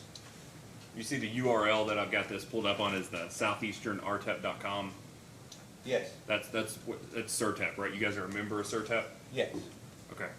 And this is a study request for results MISO to LG EKU summer 2028, 1,242 megawatts. Source to sink from MISO to LG and EKU. Yes. Have you heard about this study? I think it may have come up, at least in passing, in your all's four, I don't even remember the number. CPCN. The CPCN Yes. case. So you have seen this document? Yeah, yes, Okay. I'm familiar with the study from that context. Okay. And it basically studied a 1,240 megawatt transfer of the two, and there was a total cost identified by all CERTEP sponsors for creating that, and it would only cost you all money, and it would be about an $84 million project. Okay? Do you see that? Yes. And so when you became aware of this, like in what context, has this been like separately discussed amongst or within LG and EKU that you're aware of as a resource? I'm not aware of it being brought up as a resource. Again, Mr. Wilson evaluates resources. You could inquire as he's seen this study and has looked at it in the context of being able to increase, or well, in this case, transmit 1,200 megawatts from MISO to LG&E and KU. And I assume this study is just focused on the transmission ability to do that. It's not focused on identifying resources to provide that power. And that's what I want to. That's what I'm trying to get to is after this study is done at CERTEP, how do you all take this back and use this? Because if you say transmission was not identified, I understand from your responses that transmission was not identified as the constraint to be able to bring power in. Is that was your position? Correct. During winter storm outage. If you get provided this type of study, what I'm curious about is how do you all look at this as a possible resource and ask those type of questions for, oh, is this just the transmission or does this have associated energy and capacity with it? That's what I'm trying to find out, what you all do when CERTEP does this study. So, obviously, at a minimum, our transmission teams would be aware of it. Where it would come into play would be if we issued an RFP for purchase power as part of capacity solicitation, and one of those respondents required capacity out of MISO to LKE that was unavailable. This type of study would help inform that work. I'm not aware of us taking this study and trying to create an option, but as you know, we have extensive RFPs for purchase power and would evaluate, viable respondents and whether or not some component of the upgrade specified in this study would need to be made. It would come more in that case-by-case basis versus, in my mind, us going out and looking at a source of that power, right, versus just the ability for us to transmit that power. Okay. Do you know whether or not the utilities have looked at what the benefits of that $84 million cost would be of this transmission investment?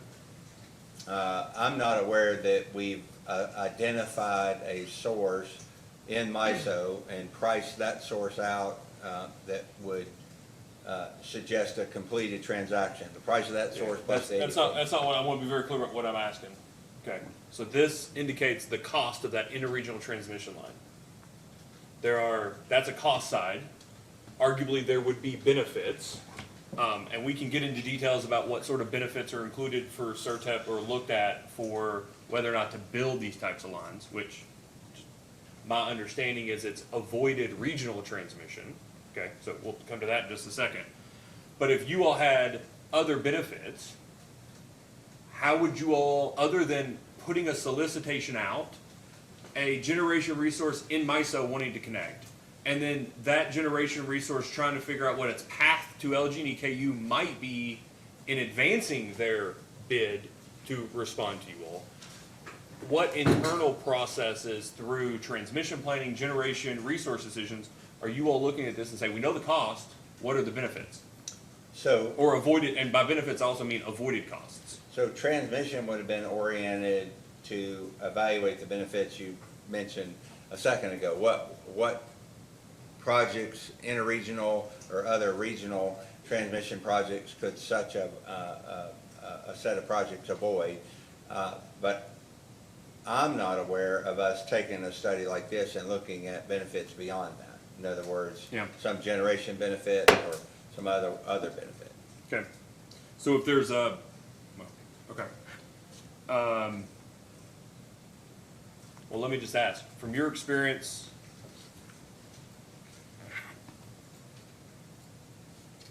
strike that. So this goes on, and I want to get to it in just a second to make sure I got an engineering question for you.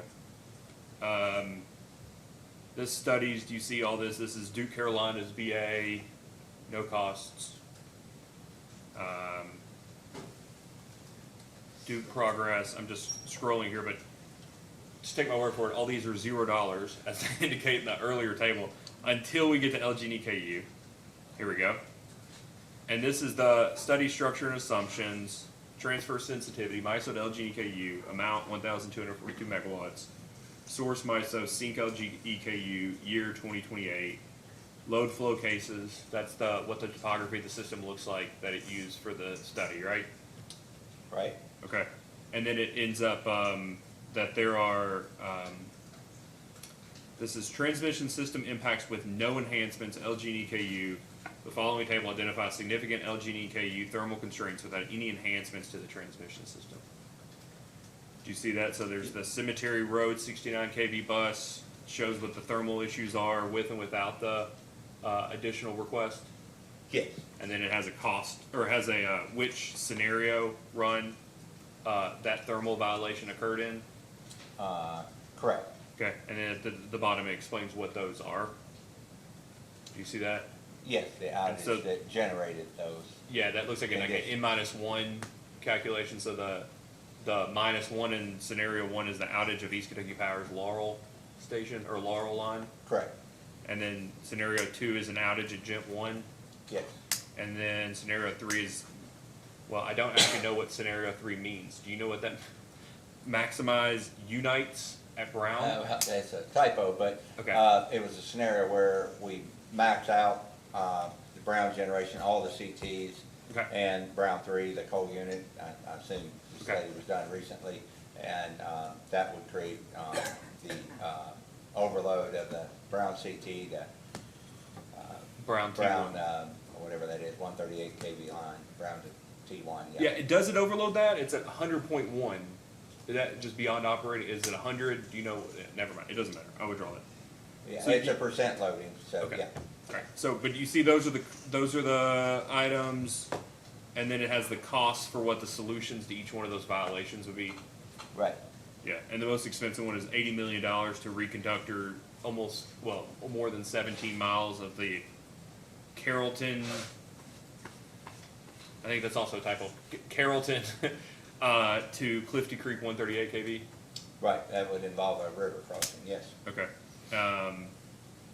Are you aware that the company has? Are you aware of any other studies, affected systems studies or facility studies, whatever that indicate overloads, thermal issues on that line over the years?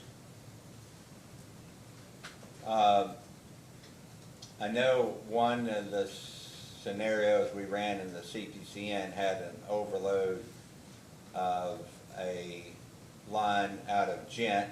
I'm not familiar enough or committed to memory, but we did have an overload of that line that we had an operating procedure for, but that's the only one I recall in recent memory of that particular regional line.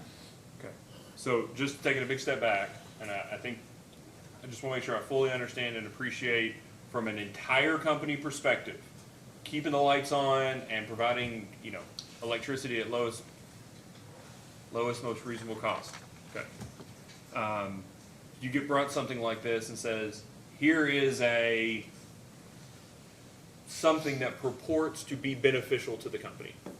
And all that is identified with that thing that has been done within an entity you belong to.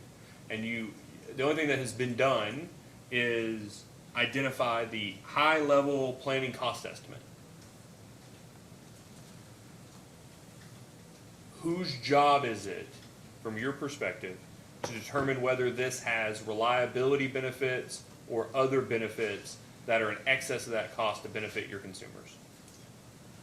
So transmission would look at it from their purview, what you mentioned a little bit earlier in your questioning about offsetting other transmission projects. And then generation planning, who report up through Mr. Wilson and Mr. Sinclair, would be responsible to the extent that there were generation sources on the other side of this particular transaction to evaluate whether or not we ought to pursue those activities. As I testified earlier, what we have done in the past is looked at those in individual responses to RFPs and have not gone out, to my knowledge. You can obviously inquire of those two individuals, Mr. Wilson and Mr. Sinclair, and try to pair those up, find generation on the other side of this 1,200 megawatts of hypothetical transmission. I'm not aware that we've done that, but that if it were to be done, it would be sourced out of that group. Yeah, and so given your initial testimony, I think your direct testimony at this hearing about how the impact of Winter Storm Elliott, for instance, covered an entire region, right? Who would you expect, and maybe it's Mr. Wilson, but who would you expect to receive this information and determine whether or not a facility like this decreases the risk of losses of load during extreme conditions? Yeah, that would be Mr. Wilson's team's responsibility. Again, during Winter Storm Elliott, transmission limitations weren't a contributor to that, but it would be his, along with working with transmission planning to determine if additional tie lines, additional capability over existing tie lines would be beneficial to provision of load. Historically, we have not depended, while we've looked at import capability as a sensitivity around retaining or developing our reserve margin, we've historically looked to plan based on providing our own load within our balancing authority, for the most part, obviously OVEC or other long-term transactions being the exception to that over time. But holistically, it would be gen planning that needs to pull that together. And so post-Elliott, whose responsibility is it in transmission to make sure that other people in those disciplines you mentioned in planning and generation find out about this? To tell them, to give it to them to study? It would be the transmission planning group that would have participated in these studies. And are you aware of whether that's an expectation or requirement today within the companies?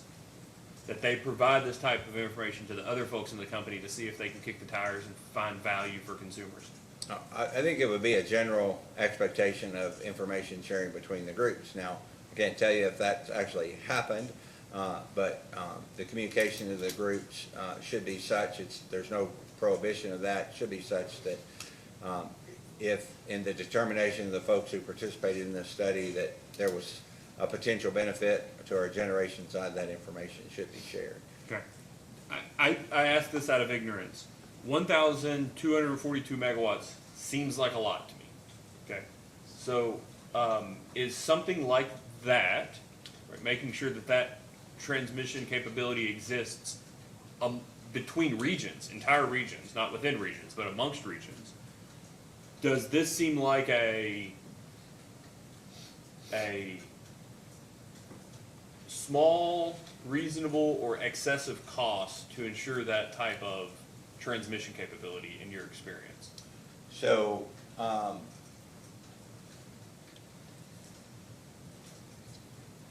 a cost, I'm sorry. I want to clarify before you start, because I feel like the use of reasonable is like I'm not asking for like, I'm asking hot, medium, cold kind of thing, kind of question. Does this seem in the neighborhood? Does this seem really low? Does this seem really hot? That's what I'm asking, not legal determination reasonable.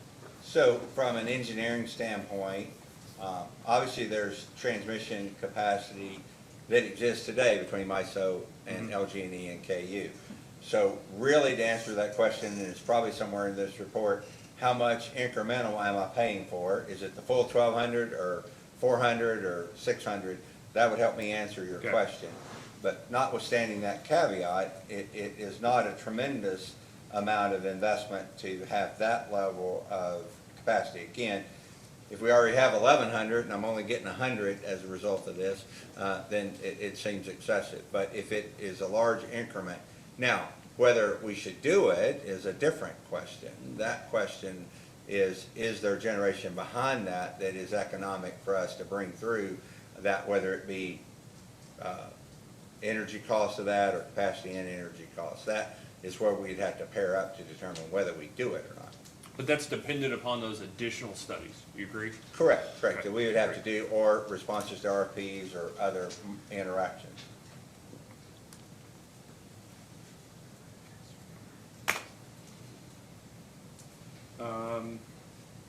Your Honor, I'm not sure how much you have.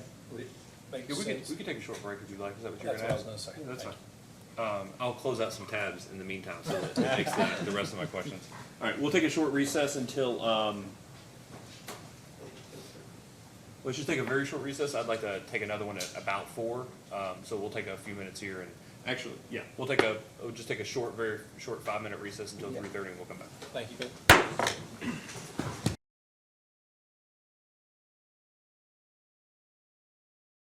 Okay, we're back on the record.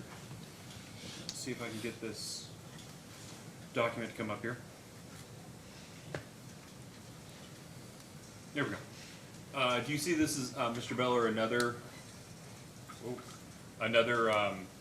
CERTEP doc? Yes. Okay. And this is entitled Kentucky Utilities Company, Louisville Gas and Electric Company, Appendix 8 to Attachment K. This is the interregional transmission between CERTEP and PJM? Yes. Okay. So we know that because, and I can go all the way back to the page, but this is the, interregional page. Here's interregional to MISO, interregional to PJM. I just clicked the interregional transmission planning coordination between CERTEP and PJM. So I'm just using PJM as an example. But to the question I was asking you earlier, this is the part that applies to LG&EKU. And it talks about the transmission owner. That would be the utilities, right? Yes. And you see that the first requirement and planning criteria is that two public utilities shall coordinate and share the results of the CERTEP's and PJM's regional transmission plans to identify possible interregional transmission projects that could address transmission needs more efficiently or cost effectively than separate regional transmission projects. Yes. And that's what I was asking earlier about, right? Avoiding regional projects. Correct. Okay. From the documents that you get that come out of CERTEP, are you aware of whether CERTEP has ever had any regional projects come out of their planning process? I am not aware specifically if they have. Okay.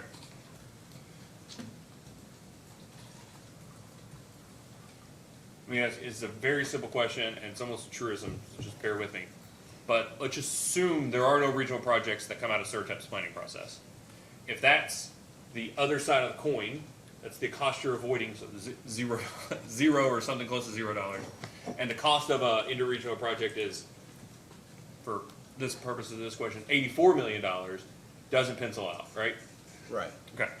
And so it would be required to have additional benefits above and beyond avoided regional transmission for that type of regional transmission project we were talking about, the 1242 megawatts, to work, to pencil out to be cost beneficial. Right. There would Okay. have to be something else, yes. Had to be something else. And to be something else, it would have to be outside of this, because you just read that's the only one that would be dollars and cents out of these four, right? Correct. I'll let you look at them if you want to. No. Okay, all right. So I'm going to quit sharing here. 1 second. All right, Mr. Beller, bear with me because I'm going to get out of a lot of tabs and make your life a lot easier. We're going to go a lot faster here.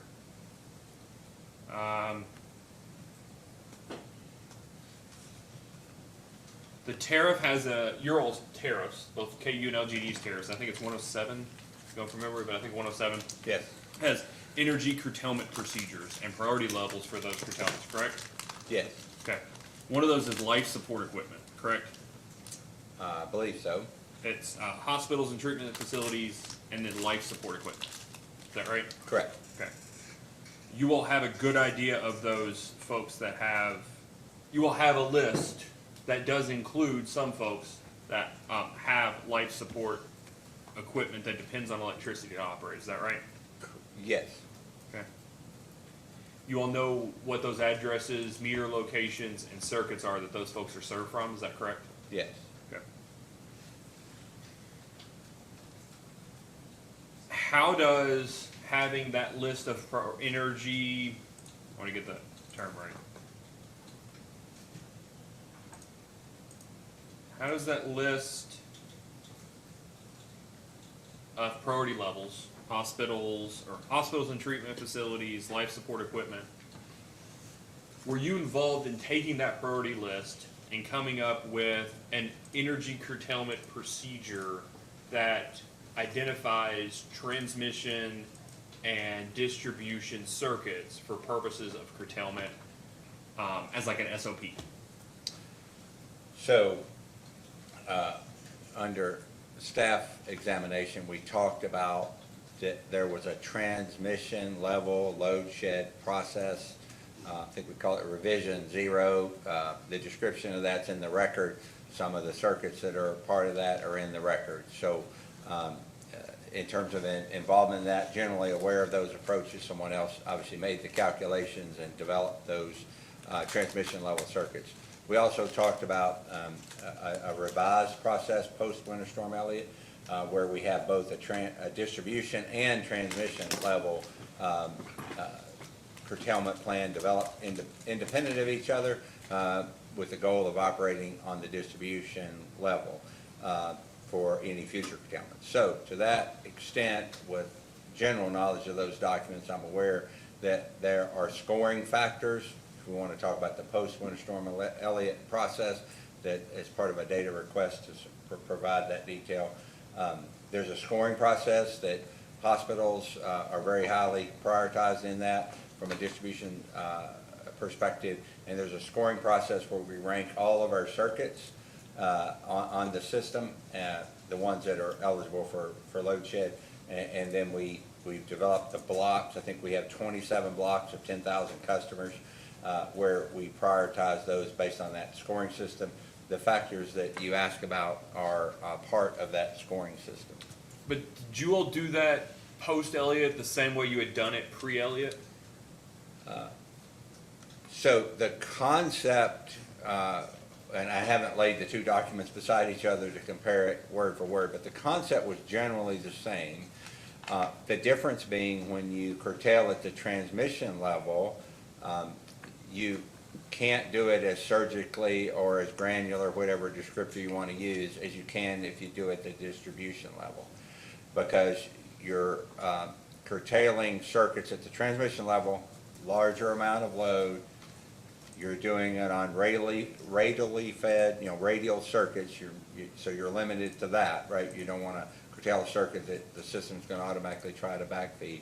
You want to avoid circuits that have under frequency load shed. Relays on the distribution side, which is a different mechanism to avoid cascading outages. So you have more constraints.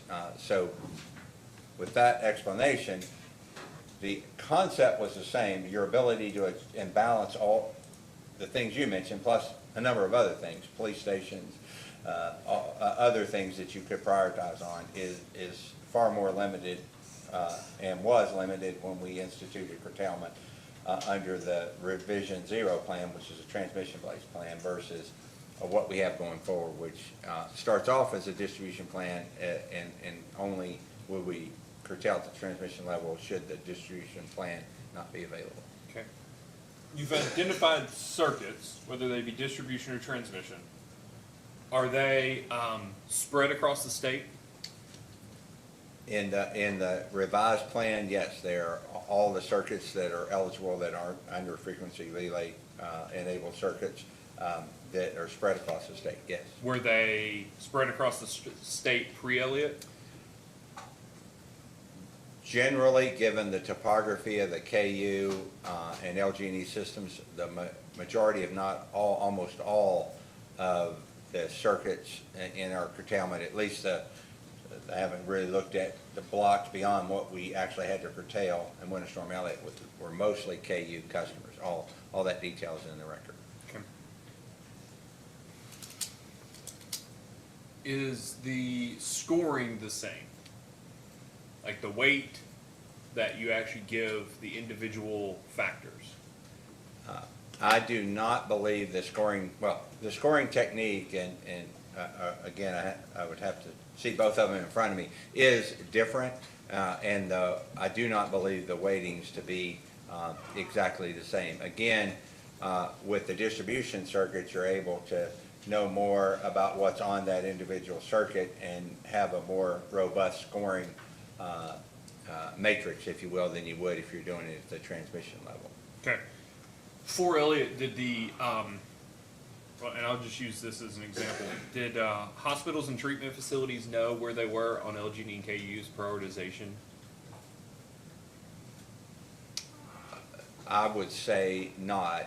Okay. Hospitals are required to have backup generation, but I don't think they knew if they were on a curtailment plan or, first or 50th on a curtailment plan. How about individual customers who have life support equipment? I'm not aware. We can solidify that answer with a post-hearing data request, but I'm not aware that they would know if they're on a curtailment plan. And that from at least your understanding, that's the same before and after Winter Storm Elliott? Correct. How about fire stations and police stations? Is there a specific coordination that you all have with those identified institutions post-Elliott of how you communicate with them, given that they may or may not, the circuits that they operate on may be on that prioritization list? I'm not aware that we've communicated. As I mentioned, we have 27 blocks of 10,000 customers each, roughly, so I'm not aware that we've communicated with those 270,000 customers and let them know what their priority is within that context. And then finally on this, I know there's lots of these, I'm not going to go through each one, but defense-related services. That is a scoring mechanism. I can't recall exactly what priority it gets, but it's in that scoring matrix. No, I get that. I'm asking, do you have I'm sorry, for the last question, a specific communications SOP with defense-related services that might be high on that prioritization list? I'm not aware that we've talked to the defense-related customers based on, the prioritization that we've made. I mean, Fort Knox is one of LG&E's biggest customers, right? The DOD for the Fort Knox facility? They are a significant customer. I wouldn't call them one of our biggest, but yeah, they're a significant customer. Yeah. Okay.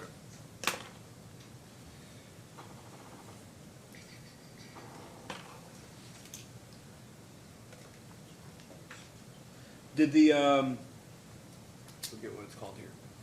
The contingency reserve sharing agreement, did it work as written during, do you have concerns around how it was implemented either on your all's end or TVA side during Winter Storm Elliott? No. Have you discussed with TVA any amendments to the contingency reserve sharing agreement? I'm not aware that we've discussed any changes that we make. As you articulated in your first question, it worked as designed. Do you, I've had discussions with them, do you have a preference for amending the contingency reserve sharing agreement anyway? I do not have a preference. Mr. Schramm is kind of in control of that document. He may have different views that you could ask him about, but I don't have any knowledge of us pursuing any changes to that agreement.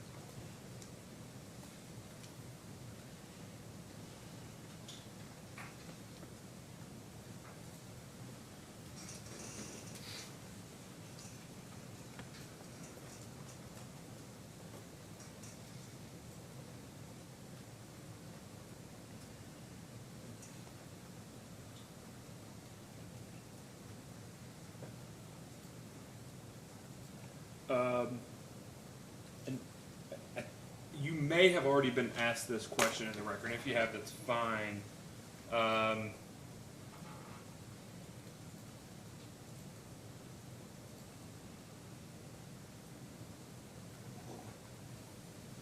Yeah, it's let me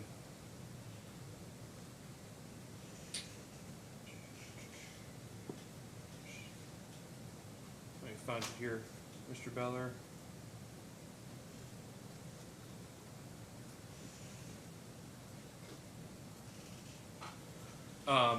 1-75, or commission staff, 1-75. I can get it rebooted. It's Okay. rebooting, so if you can show on the screen, it'd be great. Yeah, well, it's actually maybe the simplest, well, no, you had a couple in here that were just no. So can I show my screen real quick? One of your simplest responses, AG, or commission staff 1-5, do you see this question? Yes. All right, so the, one of the primary avoided cost benefits in case that you identified in your business case in LEB 1, I think, but in the 2020 rate cases for AMI was avoided fuel costs related to reducing voltage on distribution systems insofar as the new meters could identify voltage at each and every metering point, correct? Correct. Okay. And that you all would be able to, the companies would be able to implement, as you called it here, AMI-enabled volt-var optimization, or VVO, right? Correct. Okay. And this allows you to carry less excess voltage because because instead of only knowing what voltage you have at the substation, you will now know where the voltage is at each and every single metering, AMI-enabled metering point that you have, right? Correct. Okay. When you answered this question, when you got asked this question, you said that it would have reduced electric load, and electric is bold. Do you see that? Electric load, yes, it would have. Electric is bold. Oh, in bold, oh, yes, that's it Yeah. now. And then, and you said, however, the magnitude of load curtailment required could not have been achieved by CVR. AMI would not have prevented load shed. Correct. Okay. And electric is bold and prevented is bold. Is there a particular reason why those two words are bold? I do not know why they would have been bolded. Well, I guess my question is usually when the companies indicate, I don't know, the importance of a word or a term in their responses to data requests, it's usually italics that they speak through. I think there are a number of responses that have italics in it so that we identify them. I just want to ask very clear, is there a particular reason that you know of why you bolded electric and prevented? No. Okay. So in answering this question, did you go back and look at how many, at any given time, how many megawatts less of, I'm going to try to say this right, with zero engineering classes, how many megawatts of electricity, of demand you would have, how many megawatts less of demand you would have if you implemented conservation voltage reduction at the magnitude envisioned in your business case from the 2020 rate case? So no, I did not look at it in connection with Winter Storm Elliott. However, I will say that during, and part of this, thoughts came to mind and didn't put this level of detail in the response. But the higher the loading on the system, as you asked your question, you talked about excess incremental voltage. The chances of a non-VVO controlled circuit having excess voltage goes down with the loading on that circuit. So the higher the loaded the circuit is, the less chance or probability, because customers are pulling that voltage down. That's the reason we maintain higher voltage in a non-VVO controlled circuit than, because we don't know what the voltage is going to be at the end of the circuit, which is based on loading of that circuit. All the people taking incremental energy off of that circuit. So I will say, even though I haven't made the calculation, VVO would be less effective under peak load conditions than it would be on a day-to-day basis where we're on your maintaining. annual calculation. Correct, Okay. because, VVO, our voltage control would be very much less. You would need, if you will, all the voltage you could extract from the system to supply load at high load levels. Yeah, I guess what I'm trying to have an appreciation for is if you didn't do like a arithmetic here, or you didn't do a calculation here of how much less demand you would need if you had full AMI enabled VVO CVR and CVR, then how were you able to definitively respond that it would not have been enough megawatts to ensure that you wouldn't have had to shed load to meet your contingency reserve requirements? Yeah, and my answer would be the detail that I added. Perhaps I should have added that in the response. Okay. But the fact that at peak loading, the impact of VVO, even though we didn't go through each circuit and calculate it, would be much less. Okay. And maybe this is all of this that I know or think I know about Winter Storm Elliott as it relates to the companies and all these hearings that we've had. Was that the peak demand for the companies? The 23rd and 24th of 2022, December 23rd and 24th of 2022? It was 65, 59 megawatts, it wasn't an all-time winter peak. Okay. No. Okay. This was a function of significant load, but not all-time high load, and then Correct. a lack of resources. Correct. Or, I'd say Correct. lack of resources, but resources not being available to Correct. produce energy. It was Okay. not an all-time winter peak. Okay, so it wasn't necessarily, when you say peak demand, you just mean top 20, top 30 of a year, you worry less about, or you have less excess voltage. Correct, Okay. correct, All right. yes. That's helpful. I think we can take that down.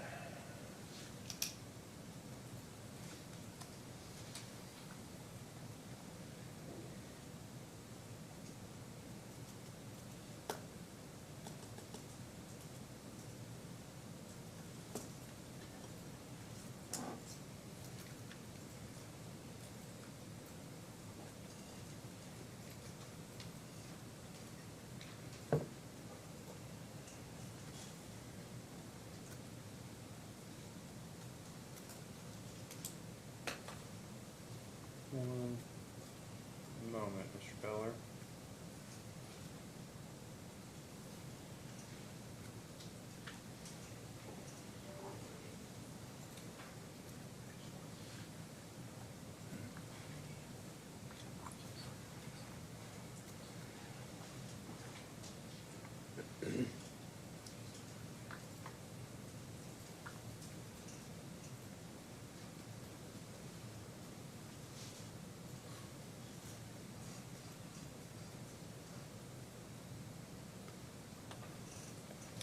I'm gonna ask you this because I don't want it to be kicked back to you afterwards.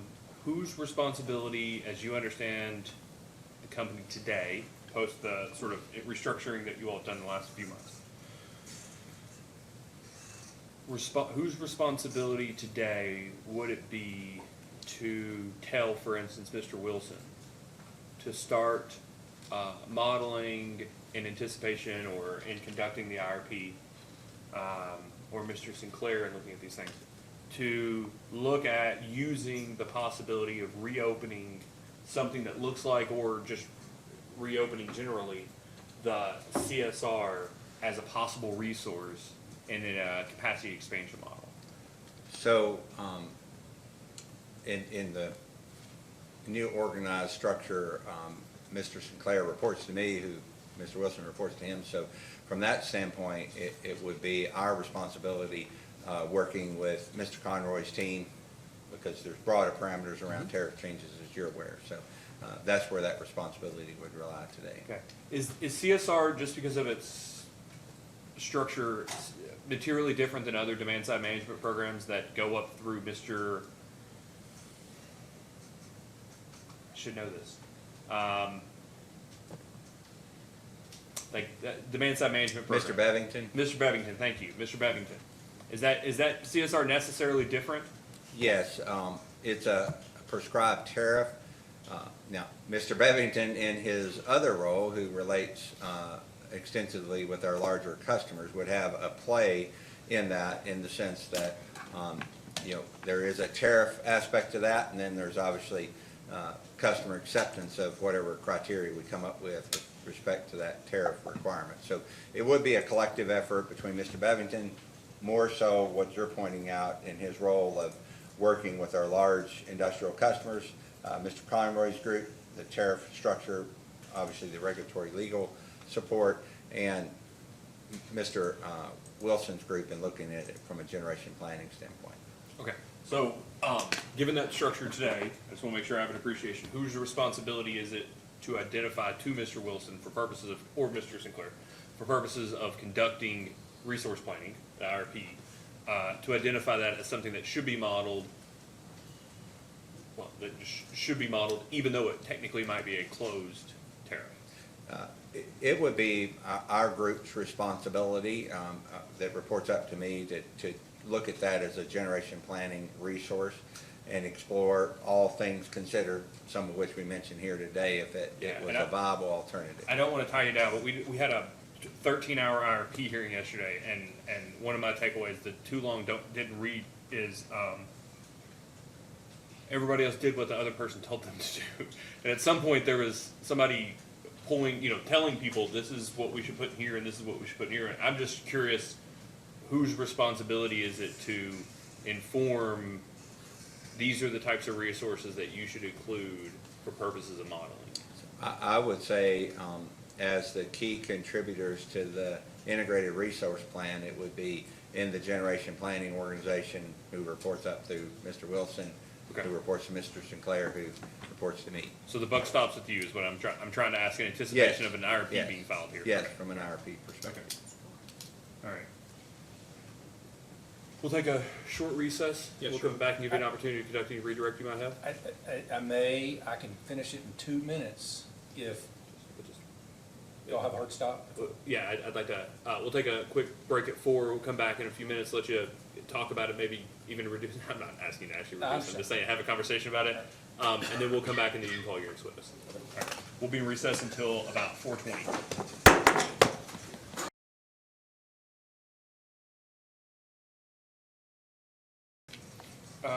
Back on the record. All right, we got everybody here. Is there general agreement that we all want to prioritize finishing this hearing tonight so we don't have to come back tomorrow? Yes, Your Honor, on behalf of the company, we fully support that. This is the most excited I've seen Mr. Rubin in a number of years. Excited. This is, Mr. Kurtz, Mr. West, is that fine with you all? Prioritizing finishing tonight. Mr. Malone? Settles. Okay, great. All right.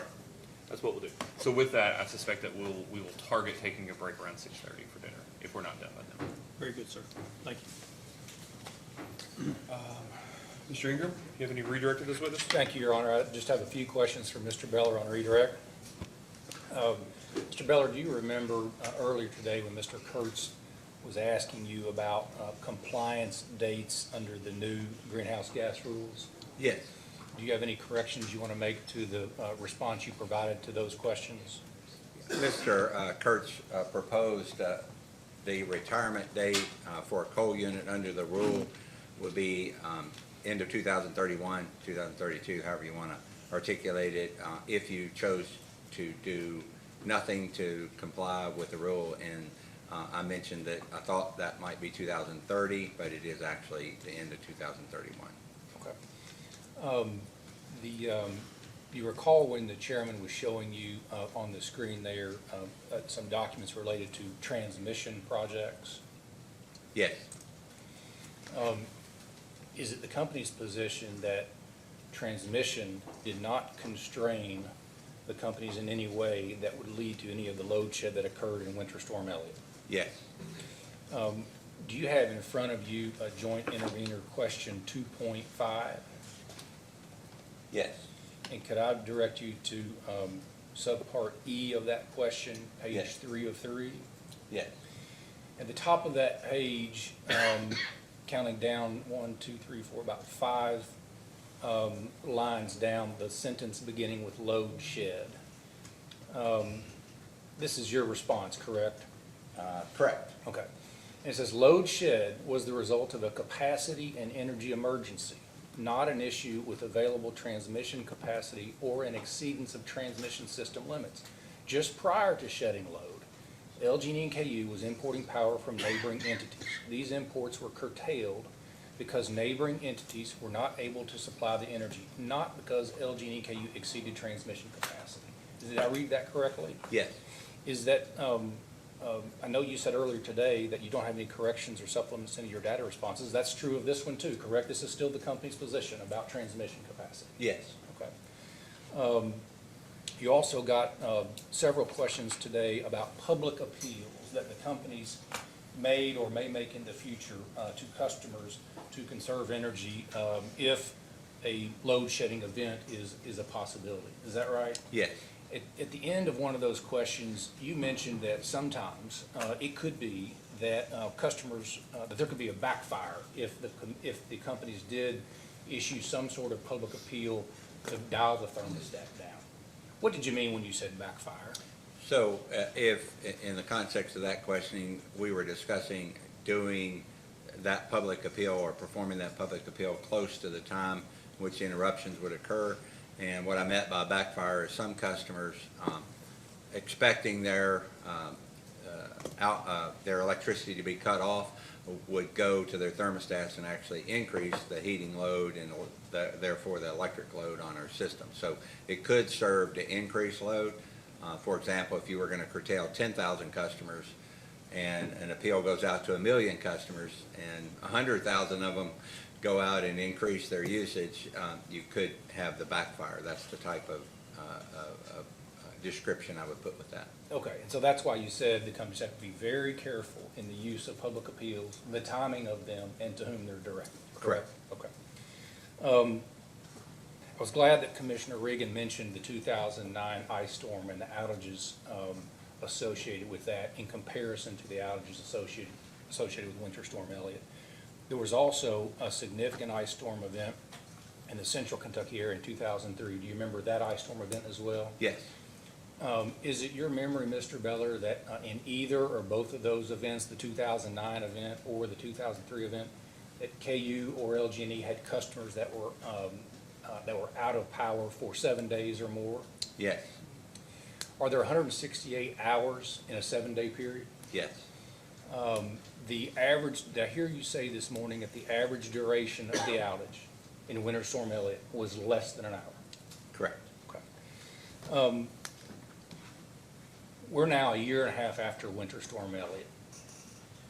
In hindsight, as you look back and as you have gotten yourself involved in this commission's investigation proceeding and provided the responses that you have and provided the testimony here today that you have, is it your view that the companies made all reasonable efforts to prevent interruptions of service leading up to Winter Storm Elliott? Yes, it is. Once the load shed had to occur, is it also your view that when that interruption of service occurred, that the companies endeavored to reestablish service with the shortest possible delay? Yes. A lot of information in the record on those efforts, yes. Okay. Those are all the questions I have, Your Honor. I don't know why I'm asking you, Mr. Ingram. I've got a question. With that, though, you do agree that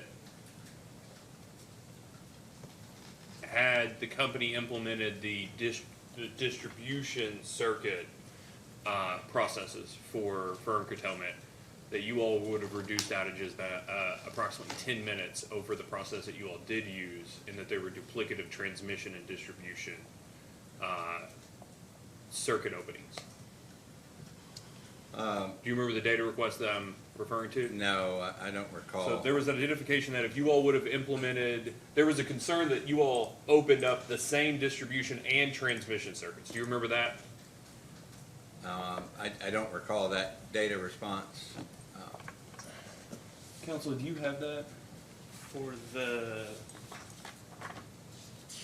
One second, Mr. Feller. I just want to make sure I have an appreciation for the evidence that I read so that I can know whether or not I've misinterpreted it. Your Honor, I think you're referring to Attorney General Request 1-25. If you want to pull that up and see if that's the one you're talking about, I'm just trying to be helpful.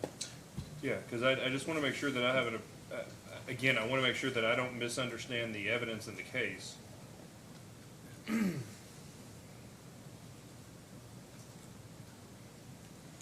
That's right. That's the one, from 50-something to 40-something minutes. So, were you the respondent on that, Mr. Beller? Yes. AG 1-20? You see the last sentence is the company's estimation that if the load shed event, it is estimated that the load shed event would have lasted from 5:59 to 8:45, and the average length of outage per customer would have been approximately 43 minutes if there had not been any issues closing breakers back under supervisory control during rotational load shed. Correct. So that time difference refers to had everything worked ideally when we tried to reestablish load. We'd not had any problems with breakers closing, and they would have closed effectively with the press of a button. We talk about having to dispatch field personnel. That's what this refers to. Not as much of a comparison between the Winter Storm Elliott curtailment plan and the one that we have enforced today that I just discussed. Yeah, So, is this different than there was also testimony that occasionally the same customers, so you got transmission and distribution, right? So that the same customers, the transmission that served the customer and the distribution that served the customer were both opened, and that one was closed back, but they had to wait till the other closed back before those customers were restored. Do you remember that concern? Correct. That's Okay. different That's different than than what this? this question is referring to. That's a Okay. different So this- phenomenon than what this question is referring to. This is if your automatic, let me get the term right. If your automatic breaker closing had worked as intended, Correct.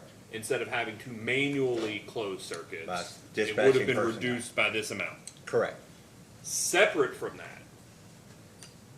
there was miscommunication between the distribution operations folks and the transmission operations folks in that distribution circuits served by transmission circuits were separately opened and the transmission circuit that served them was opened, and that restoration of closing one of those breakers didn't necessarily restore power to those retail customers. Is that right?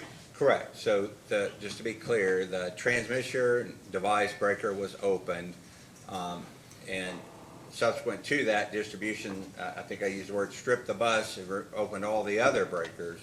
So I would have to give some thought to whether or not, how that would have affected the restoration effort.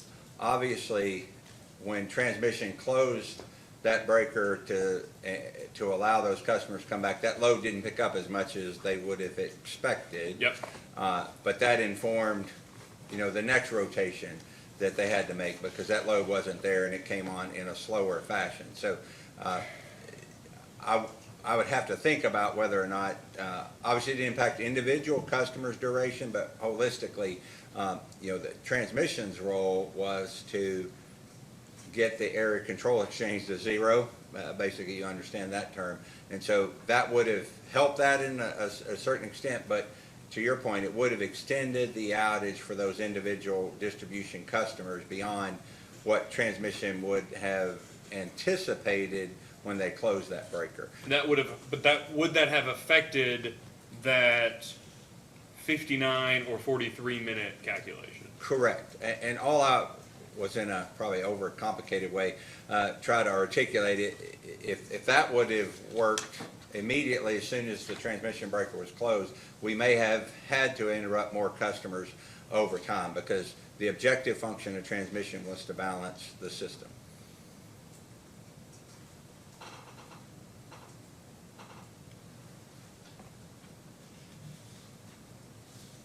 Okay.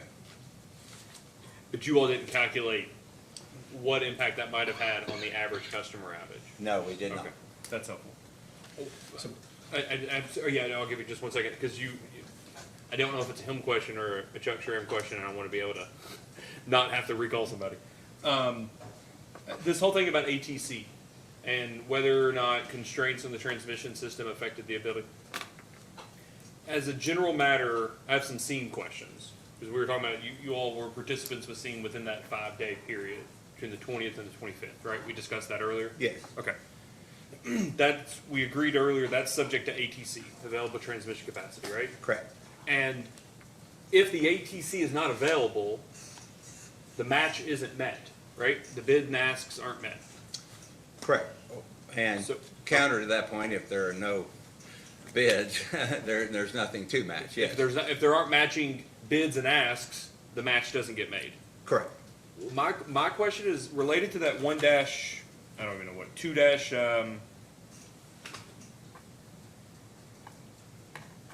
question 2.5 from the joint interveners. Do you all know, were you all making bids during that time for energy through the SEAM portal? Mr. Tram could answer that question. I'm not aware of Okay. that detail. You understand how SEAM works though, so if Mr. Schramm confirms you all were putting bids in, do you all know whether or not the reason there weren't matches was whether there weren't any asks available, there weren't anything to sell, or whether or not none of the offers bound, or whatever term you want, they weren't met because there was no ATC. Do you all know that necessarily? We could know that. I'm sure Mr. Schramm doesn't have that detail at the top of his mind, but we could obviously go back through the SEAM records and understand what matches were made or weren't made, what bids and offers were put into the system, and why there weren't matches, or if it were ATC driving that. And of course, as you know, there has to be pancaking ATC, if you want to use that term, to get to us, TVA being the last pancake, if you will, of the ATC. Your neighbor's neighbor, your Correct. neighbor, your neighbor's neighbor, their neighbor. Correct. If you're going to Florida or Correct. to the Correct. Carolinas. But we could get that information for you. We would have that in the SEAM record. Okay, that's why I want to make sure, because I don't know that I had an appreciation with SEAM. I thought that was a black box, but you would know whether or not the bids, whether or not there was a match, but that the match wasn't Consummated transaction because of the ATC. because of the ATC. You all do know that from the available. We probably don't know as a normal course of business, but I would suspect that record keeping, we could go back and make that request from the SEAM construct. Okay, that'd be very helpful. That's my perfect. So, Mr. Ingram. Just one final follow-up in response to the chairman's question about the length of delay, Mr. Beller. My question to you was, did the companies, after the load shed occurred, endeavor to reestablish service with the shortest possible delay? And your answer was? Yes. And you still agree with that? Yes. Thank you. Is there anything else for Mr. Beller? Staff has none. Okay, all right, thank you for Mr. Beller. Our next witness is Mr. Schramm.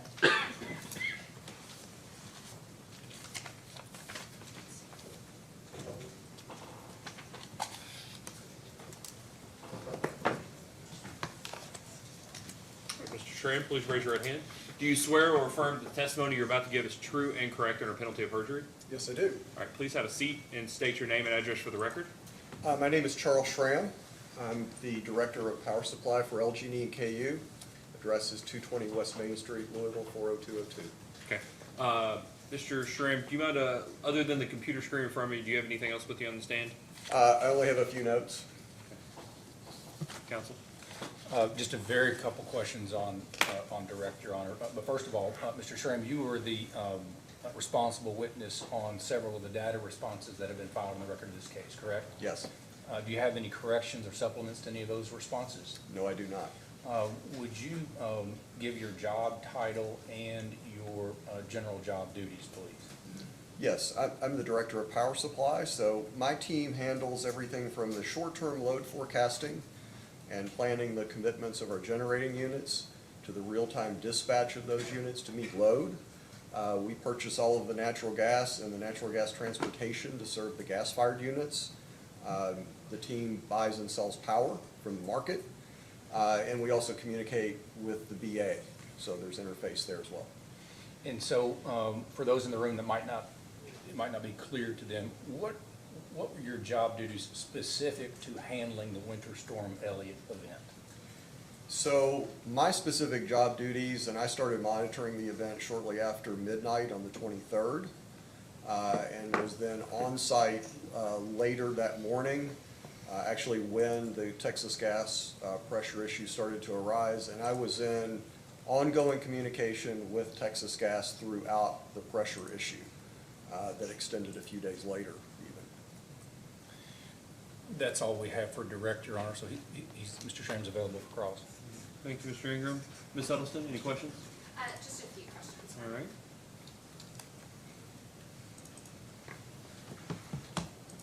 Good afternoon, Mr. Schramm. Good afternoon. I just have a couple questions for you.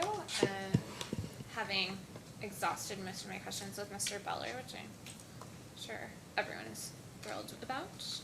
Okay, so I'm wondering if you can turn to the document that I discussed with Mr. Beller, which is PSC 1-85 attachment.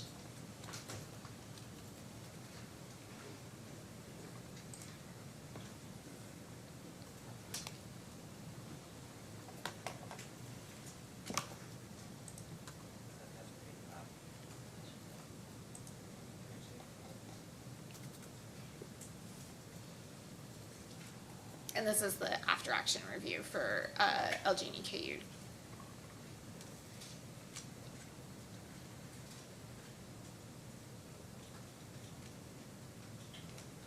Okay, I see it. Great. And I'm looking at page 2, where it has a list of things that did not go well. Okay, All right. And it says, ability to purchase power in an emergency situation. MISO said we could not buy from them since we did not have a BA agreement. We'll follow up with policy and tariffs, correct? yes, that's what it says.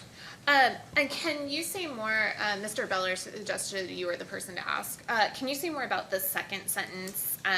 MISO said we could not buy from them since we did not have a BA agreement. What does that mean? My understanding is that this refers to some kind of BA to BA emergency agreement. Mm-hmm. We actually participate in terms of buying power, selling power to MISO on a regular basis, as we did during parts of Winter Storm Elliott, when MISO did not have load constraints of their own that was preventing the export of power. I see. So the problem here is that in an emergency situation, you weren't able to purchase from MISO. Well, I'm unsure what the BA to BA agreement means, since I'm not the BA responsible person. I'm presuming that's some kind of emergency agreement between BAs. That's all I know. And who would be the person in the company who would know? It would be someone in the transmission side of the business. I see. And you may not be able to answer this. Page 3 says, I'm looking at item 10 for improvement suggestions. Work on BA agreements with MISO on being able to purchase emergency power. Again, that refers to employees, personnel that are in the transmission side of our business. And do you know if there was follow-up on this matter? I do not. Okay. And then, so I talked with Mr. Beller about coal units and whether you all during winter weather have an expectation as to the percentage, generally speaking, that your coal units perform at. Do you remember that conversation? I did.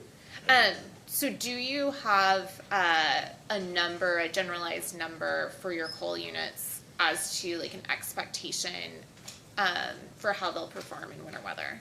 No, so as Mr. Beller pointed out, we would take into account any units that would be on forced outage or have derates going into an event. However, in an anticipatory style, we don't then assume further outages of our units. If the unit has no known issues and it's functioning as it should, and there's no reason to believe it won't continue to function as it should, we would not assign any further derates to a unit artificially. I see. And then could you please refer to Sierra Club 1-10?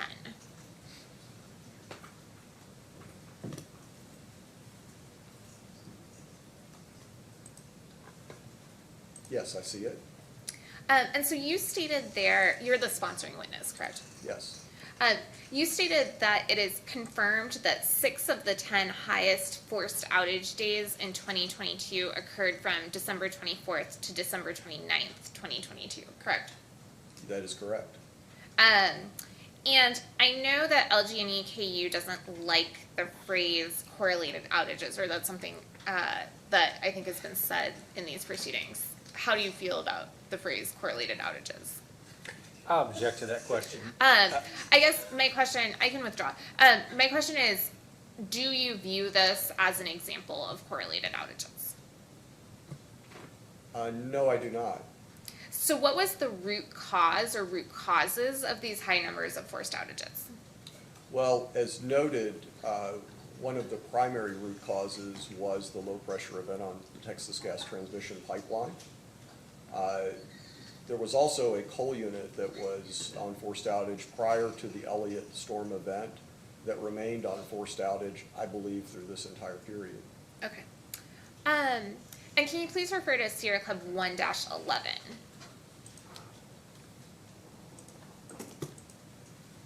Okay? And you stated that it's confirmed that on December 24th, there were forced outages higher than December 23rd, correct? Yes, And you stated that was due to, quote, some events that began partway through the day on December 23rd, continuing throughout the entirety of December 24th, correct? yes. Are there any events that are not listed in 1-11 that are in some of the events that contributed to that higher forced outage rate? Well, I'm aware that we have an hour-by-hour extensive output of all of our generation that's in the record for this. I don't know if some minor ones aren't on here. I think this is an attempt to capture the major items. And Mr. Beller indicated earlier that Brown 3 had a slagging issue that also became more prevalent on the period after December 23rd. Great, thank you. No further questions. Mr. Fisk?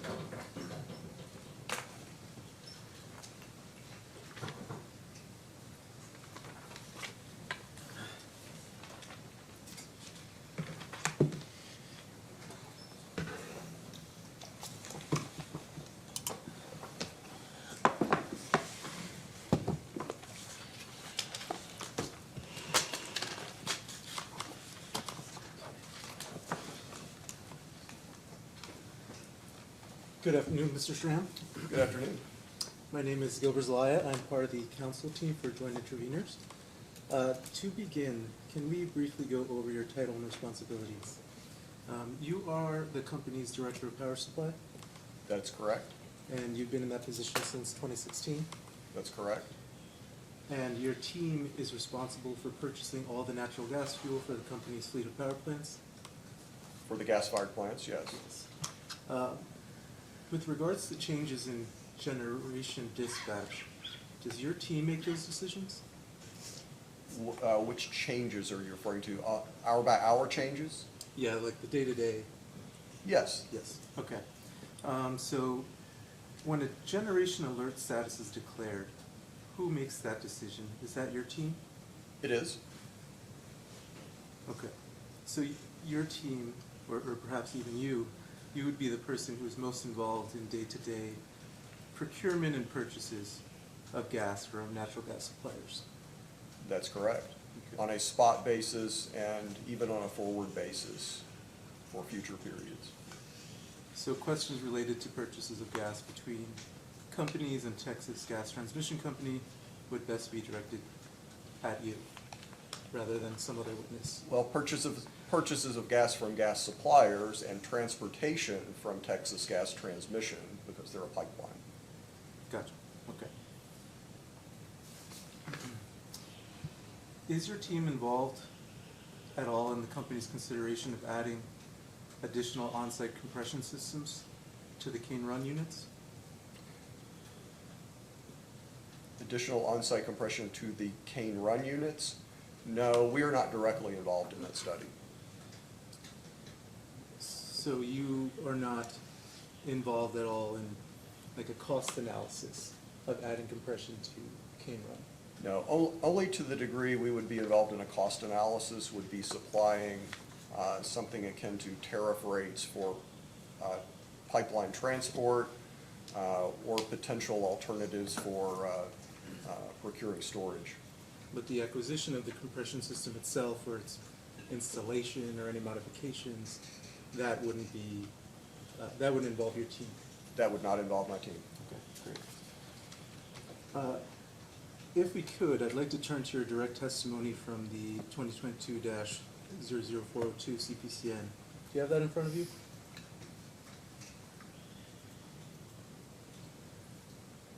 I'm looking at page 13, so just let me know when you're Okay. there. Yeah, not there yet. All right, take your time.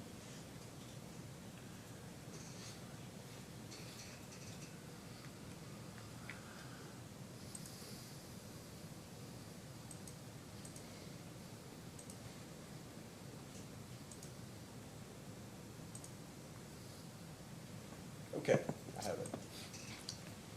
I'm looking at page 13, lines 4 and 5.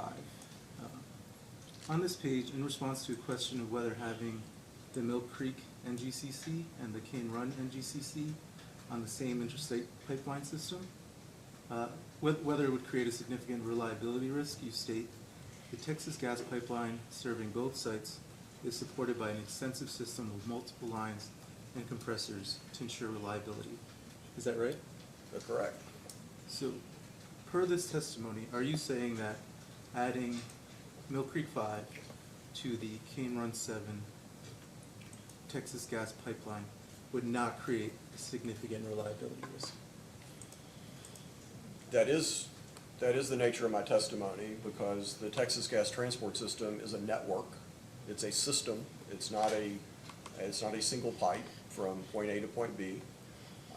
And pipelines are regulated by FERC, and they can only add load that the pipeline is capable of transporting gas to serve. So when you say adding Mill Creek 5 to the same Texas gas system as Cane Run 7, we're not talking about the same pipeline, we're talking about the Texas gas system, is that right? Well, we're talking about integrating it into the Texas gas system. Texas Gas, as a pipeline, is going to make the proper system changes to ensure that gas is deliverable to the new unit. Okay. Well, I guess, Mr. Schramm, what I'm trying to get at is, so your testimony here on December 15th, 2022, was that there's no reliability risk of having these two NGCCs on the same Texas gas pipeline. Then 1 week later, Winter Storm Elliott hits and causes reliability issues on that very same pipeline. Is that right? It was on the Texas gas pipeline, the pressure issue was, yes. So I guess what I'm trying to figure out is, you say a week before Winter Storm Elliott hits, there's no reliability risk of adding a brand new NGCC to this pipeline. Would you, your testimony today, would you say that that is accurate? I would still say it's accurate based on the proper changes to the Texas gas pipeline system. I would still say it's accurate, yes.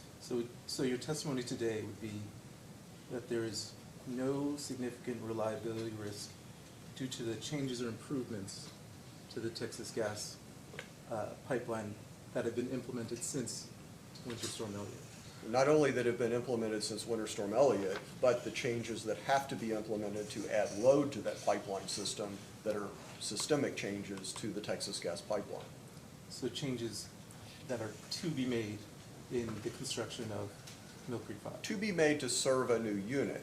It's obviously a change in flows in their system, and those have to be accommodated.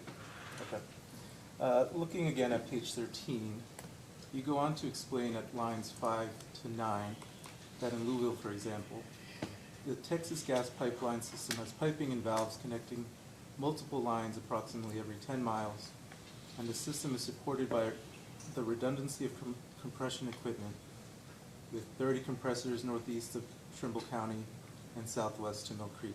Is that accurate? That's what it says, yes. So I want to talk about that redundancy of compression equipment. Those assurances of redundancy of compression equipment proved wrong during Winter Storm Elliott. Isn't it a bigger reliability risk for the companies to proceed with adding Mill Creek to that line? In the absence of the mitigation steps that Texas Gas has already made and the system improvements that they've made, it would probably be a higher reliability risk. However, we've reviewed the changes that have been made and the changes that are proposed, and our view is that the reliability risk have been mitigated. Are there specific changes that have been made that reduce the risk of adding Mill Creek 5 to that line?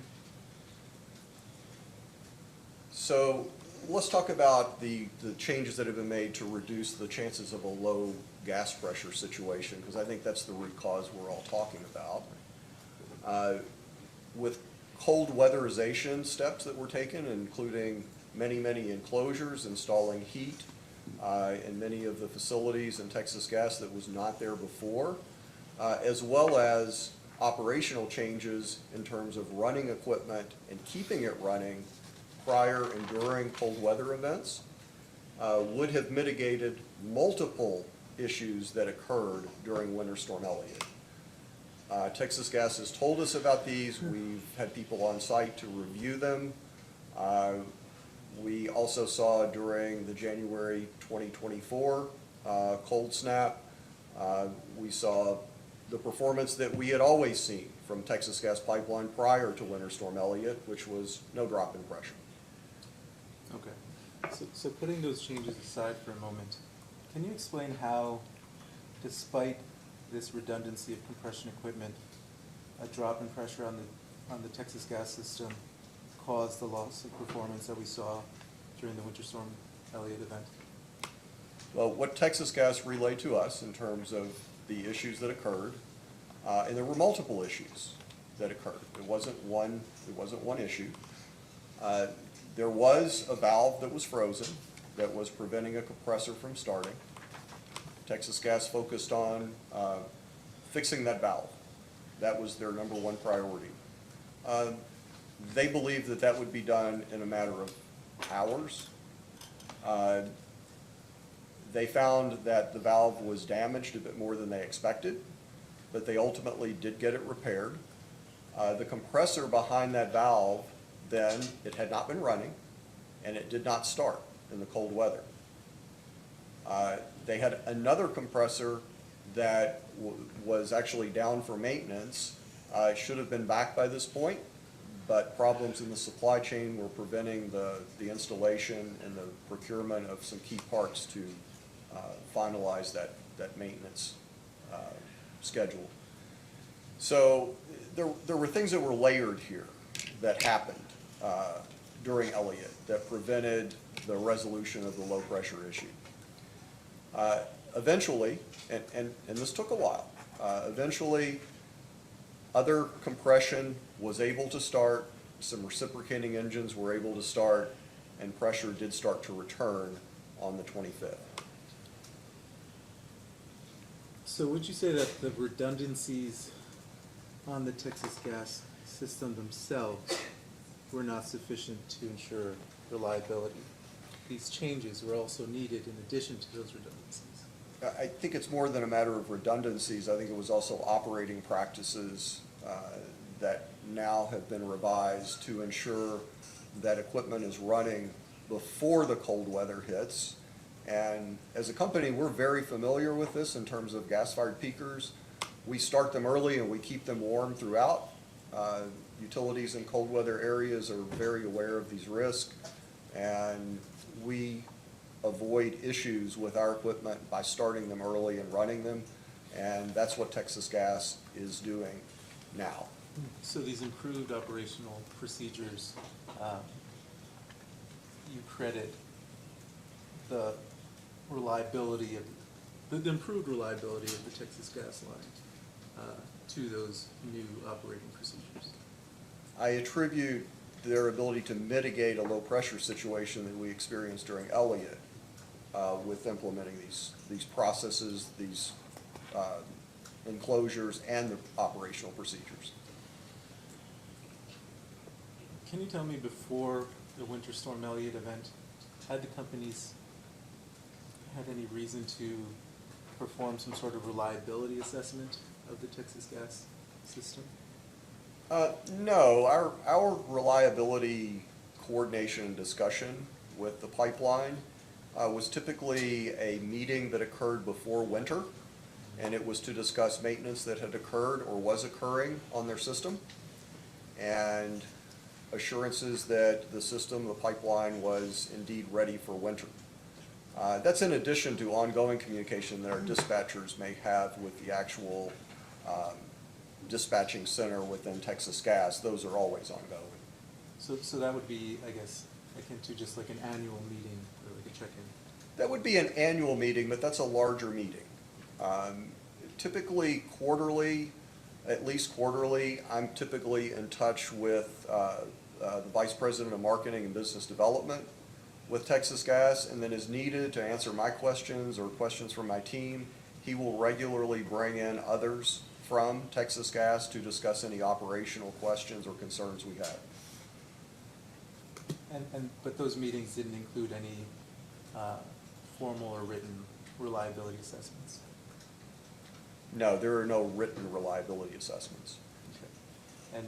And similarly, there's no, I guess, written reliability assessments of any other gas supply sources that the companies use? Texas Gas Transmission is the only pipeline that we have firm transport agreements with. Okay. We do buy gas on 2 other pipelines. It's purchased as delivered gas at our E.W. Brown site.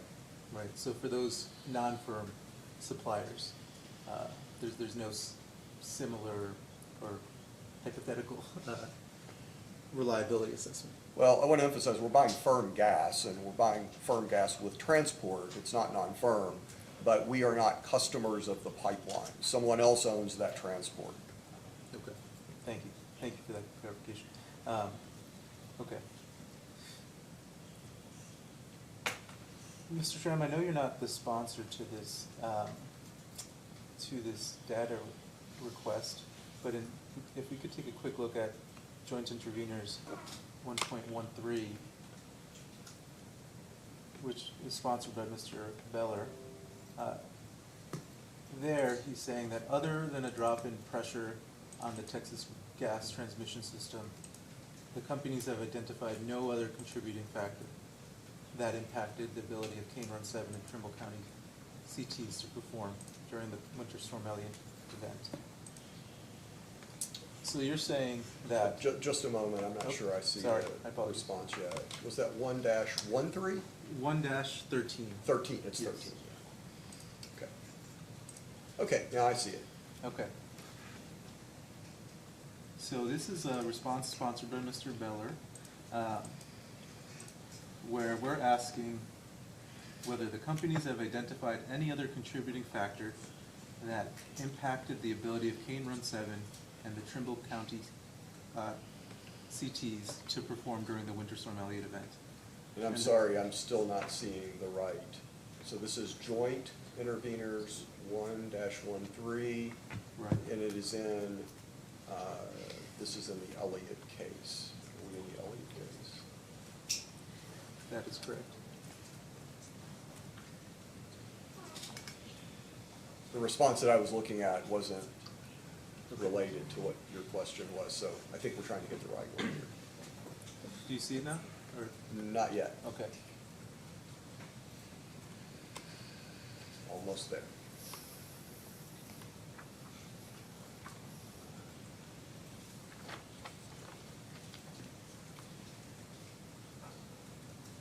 Now I see it. I see 1-13 in this case, yes. Excellent.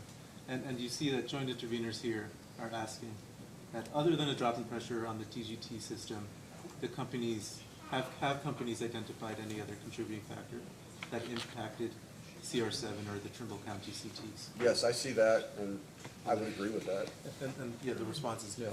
Is that right? I'm sorry? The response is no, there are no other contributing factors? Yes, that's correct. But there was no, your testimony earlier was there's no single contributing factor to the loss of pressure on the TGT line. There was several factors that led to that loss of pressure. Is that right? So we're talking about two different things. Right.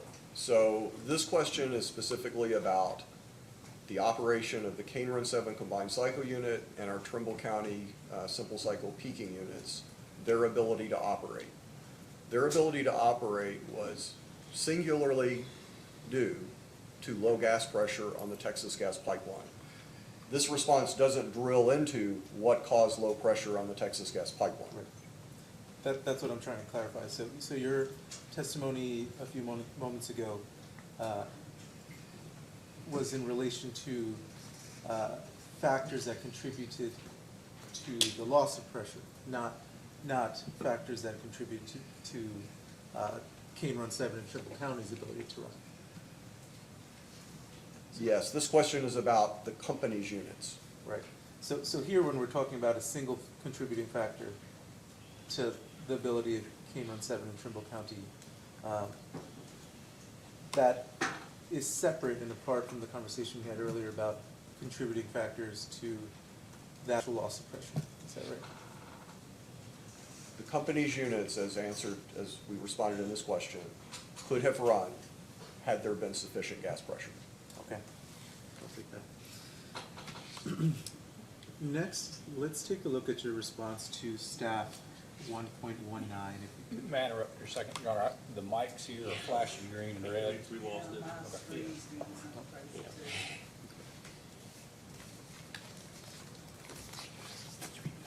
I didn't realize the microphones. So mine always blinks like that because I learned to turn mine off many years ago when I was not speaking, so I can't ever tell if it goes bad or not. Now it's red on your side?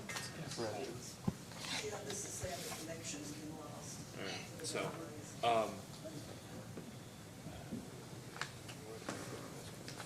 let's go ahead and take a short break. We'll just be in recess until call the chair, and if somebody needs to walk around or something, they can. We won't go straight back on.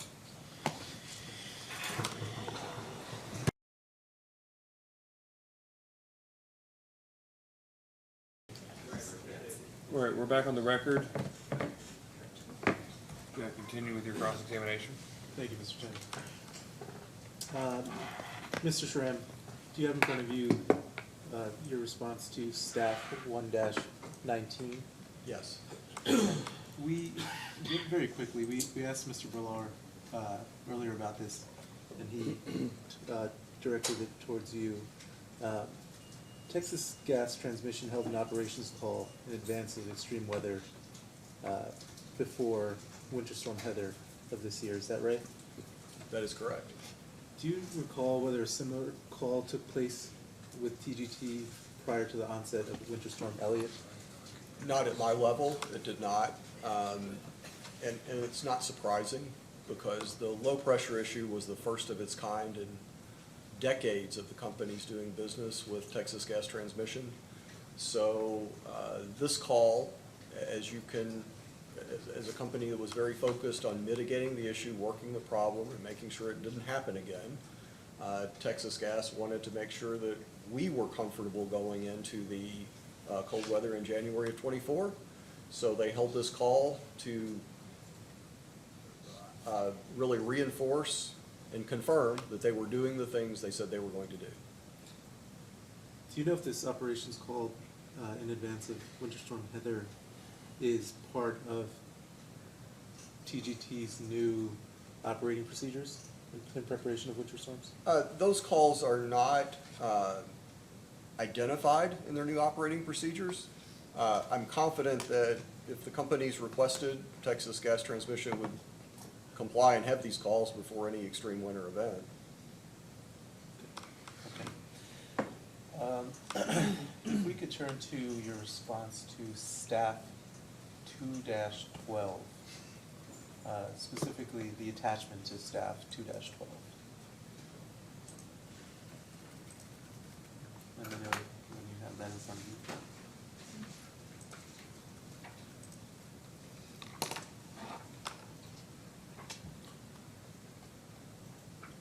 There's actually an attachment sponsored by Mr. Beller.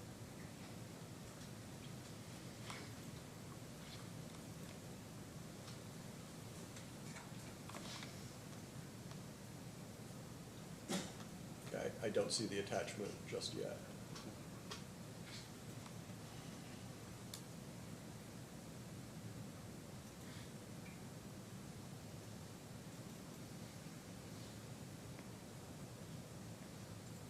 Okay, I see the attachment. Okay. If you could scroll down to page 3. This is an after-action report, and I'm just going down to the what did not go well section. Okay.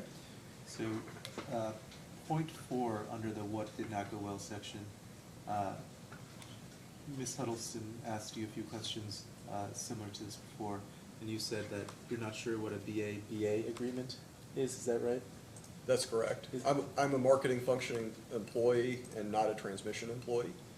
So I'm not familiar with the balancing authorities agreements and what the potential of those are with MISO.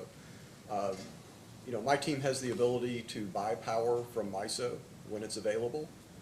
And we attempted to do so during Winter Storm Elliott, and we were finally successful in doing so by late in the evening of December 23rd.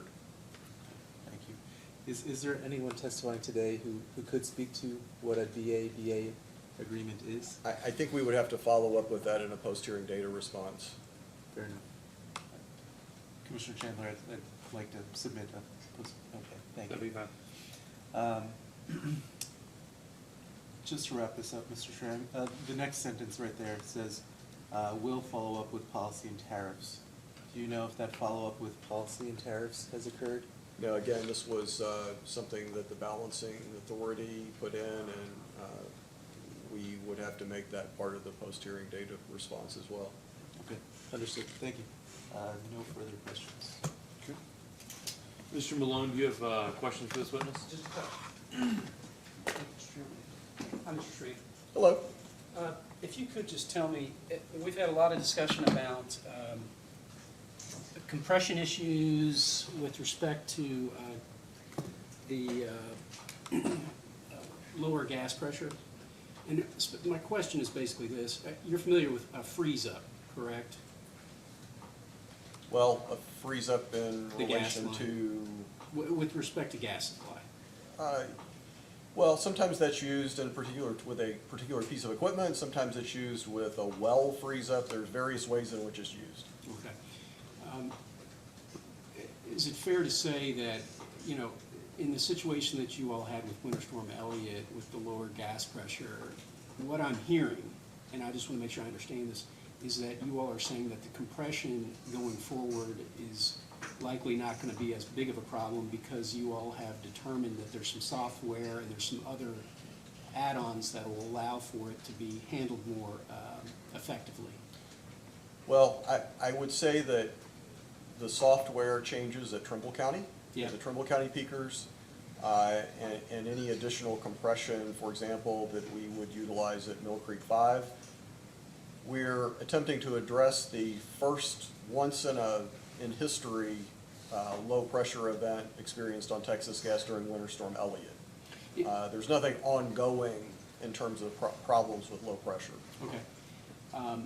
You're familiar with the FERC report relative to Winter Storm Elliott as well, correct? Yes. All right, and you're familiar that in there it talks about freeze-ups not necessarily involving with LG&E and KU, but a general concept, correct?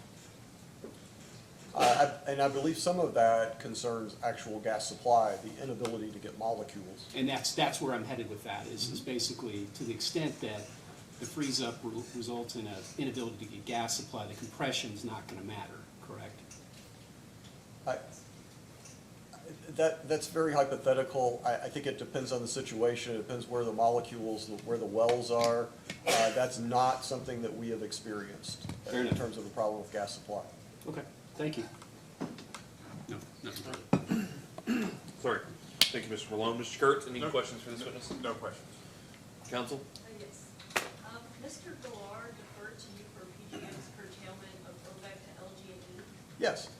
I believe you say that it was an error that caused PJM to curtail deliveries from OVEC to LG&E on December 24th, 2022. Could you explain more about what that error was? Yes, so PJM was experiencing very high loads during this period, early hours of December 24th. I'm sure their situation was very chaotic.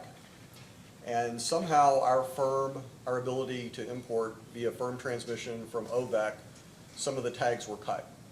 We were immediately in touch not only with PJM, but with our reliability coordinator, TVA, to try to resolve the issue. It did persist for a number of hours, 6 or 7 hours, before it was finally restored. But that was an inadvertent problem on PJM side. Those imports should have been firm. Do you know what caused that, like, 6 to 7 hour delay? Well, the problem with the tags persisted for 6 or 7 hours. before it was resolved. I can only guess that PJM was, as I said, very high load situation, things were chaotic, and an error was made.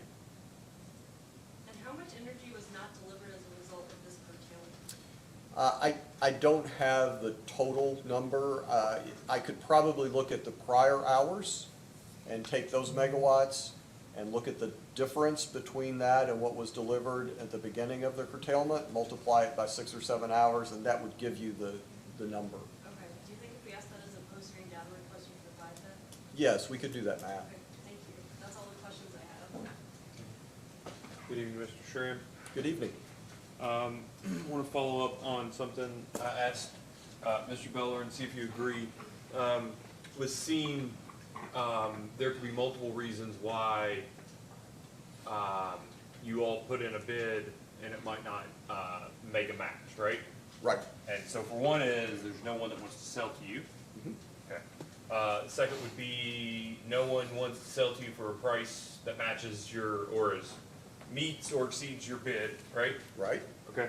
And the third would be that there's no ATC to effectuate the sale, correct? Correct. Okay.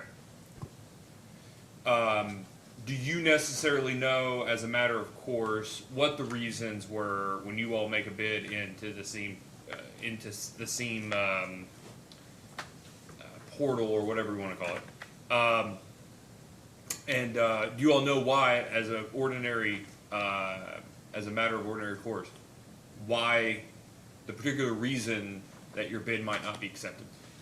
Subject to check, I believe we can tell that on a per transaction basis. SEEM aggregates that and talks about unused ATC and where the constraints are, but they do that on a monthly basis. I believe we can see it by transaction. We can confirm that in a post-hearing data response. Okay. But Mr. Chairman, I would add that our experience on December 23rd indicated that available transmission probably wasn't the issue. Because TVA was in a situation where they were very short on energy. They weren't importing from PJM, as we weren't either. Duke had load shed going on, Duke Carolinas. So many of those parties were energy short. I believe that was really the issue on December 23rd. We contacted Southern Company directly to see if they had power to sell. They also had nothing to sell. So I also feel certain they didn't have anything in SEEM. Yeah, and so, what's been, I guess, alluded to publicly is that Southern got ahead, and I don't know if this is actually true, but Twitter, kind of thing. But Southern got ahead of it, got some contracts maybe with MISO, got some energy from there. TVA had load shedding like you all had. You all had load shedding. The Carolinas had load shedding, right? Right. Okay. Those are all within your region, right? Within LGDKU's region. Well, you could look at Southern saying they're a wheel away. Obviously, TVA's in between, but they're still in the neighborhood. Yeah. Well, so everybody is in CERC. Mm-hmm. Right? All those entities are in CERC, right? The Carolinas, okay. They're all in CERTEP, right? Well, all but the Carolinas are in CERTEP. Yeah, CERTEP. I'm not familiar with CERTEP. Okay. So when I talk about the availability of transmission amongst and between, within regions and then amongst regions, so regional transmission availability for generation and then inter-regional transmission availability for generation, do you understand the concepts as to what your region's area would be? Perhaps not precisely. However, our interactions are typically being a participant in terms of being able to buy and sell power to entities that are at our borders, certainly.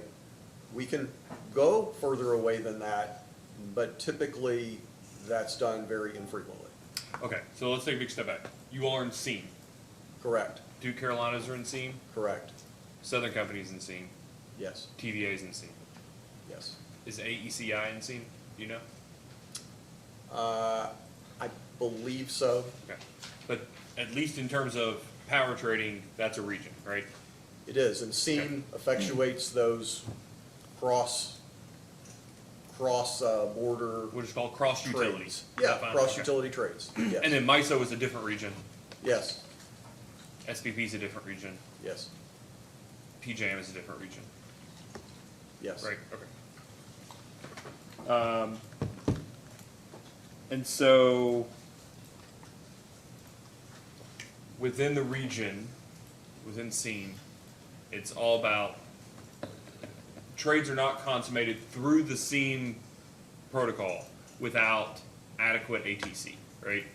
Yes, and in fact, SEAM is based on ATC that would otherwise go unused. Yeah. Yes. Like a convenient, when it's convenient kind of thing.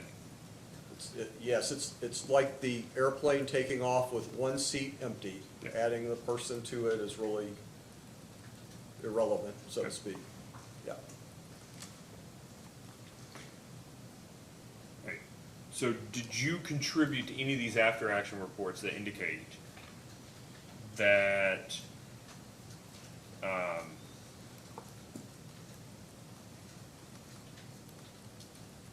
on the executive, that the ability to purchase power in an emergency situation was a item that did not go well? I addressed that in a prior response regarding that BA to BA item. I'm not familiar with that item. No, I'm asking about the first sentence, not the Okay. second. There's two sentences there, right? Okay. Would you agree? Yes, if you don't mind. And there's a few of them, but they say ability to purchase power in an emergency situation, period. MISO said we could not buy from them since we did not have a BA agreement, period. Is that what you have in front of you? Almost. Oh, that's fine. It's Mr. Beller's response to PSC 1-85. That's one of them. Oh, yes, it's number 10, yes. Work on BA to BA agreements with MISO, being able to purchase emergency power. Oh no, above that, I'm sorry. On page 2, there's a category of what did not go well, Okay, ability to purchase power in an emergency situation. period. I mean, I would agree with that, because it happened to be an emergency situation, and PJM and MISO were not exporting power. So from my perspective, that did not go well, and yes, it happened for us to be an emergency situation. Yeah, were you all doing the old Rolodex that we've talked about in the past, or we talked about it in the concept of gas at some point, and maybe during the FAC hearing, but how were you all getting hold of all these people? You said you finally got hold of Southern and they didn't have anything to sell. Yeah, our traders were calling anyone they could, marketers, et cetera, but obviously if you're calling a marketer and they're selling to PJM, we weren't going to get anything out of PJM, we weren't going to get anything out of MISO. So we were calling other entities, yes. Okay, so the question I asked Mr. Bell earlier, told me to ask you, is SPP, New York ISO. Did you all call those folks? Not to my knowledge, New York ISO or SPP, I don't believe so. And why not? I'd have to ask one of my traders. I would suspect that the potential for a transaction was either understood to not be available, but I could follow up with that. Okay, we're gonna ask I don't have every party that we called in front of me. No, I get that. Yeah. SPP's a big party. New York, I mean, I would assume if you call it ISOs, that's not just, that's not, JP Morgan's energy trading Yeah, desk. and part of it would also be, where is that power going to flow through to get to us? And, to the extent it's going to flow through a MISO, or the tag's gonna be cut. I mean, we can follow up on that. And that's where transmission is a question, right? Potentially, yes. All right, do you know who on page 3 here of this document that you had in front of you, the number 10 you identified? It has an owner, I assume an owner for maybe people who have to fix the, identify to fix the problem. Those are transmission employees in the Okay. VA. You recognize those names as being Yep. transmission employees? I do. Okay, so that was the first thing I was gonna ask you. The second, if we go back to 9 real fast, capitalized terms always intrigue me. We go back to 9, there's parenthetical after that, do you see it? On number 9? Yeah, the ability to purchase, the one we were just talking about, ability Oh, to purchase power, it's on page 2, So sorry, it's- page 2, number 9. Yes. Ability to purchase power, and there's parenthetical at the end, you see that? Yes, I see that. We'll follow up with policy and tariffs. Right. Can we presume that will means that like intend to and not a person's name? That is correct. Okay, but then we got policy and tariffs there. Who is, in your experience within Allegheny KU, policy and tariffs? This reference, I believe, is referring to transmission policy and tariffs. Transmission policy and tariffs. Correct. And are those the type of people like Jackson and Ramos? Not them necessarily, Okay. precisely them, but they're also in transmission. Okay. So as a posting during request, I'd like to ask how that follow-up occurred, whether that follow-up occurred. Okay. And then I'll ask Mr. Conroy whether he is tariffs. You all don't have nicknames for Mr. Conroy y'all don't call him tariffs around the office, right? That's not who that would be? That's federal tariffs? I believe that's talking about more transmission tariffs. Great. Yes.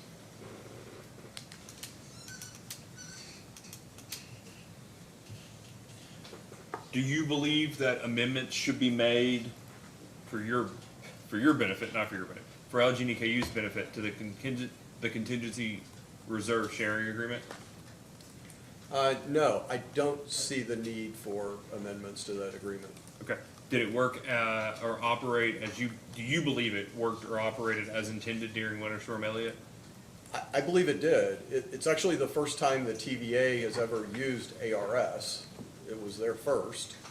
I believe it did work as intended. We've reviewed the fact that, events were continued at the top of the hour, but that's allowed in the procedural guidelines. We believe it worked as intended. Okay.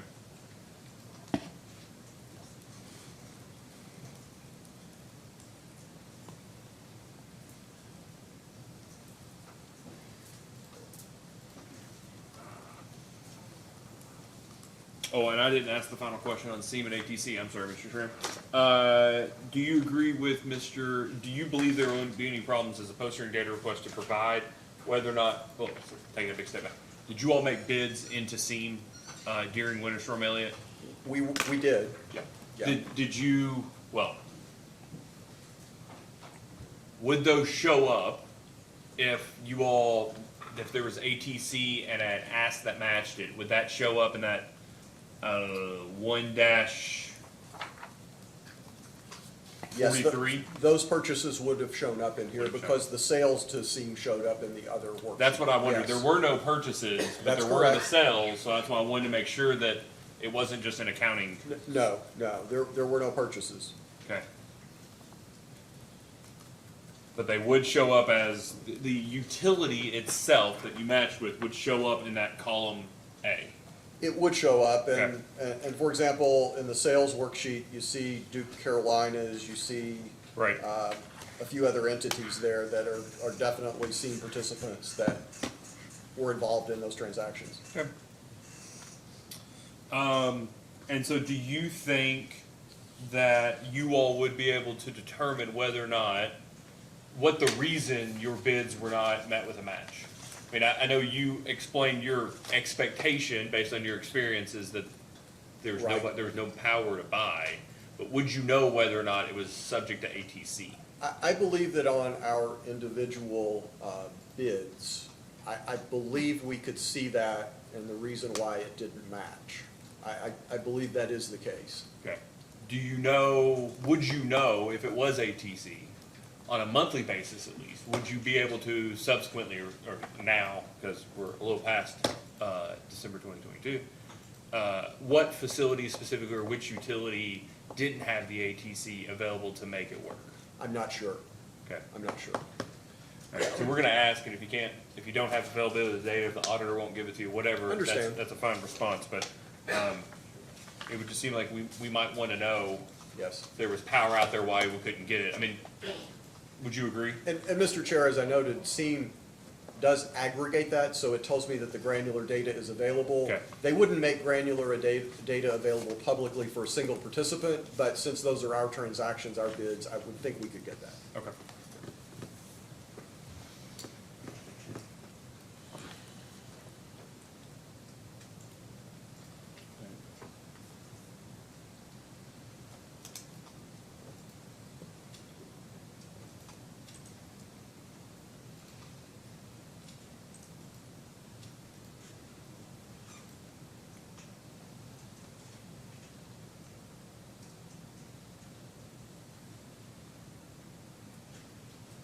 Mr. Ingram? Just a couple of questions, Your Honor. Mr. Schramm, at least as it pertains to your job duties leading up to Winter Storm Elliott and during Winter Storm Elliott, do you believe the company's made all reasonable efforts to prevent the interruption of service that occurred? Yes, we did. And once the interruption of service did occur, at least so far as your job duties are concerned, do you believe that the company's endeavored to reestablish service with the shortest possible delay? Yes, we did. Nothing further, Your Honor. Is there anything else from this witness? Thank you, Mr. Schramm. Counsel? Yes, Your Honor, we call Mr. Wilson.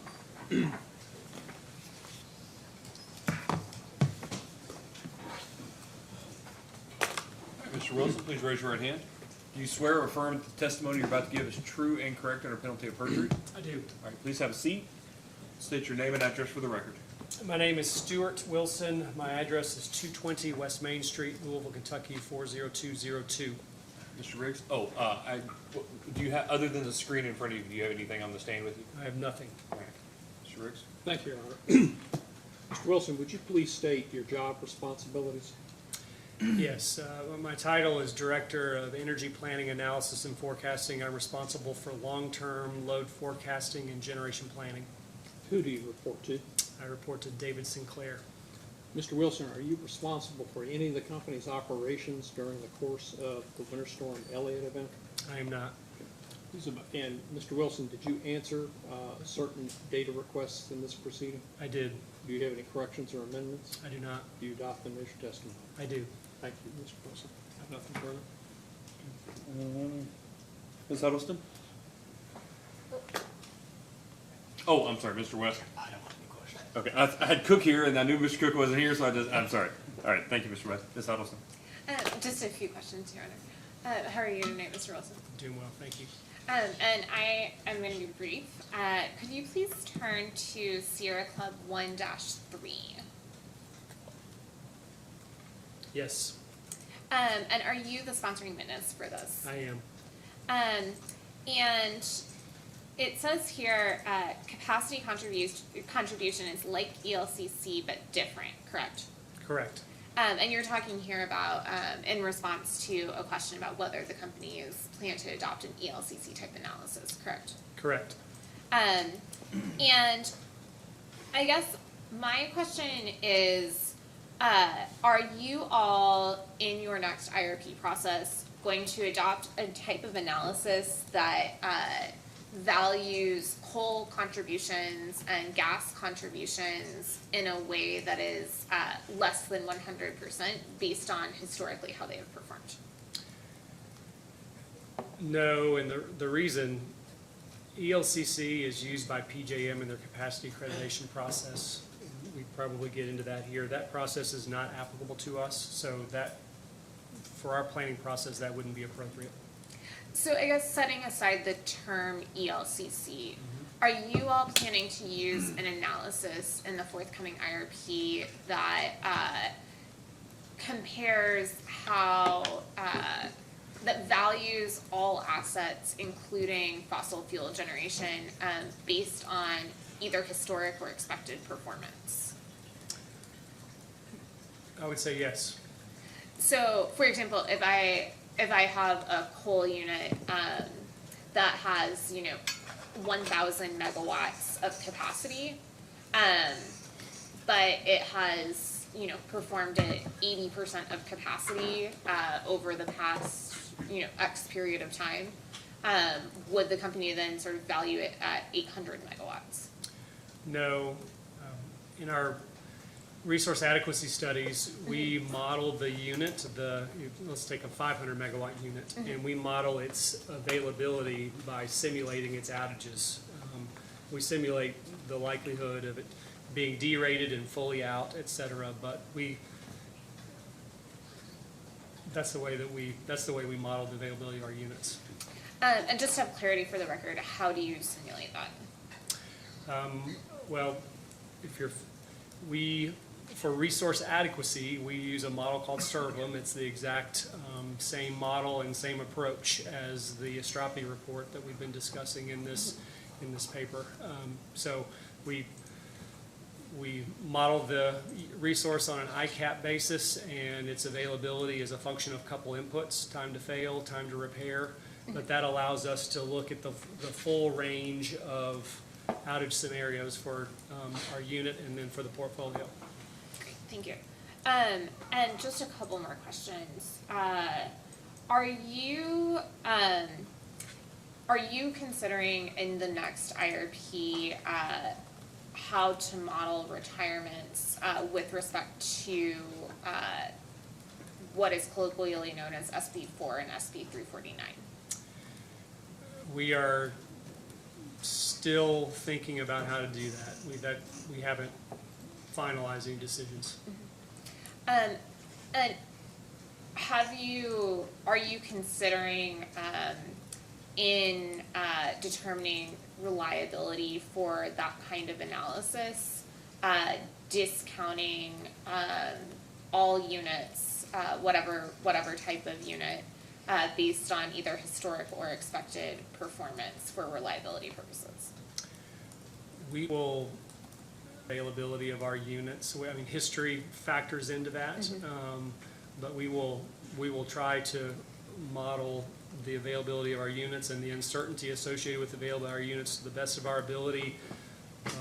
The way that we expect, and history definitely plays into that. Great, thank you. No further questions. Mr. Fisk?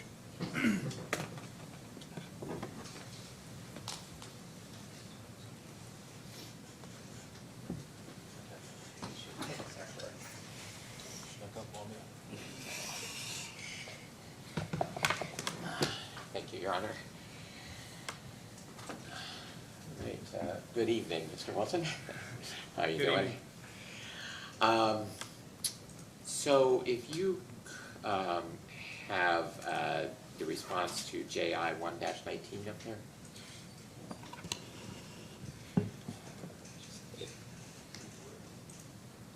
Who is the witness on that one?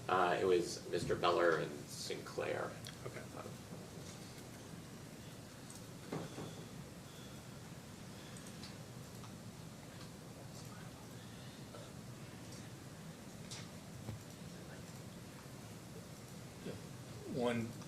1-1.19. Yes. Yeah, I got it.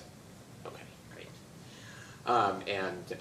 Yes, I realize you're not the witness on here, but earlier, some questions I had about this response were, they suggested I ask you. So, so in this request, we had asked about whether the companies evaluated basically the reliability impacts or reliability benefits of various resource options listed in subparts A through G.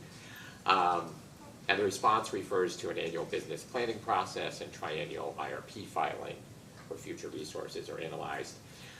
So do I take that to mean that, let's say, for example, with regards to battery storage projects, the company's analysis of kind of the reliability benefits of battery storage would have come in the IRP process?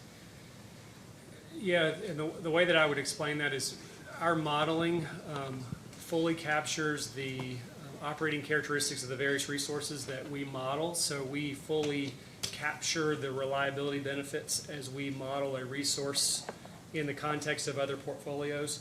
I don't know that I would say that we will set aside any resource and say the reliability benefit of this particular resource is, you know, X, because that really depends on the context in which that resource is modeled. So we will evaluate these resources, but in the context of a portfolio and with the goal of reliable service at the lowest reasonable cost.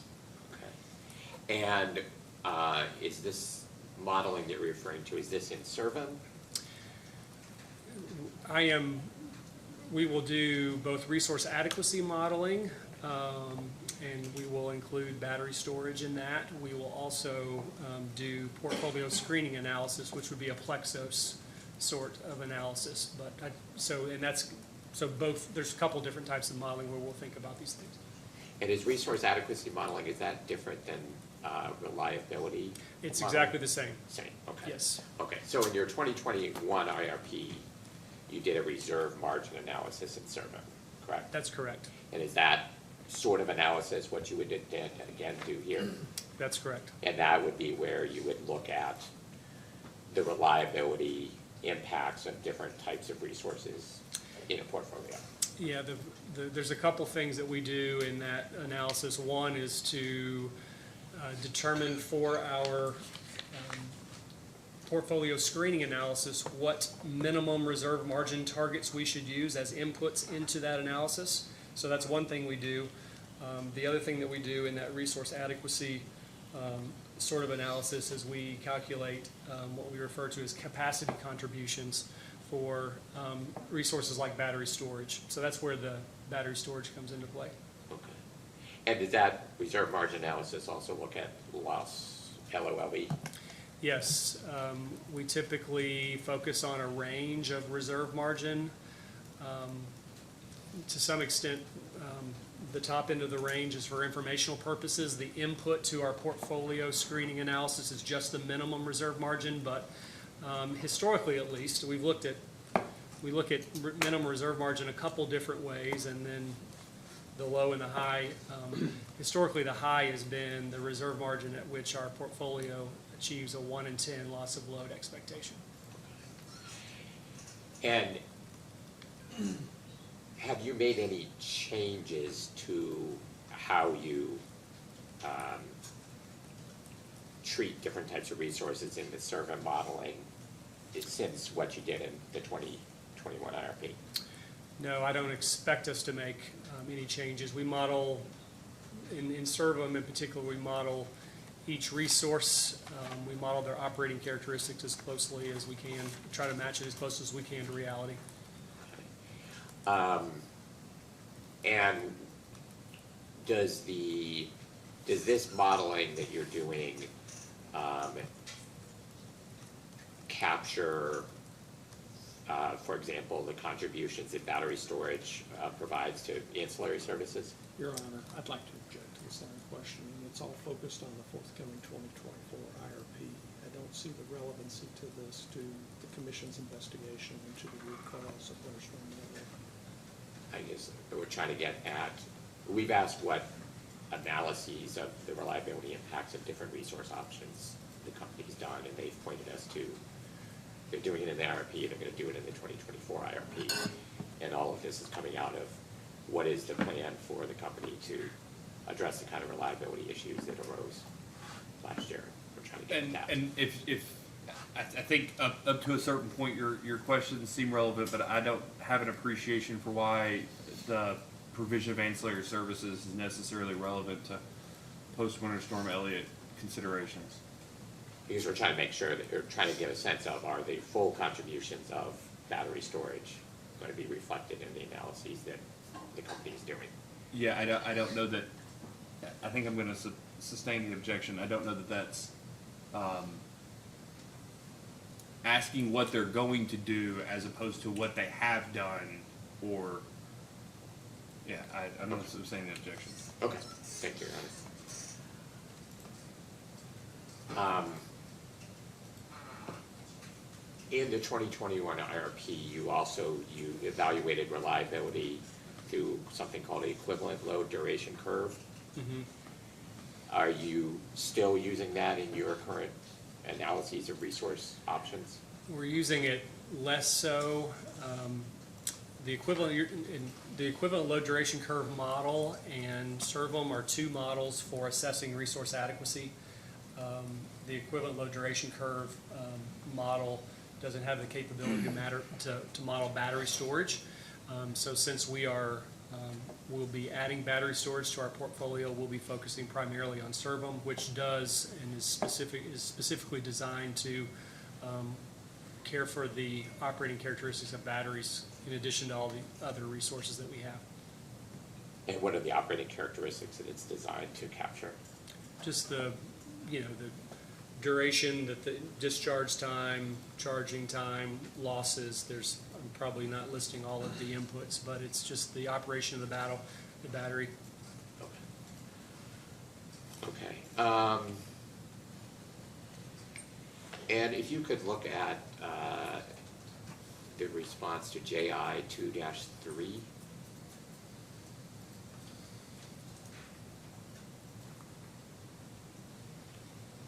Who's the witness on that one?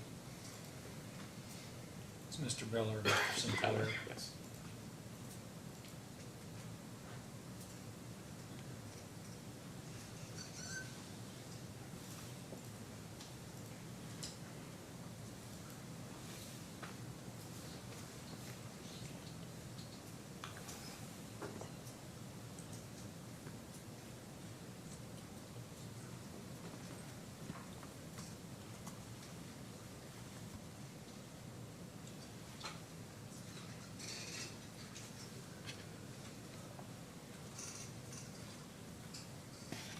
I see it, sorry.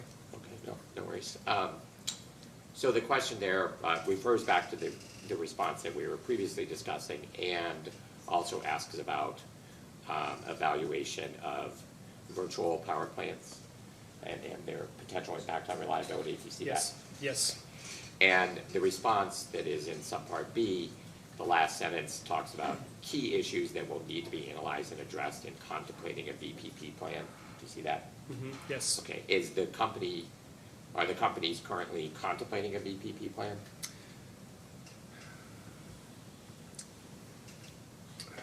We will touch on that in the IRP. I probably Mr. Sinclair is the witness on this. I would probably talk to him about this one. But we will comment on a virtual power plant. Your Honor, same objection. They're asking questions about the forthcoming IRP. I'll make the same objections if it's asked of Mr. Sinclair. It's not relevant to the Commission's investigation into the Winter Storm Elliott root causes. Witness has already answered, so I don't have a further question on that. So.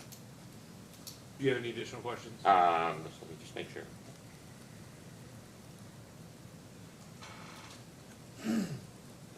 No, that's all my questions. Mr. Malone? No questions. Mr. Kurtz? No questions.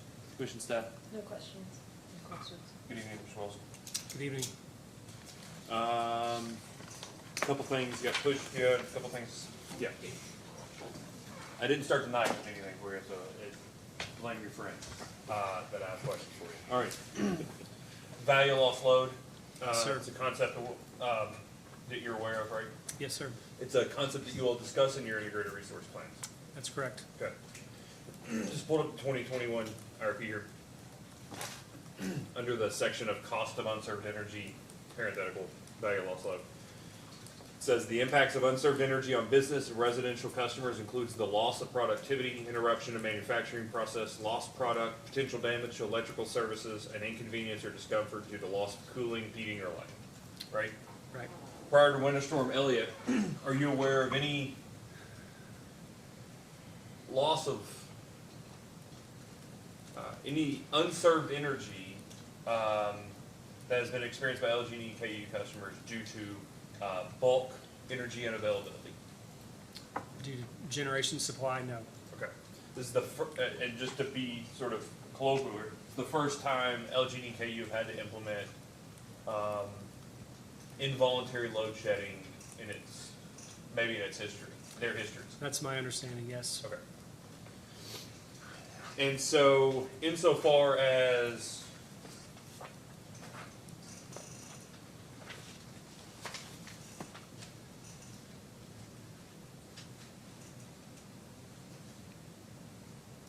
$54,637 customers experienced involuntary load shedding, those are the types of folks that had, for every minute, this loss of productivity, interruption of manufacturing, lost product, potential damage to electrical services, or inconvenience or discomfort due to, in this instance, lighting and heating, right?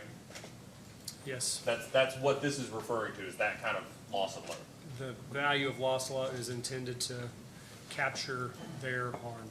Okay, and then when you do resource planning through the IRP and all the other things that you do, you're looking at minimizing within reason the likelihood, the severity or the duration of the risk, or the likelihood or the risk of a loss of load event, right? Right. Our reliability, we couple different metrics, but we target a 1 in 10 for the high end of the reserve margin range, one event in 10 years. Yeah. And the commission in 2023 approved a number of different things that if all put into effect, and assuming load looks the way it was modeled, if load is actually conducts itself the way it was modeled, would have a loss of load expectation of anywhere between 1/5 and 1/10 of the 1 in 10 standard. Is that right? That's correct. It was less than 1. That's correct. Okay. Less than 1, and I think in one, maybe in response to the joint interveners, in response to the AG's office, for the full year, it's 1/10 of 1 in 10. Is that That's right? correct. That's Okay. correct. I'm familiar with that response.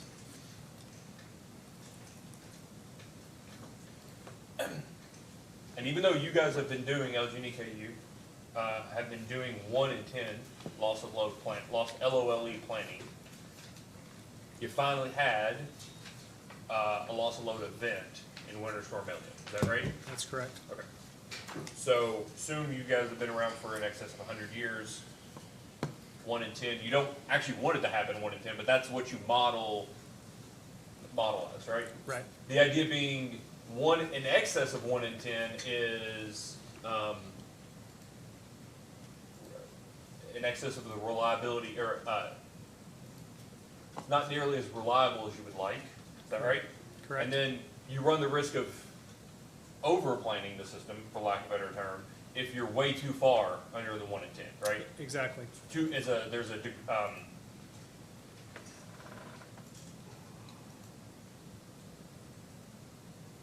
At some point, you're not willing to pay any more for additional reliability. Exactly. It's a cost-benefit analysis. Right. Okay, great. In large part, the calculation of LOLE takes into account, it looks at, well, would you agree that it looks at days, every day, every hour, across a 10-year period, and it looks at the likelihood within each one of those hours that there's not enough aggregate and deliverable generation and energy to meet demand in that hour? Well, you may be saying the exact same thing, but we model our system, the way that we calculate LOLE or expected LOLE is we model our system over thousands of scenarios, 50 or so load scenarios, thousands of unit availability scenarios, and each one, the modeling basically says, is there a loss of load event? And if there is, it kind of writes it down, and then you average it in the end. Is kind of what is the way the math works. That is a far more accurate way than I said it. And I think we talked in the last hearing, it's not a Monte Carlo. You don't have enough scenarios for a technically Monte Carlo, but it's dozens of scenarios that you look at, right? Absolutely, yes. Okay. You've read the Strape report. We're gonna come back to this in a second, but it's all tied. The LOLE is all tied into how, for instance, other places do ELCC, right? It's very, yes, similar. It begins with a resource adequacy modeling framework, for sure.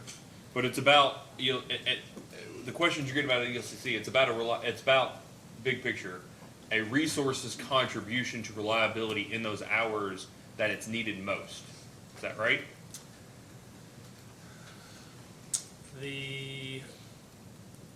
Well, ELCC,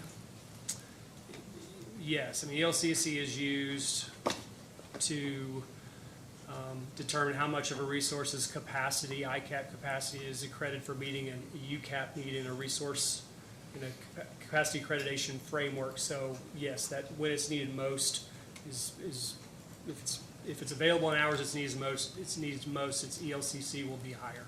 Okay, Yeah. all else equal. Yeah. Okay. Yeah. And so what I'd like to ask is, where we talk about units being out over a 2-day period in this, Mhm. right? In this, I say this, Winter Storm Elliott. In the way you all treat that going forward to ensure that you have a reliable, you're planning for a reliable system. Have you given consideration to performing your planning in a way that, in addition to limited duration resources, but just all resources, look at whether or not, based off experience and based off risk,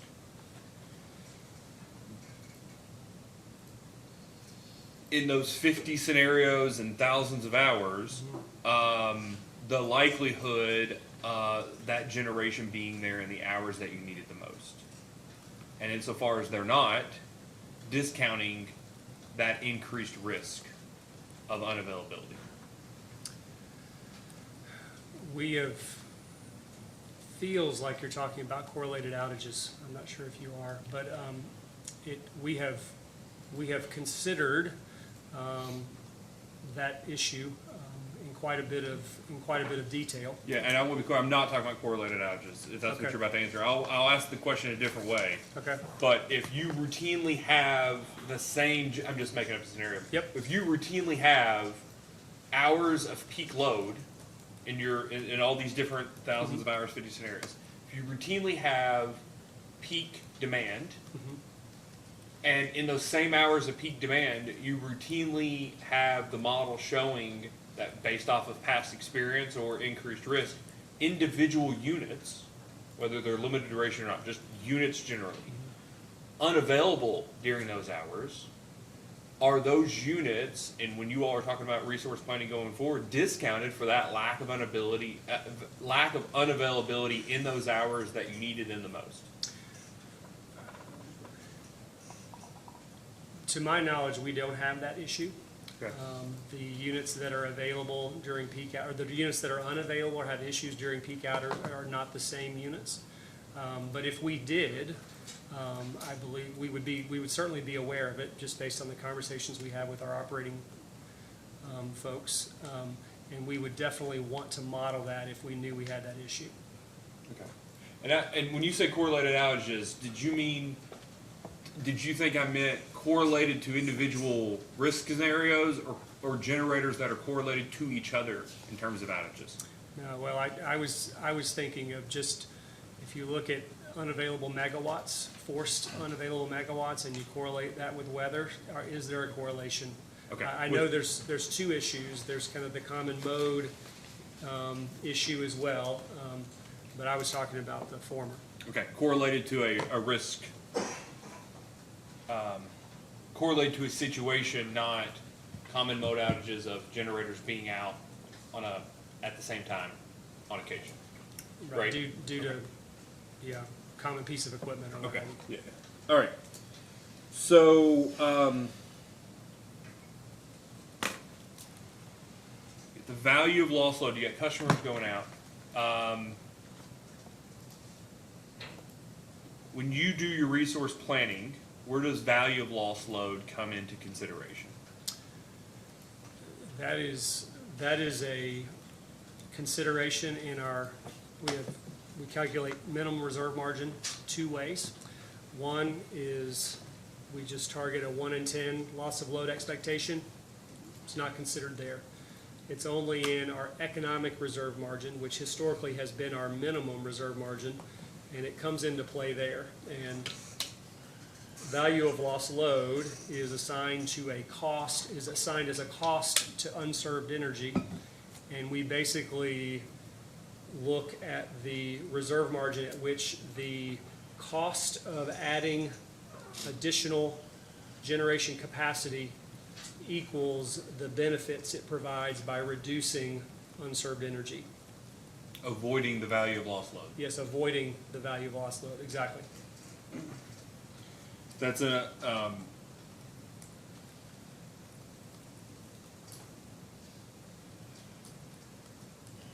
You heard me ask questions earlier.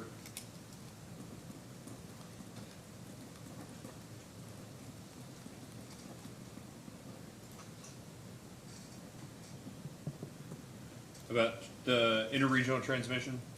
Yes. Had you seen that CERTEP study before? I had not.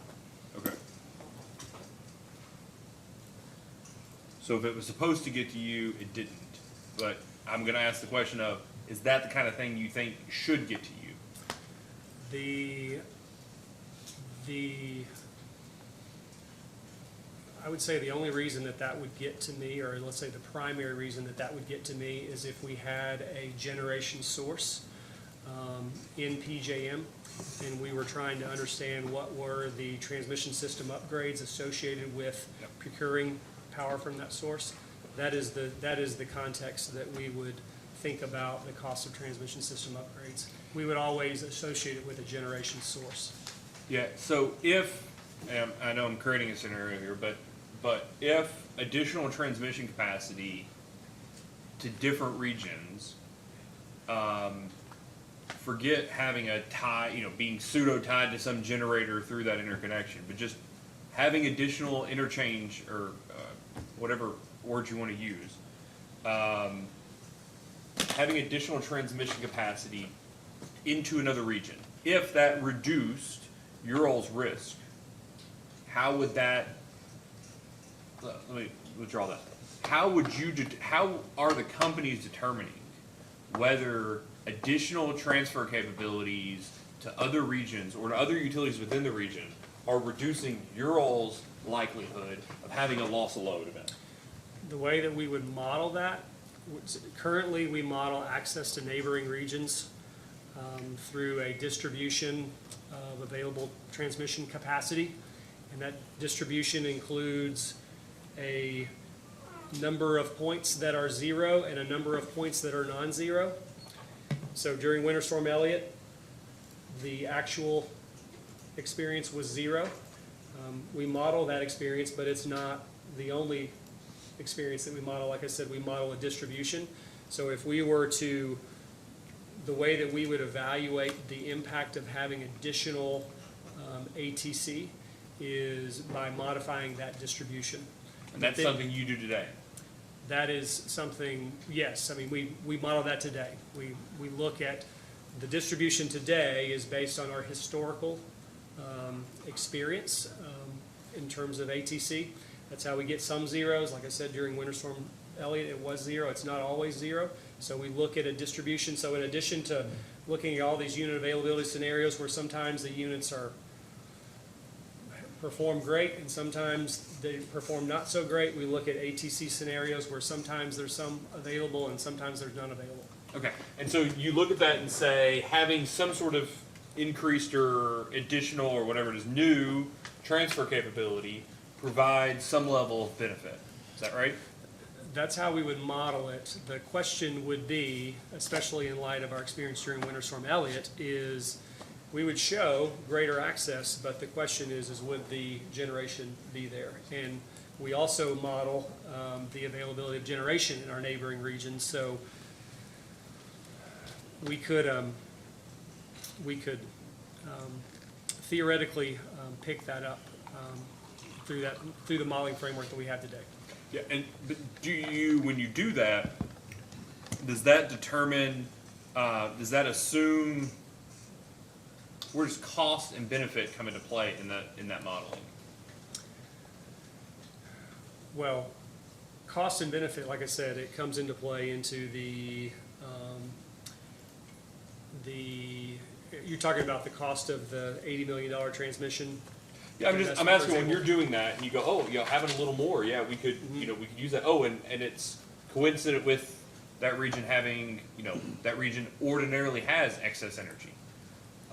And that's a benefit to us of X or whatever, or the break even on making that work. I'm just curious where those points you start to be able to turn into whether or not it's actionable in some way to determine what, if we can find 100 megawatts of capability for anything less than $7 million, we know from our modeling, we need to take that. So we need to be looking for that. Is that an output? Like, how does that come into play? What we would do is we would run one scenario with our current distribution of available transmission capacity and another scenario that is updated to reflect the addition of this line. The addition of the line would reduce our unserved energy costs, for example. So we'd look at the difference between those scenarios and compare it to the cost of the transmission is probably how we would do that. So this is perfect. So is everything in this job feels like a chicken and egg situation.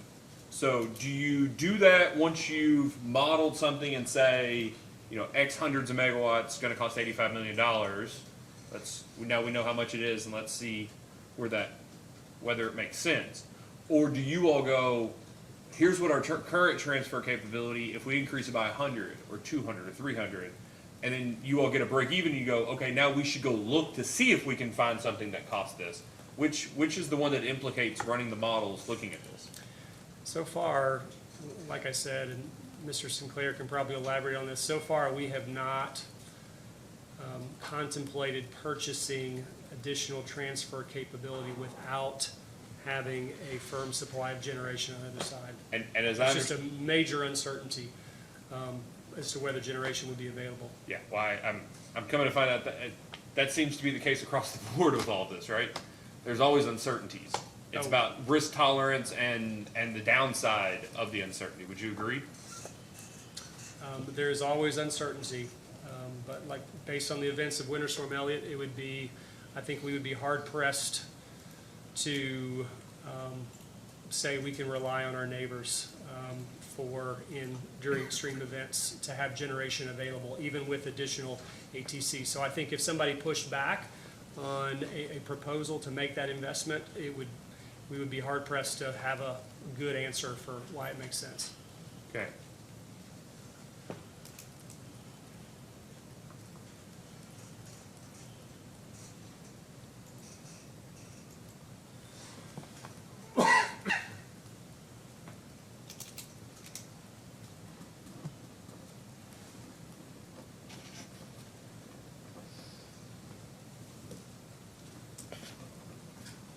Let me just get this right.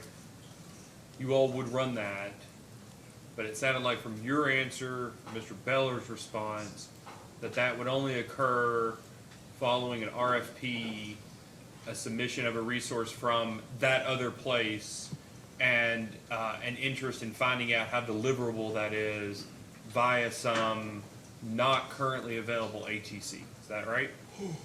Right. Okay. Yes. All right.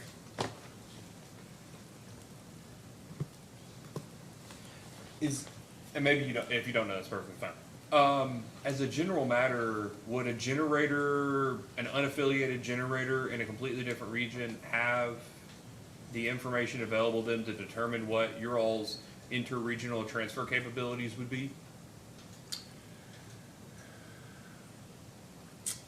I don't know. Okay.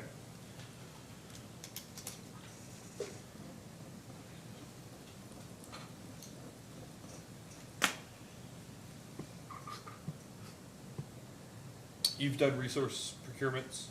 You've worked on evaluating resource bids. Yes. Yeah. Is that something you all run proactively? If you all received a bid from outside of your all's balancing authority, for instance, you all proactively determine before even in evaluating the bids, in determining whether there's even transmission capability to deliver those megawatts? Yes, if I recall, in our last RFP, we got one proposal for wind that was located outside of our balancing authority, so we had to determine, in addition to, I think what we're talking about here, which is transmission system upgrades, we also had to consider the cost of point-to-point transmission. That cost of point-to-point transmission is what historically, and we'll continue to look at this, but that is what historically has made wind outside of our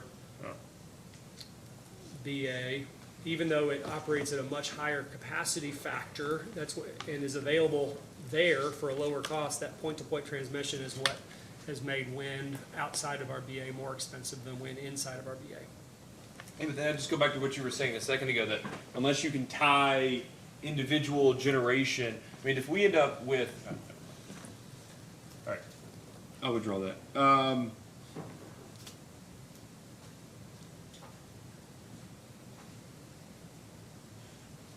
Have you ever had discussions with folks that do retail tariffs or anything, and old tariffs over here, Mr. Conroy, about, that's not his nickname already, it isn't. But have you had conversations with anybody about, don't put that on don't put that in the line. Have you had conversations with anybody about the value of lost load in the context of demand side management or curtailable service riders, in that if, you know, there's a load control program or curtailable service rider that isn't, the switch isn't flipped, proverbial switch, isn't flipped until all other resources are exhausted, that maybe that should reflect something like the costs that you are avoiding, the value of avoiding losing load? Have you ever had those conversations? I have not in those contexts. Okay. And then finally, when's the value of lost load? No one knows what it is, right? I mean, it's our best guess. Would you agree? It is, it's, Okay. yes. And it's like I say theoretical thing. It's a conceptual thing, because people ascribe different values to different things. Mhm. Would you agree? Yes, it's a summary of different surveys, and the reason that we've kept it is, my understanding is those surveys are very difficult to perform. It is it's just a broad process, but our rationale for continuing to use it is simply just, we feel like our reliance on electricity today is greater than or equal to what it was when those surveys were performed, so we stick with that number for that reason. Okay. And I said it was a 20-year-old EPRI study earlier. I apologize, I was wrong. It's a 20-year-old DOE study. It's the older one. Mhm. Then a 09 DOE study, a Christian Associate study, and a Billington and Wacker is what you all used in the last. And that's for residential, commercial, industrial customers. Right. And then you all weighted those by your own mix, right? Correct, our own load, Yeah, okay. On like an energy basis? energy basis, yes. Makes more sense. Okay. And do you all expect to update that? I mean, as you all talk about, as a result of your first bulk loss of load event, of thinking about that, have you all had discussions about whether or not you all are looking at the appropriate values, or whether that needs to be updated to determine your actions and resource adequacy going forward? We will certainly look at it. I don't anticipate updating it, but we'll certainly look at it for the IRP. Well, so are you aware that ERCOT has recently paid a lot of money for a new loss of load, or new value of loss load calculation? No, but we'll look at that. It's either E3 or Astrape that did it, so Okay. heads up. Okay.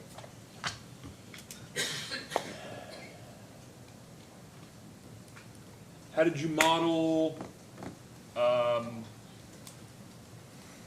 joint interveners? I think this is the right question. 2C. Do you do that the way you just described to me? It's Mr. Beller's question, I'm sorry.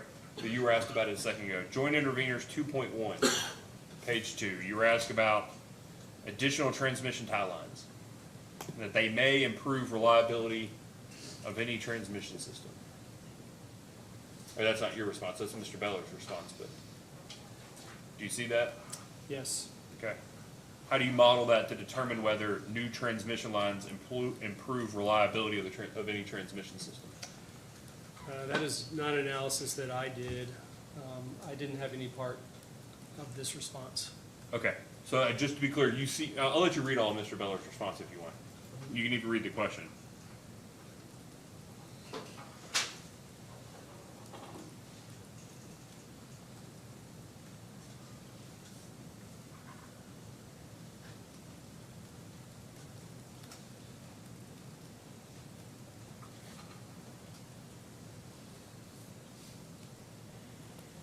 Okay. Okay. I just read 2C, yep. Yeah, okay. So, the question was, do the companies believe that additional transmission tie lines would improve reliability on their system? And then you saw Mr. Beller's response. Generally, additional transmission tie lines may improve reliability of any transmission system. In the context of determining the expected loss of load expectation, do you model, quote, additional transmission tie lines in the, end quote, under the concept of improving or degrading reliability? We have not in past IRPs, but I think as a result of a commission request in this IRP, we are contemplating that. Okay.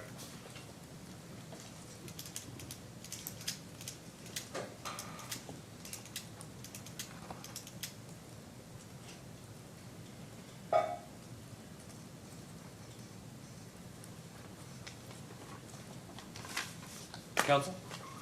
No redirect, Your Honor. Is there anything else from Mr. Wilson? No. Thank you, Mr. Wilson. Thank you. All right, let's take a short recess, and Yes, sir. we'll let you call your last two witnesses. That's two witnesses, Mr. Okay, Sinclair great. and Mr. We'll be in Conrad. recess until, we'll just go to 8:20. We'll just take a very short recess.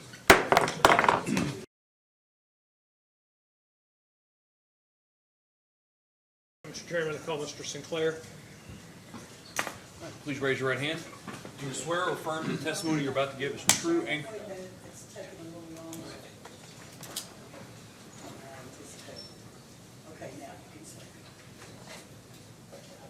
Mr. Sinclair, do you swear or affirm the testimony you're about to give is true and correct under penalty of perjury? Yes, I do. All right, please have a seat and state your name and business address for the record. My name is David Sinclair. My business address is 220 West Main Street, Louisville, Kentucky, 40202.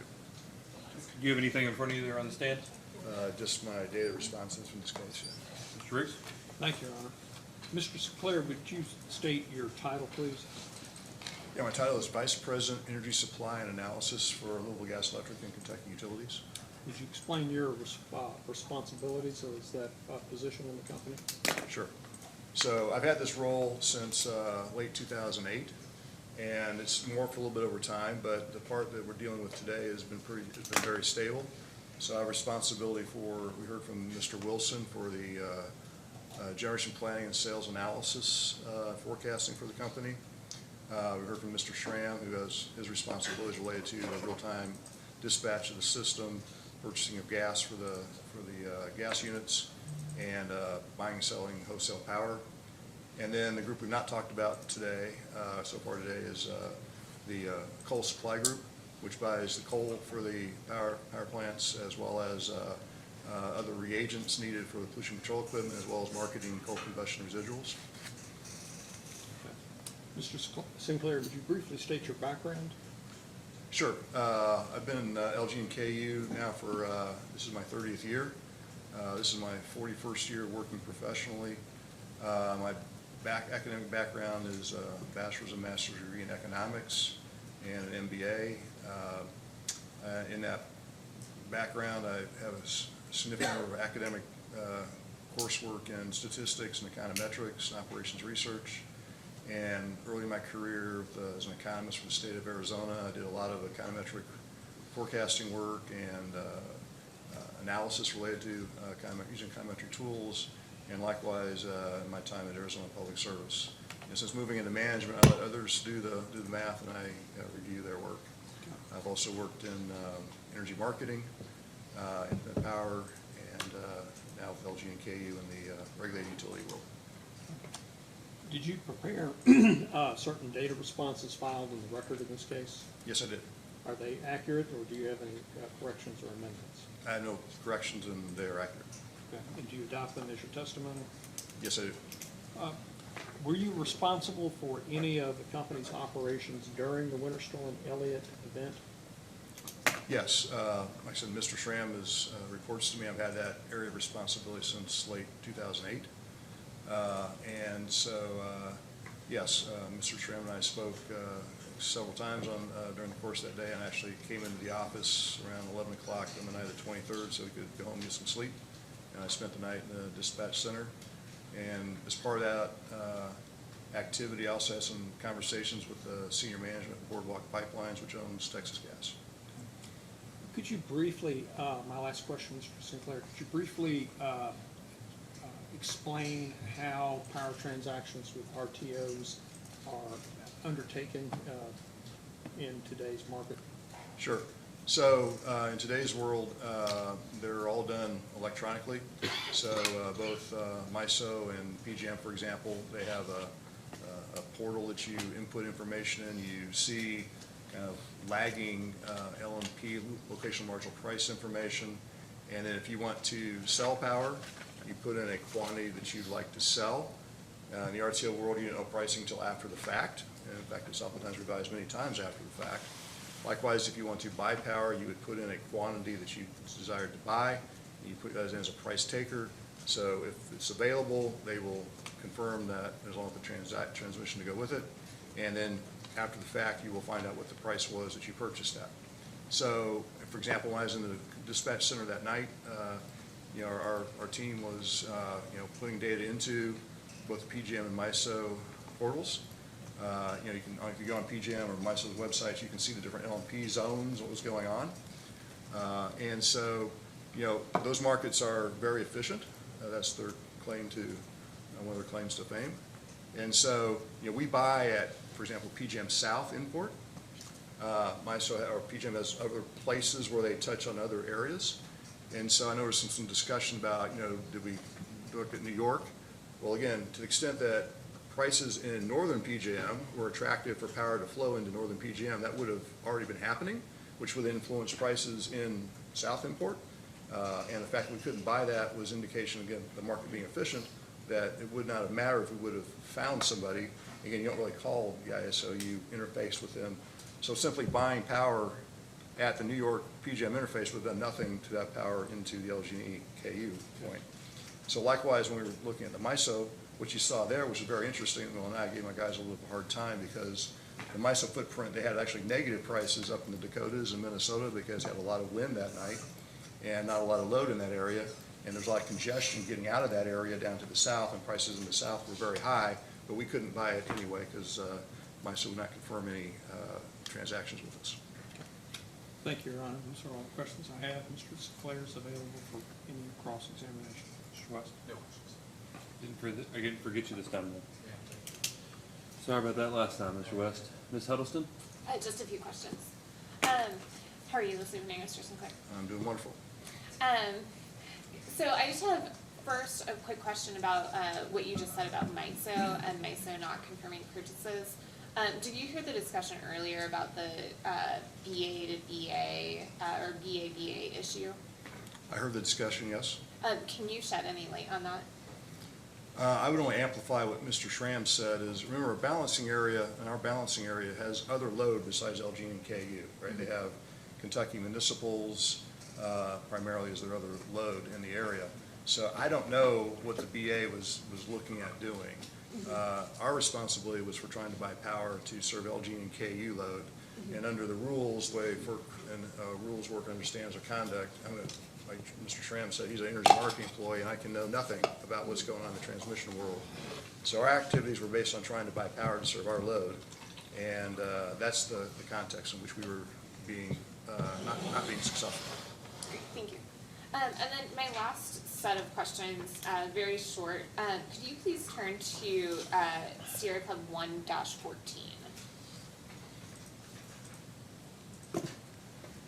Okay, I'm there?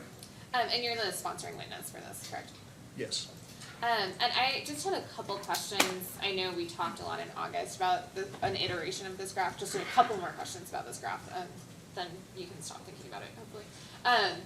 So if you look at the blue line on each of these graphs, I just wanted to clarify, does the blue line include all forced outages on each graph?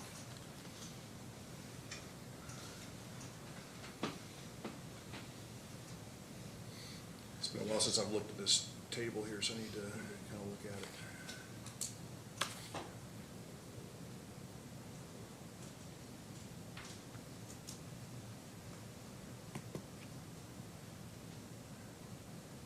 That should be the annual average of, it says, unplanned outages and derate megawatt hours lost. And again, I have to look at some of the context. I know there's a backup file, so I mean the data will speak for itself, and we can I just don't know, sitting off the top of my head, remember what exactly, but we can give you the answer to that question.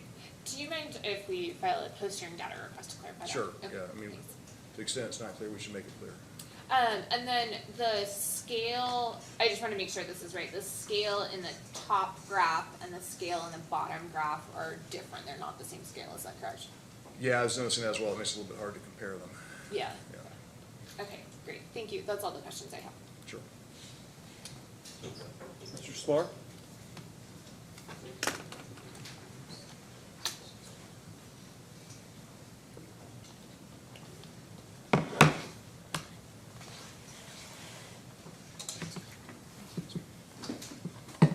Good evening, Mr. Sinclair. Good evening. Try to be very efficient in light of the hour. I'd like to start by directing you to a document that's in the record that was incorporated into the record from case number 2022-0402. It was an attachment to Sierra Club Discovery Request 2-26. It was the corrected version of the 2022 RTO membership analysis. Okay. Do you have that document? I think Mr. Horning is searching.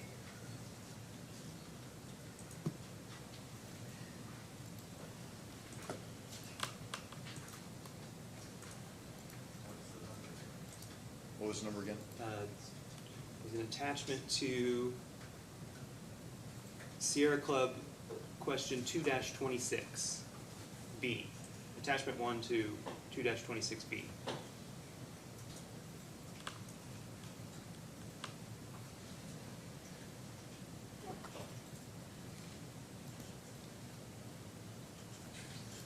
Okay.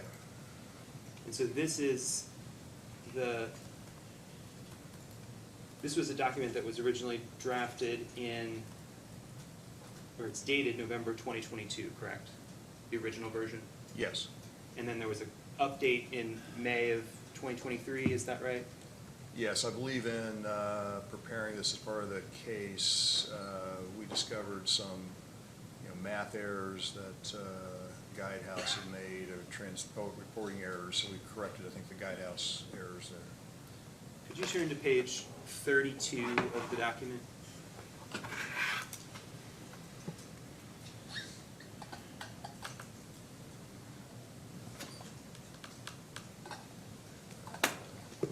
It's like figure 5 at the top? Yes. Yeah, okay.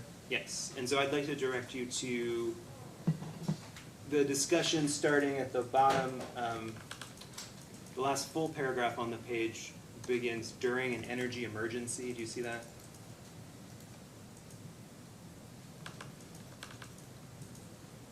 It's bouncing around here, trying to, okay.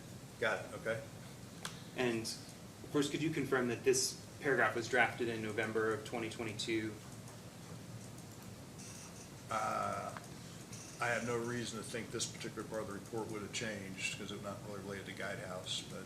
And am I right in thinking that if there were changes made to this report, they were highlighted in blue? Is that? That sounds familiar. It's been a while since I've looked at this document. And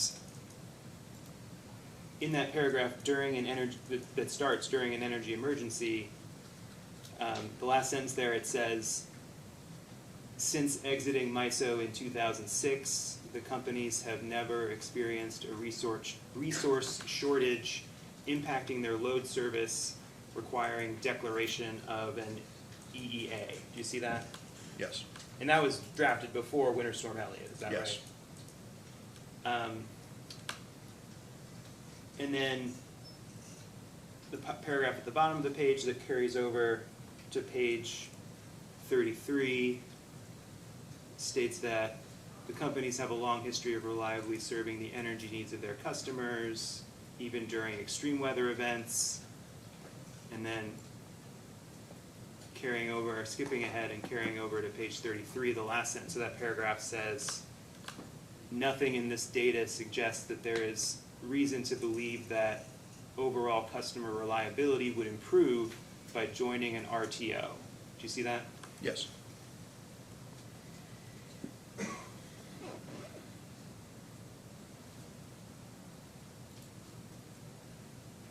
the company's in the process of updating, doing a new RTO membership analysis, is that right? We'll be doing that as part of the overall IRP stuff, information we're filing in October, yes. And so as part of that new analysis, will you be reassessing that statement that I just read, the statement that nothing in the data suggests there's a reason to believe that overall customer reliability would improve by joining an RTO? I certainly will look at all the data and information. Again, I think one thing to be mindful of, and I don't have the statistics off the top of my head, but, you know, MISO and other RTOs have had EEA events numerous times. So it's not like we're the only utility in the country that's ever had an EEA. And Sure. I said it's the only one we've ever had. Sure. And so I think all this stuff is relative. And I think just like we discussed at great lengths in the CPCN case, you know, the question is not where the RTOs have been, but where are they going is the big uncertainty. Sure. I think the other thing we have to look at is, as we discussed, I think at length in the CPCN case is, you know, based on the RTO market rules, which one we might go, if we were to go with one, that's going to impact your fleet, right, your generation fleet. So your generation fleet will not be the same going forward.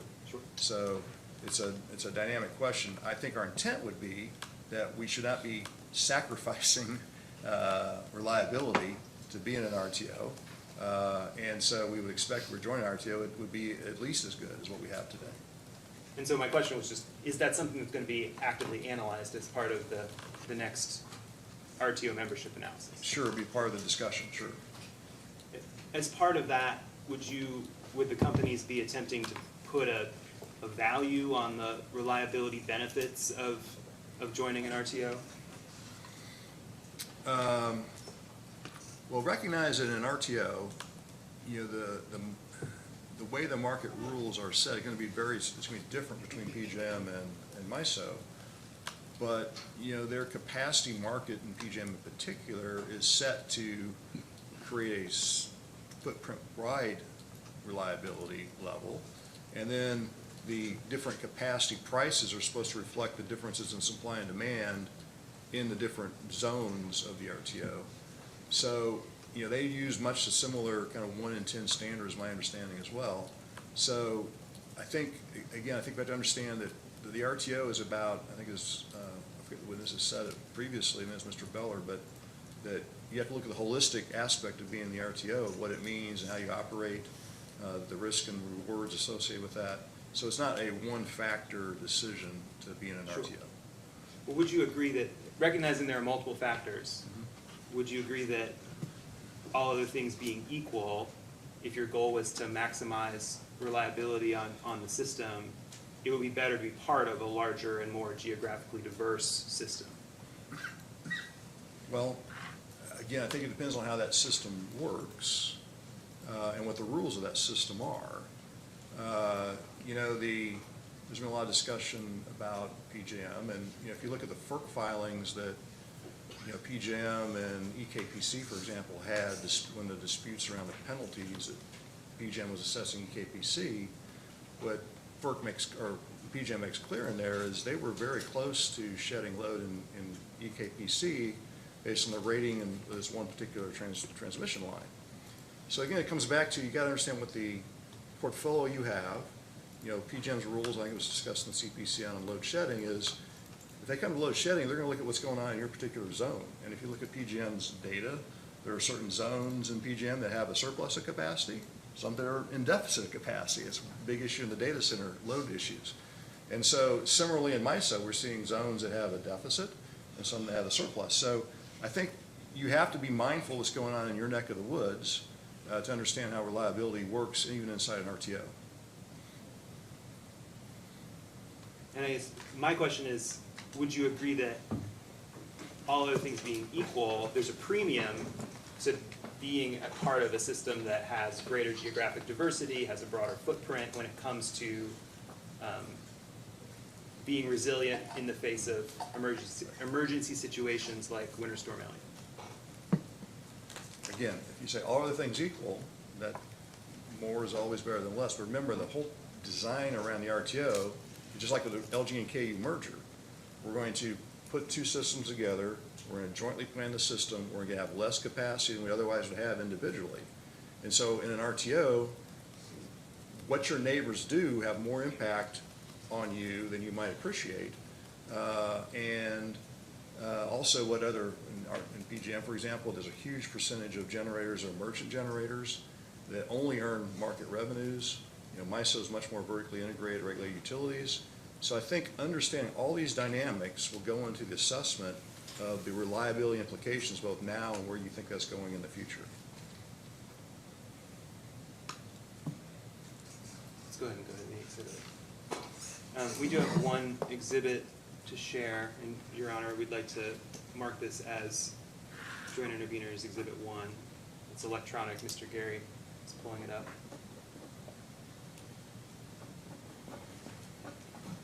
This is an electronic exhibit? Yes. It is. And does counsel for all the parties have a copy? Yes, of the I shared exhibit? this morning. This does not seem to be on, no. You can have mine if you want. We can try. Thank you.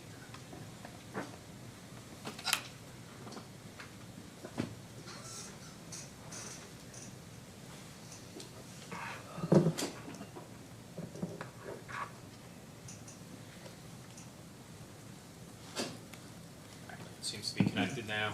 All right, Mr. Rhodes, you mind to turn on the screen? Thank you. There we go. So we've put an exhibit up on the screen.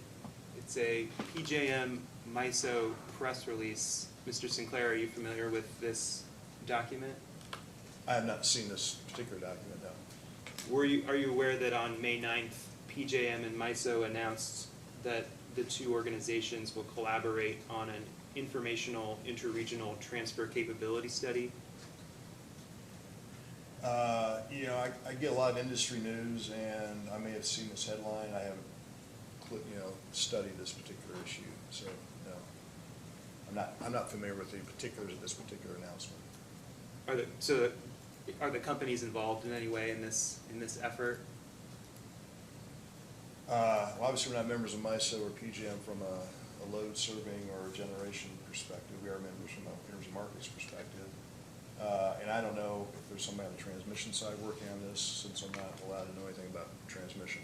So it's public information. So I don't know, not having looked at this. Do you see this statement, the second paragraph?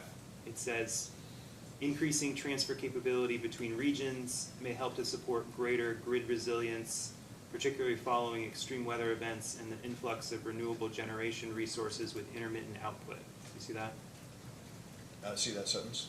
Do you agree with that? It says it may, so I don't, it sounds like I would agree it may, so, yeah. And there's also a statement from Paul McGlynn, PJM Vice President of Planning. It says ensuring a reliable energy transition requires greater interdependence among regions and careful planning. Advancing this enhanced effort will benefit electricity consumers in each region. Do you see that? I see that, well, yes.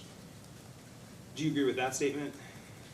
Again, not knowing what the details of this study is and what their objectives are, clearly that's what they intend to try to find out. And so we'll find out if that occurs or not.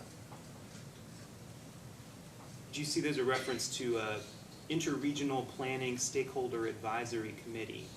Do you know what that is? No, I do not. Do the companies participate in that? I know energy marketing side does not. I don't know whether the transmission people do or not.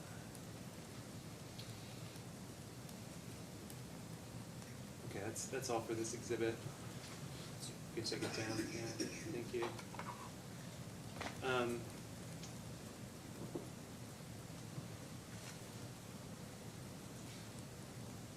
So my last question, Mr. Sinclair, are you able to share, just at a high level, how the 2024 RTO membership analysis that the companies are working on now will be different than previous analyses that the companies have done?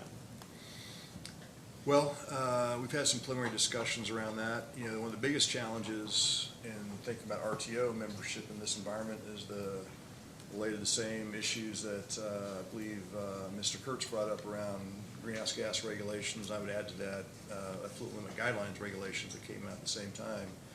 So trying to understand how that's going to affect an entire RTO's footprint, and then how that might impact how we would play in that footprint is a challenge. I'm not sure we're going to solve that challenge just yet in doing the analysis. But we will certainly try to look at all information we can and try to figure out what makes sense from the best interest of our customers at this point in time.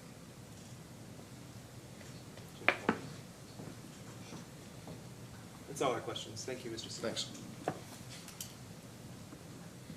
Mr. Malone? No questions. Mr. Kirk? Thank you, Chairman. Good evening, Mr. Sinclair. Are you aware of PJM and NERC reports warning of a looming reliability crisis in PJM because of the dramatic increase in load, primarily data centers, coupled with the abrupt retirement of dispatchable thermal generation? Yes, in fact, we talked about some of those in the CPCN case, those different reports, as well as, I think it was Mr. Hawk's presentation to the legislative committee. Right. Why doesn't PJM just order that new power plants be built like this commission can order that a new power plant be built? Well, again, PJM's role is not to dictate what generation gets built. Their role is to provide open access transmission and fair, non-discriminatory market rules and pricing. So I think when you look at what's going on there within their RTO, as well as, say, MISO, you see it in New England recently, they're looking at changes in market design. MISO just implemented some seasonal capacity markets. I know New England ISO is looking at the same thing. PJM's talked about market reforms and looking at different things. So I think they were working very hard, is my impression, from outside, trying to figure out market design that will send appropriate price signals to maintain the amount of generation they feel is important for the footprint to have from a reliability perspective. So part of, let me ask you this. I don't want a legal conclusion. Do you know if PJM has a legal authority to order that a power plant should be built? There is a process in their tariff that they can, and I forget the name of it, if there's a view that the normal market hasn't produced a reliable situation, there's another process. I have to admit, I'd have to, since I don't. Are you talking, Mr. Sinclair, about the reliability backstop? Yes. So there's and then they can sort of take actions that would try to address that reliability issue. Isn't it true that the primary tool that PJM has to try to provide reliability is to send price signals for thermal generation to be built by the independent power producers? Well, I would say they're, I think, technology agnostic, because capacity in their market is just a megawatt. It does not tie to a particular generator. Your particular generating technology might affect your capacity accreditation under their market rules, but they're agnostic, is my understanding, about how they aren't saying I want more of this or that. Their market rules should produce capacity. Isn't that part of the problem? The fact that you have massive amounts of wind and solar in the PJM transmission interconnection queue, but very little thermal generation. They have certainly expressed that concern, is my understanding. Because any price signal that PJM might send to try to get thermal generation has to overcome other price signals, would you agree, being sent by the federal government through the Inflation Reduction Act to build wind, build solar. So PJM is facing those headwinds if they want dispatchable generation. All those are those different, I'll say, government subsidies or credits influence the economics of differing generating technology in different ways, which then has an impact on market prices. I think there was a paper that we cited in, I think, our last RTO study, or maybe in the prior ones, by a former FERC commissioner, expressing the concern that too much generation is now kind of outside the market from a price perspective, and therefore not responding to, particularly for example, the renewable generation. So from an economic earnings perspective, so I think there are a lot of issues that they are trying to sort out today in the RTOs, and I would just say from an economist perspective, who's looked at this for a long time, the challenges they face today are different than the ones they faced when they first started, right? You're starting with a system where all these utilities had enough generation to serve themselves. So the idea was, how do I rationalize that generation? The savings that they will tout is that we reduce the amount of capacity required, which is certainly true. But now the challenge is not to reduce capacity and rationalize existing capacity, it's to try to get new capacity built. And so that challenge also exists for renewables for them. I mean, we've heard PJM say, we approve these interconnections, but they don't get built. Well, why is that? Well, like we've seen in our case, merchant renewable guys want a 20 or 30-year purchase power agreement from a creditworthy entity to go to the banks to get financing. Well, PJM's market does not provide that, right? So there are a number of things that are challenges in a market where you're trying to build capacity on net versus rationalizing existing capacity. So are you kind of saying that PJM has been living off the fat of the regulated systems they've inherited when states like Ohio and Pennsylvania deregulated? Well, I'm not going to try to use pejorative or whatever language like that. I would just say that their initial actions was one of sending price information whether units stay open or not. That's a different challenge than when you're trying to get generation built. Do you know if Illinois and New Jersey are part of PJM? New Jersey certainly is. That's the J in PJM. And Illinois, I believe parts of it are in PJM, and I think other parts are in MISO, and some parts might not be in either one. Do you know that PJM and Illinois have both basically outlawed fossil generation by 2030? So PJM is outlawed? No, New Jersey New and Jersey. Illinois, those two individual states have each basically outlawed fossil generation by 28 and 2030. I don't follow all states' detailed, laws like that. I'm aware that Illinois has an issue because I saw something about that related to Ameren's recent activity there. And I'm not as familiar with New Jersey's renewable goals or clean energy goals or whatever they might be. If LG&E KU announced that their intention was to join PJM and bring all of your thermal generation with you, do you think PJM would welcome you with open arms? I think PJM welcomes all new members, whether we come with generation or not. We've met with them in the past. They give us a sales call periodically. MISO does the same thing. So, I think they're looking to expand membership. So, I don't know. Again, we'd be subject to the same tariffs and everything else that all the other market participants would be. If LG&E and KU joined an organization that had deteriorating reliability, and PJM itself is warning about that, how would that improve your reliability? Well, again, I think before we would make any decision to join, I think we owe it to our customers, and the commission, I'm sure, would be quite curious in the proceeding that would be required to actually join PJM as to what it would mean for our potential generation plans, right? And so what I was saying in my prior rebuttal testimony in the CPCN case is, it's hard to sit here today and know how that might transform over time. What we know from our experience when we were part of MISO, which is really when the energy markets were first getting started, is that we were spending, we came to MISO really initially as a transmission entity to deal with open access transmission rules. And so we were serving ourselves with our own generation and paying millions of dollars a year to MISO for that privilege, so to speak. So it really wasn't making sense for customers to do that.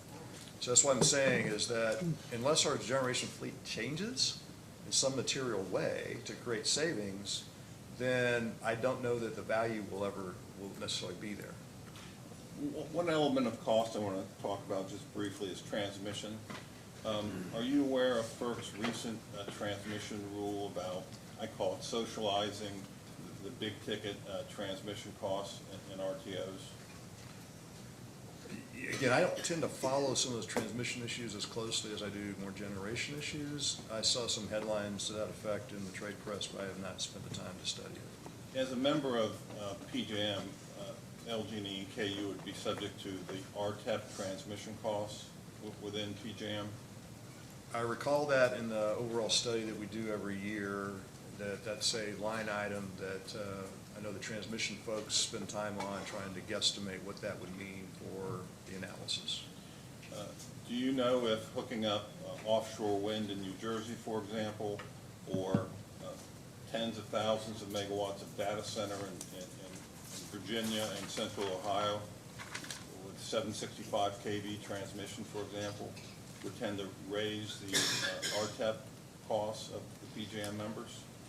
Yeah, I'm not the person, I don't get involved in mechanics, how RTEP is. I'm just aware of the number, or that there's a number for that, and our transmission folks will be the ones who would focus on that kind of issue. But the RTEP costs that consumers in Kentucky would have to pay for transmission on the East Coast or elsewhere, that would go into your decision as to whether or not you should join PJM from a cost perspective. I would just say that whatever is the current information about how RTEP is being calculated, I know the transmission folks have looked at that every time we do an RTO study. So to the extent that information was factored into the RTEP, I'm sure they would try to include that. Thank you, Mr. Sinclair. Thank you. Any questions? No questions. Good evening, Mr. Sinclair. Good evening. I want to follow up where Mr. Kurtz just left off. Mr. Wilson works in your group, is that right? Yes. Talking earlier, you all have effectively, after the commission's decision last year in the 2020, in the generation rate case, or the generation case we'll talk about, something like a 0.1 in 10 loss of load expectation? I don't know the number off the top of my head, but I know it's less than 1. That was the one, what you know is less than 1 is what Mr. Wilson and I were discussing earlier. Is that the same thing? Yes. Okay, great. So a 0.1, for instance, if it was a 0.1 in 10, that's a 1 in 1, equivalent of a 1 in 100? Yeah, I think that would be right. Okay. Would you be surprised if the 2023-2024 RPM, PJM RPM, cleared at a reliability index, which is a reliability index of 10 would be a 1 in 10, right? Okay. Would you be surprised if it cleared at a 1 in 149.2? I don't really follow the details of current auctions, so I don't off the top of my head. Okay. Let me ask you a different question. Would a area with a 1 in 149.2, a LOLE of 1 in 149.2 years be considered have degraded reliability? I would think not from a generation perspective. Okay.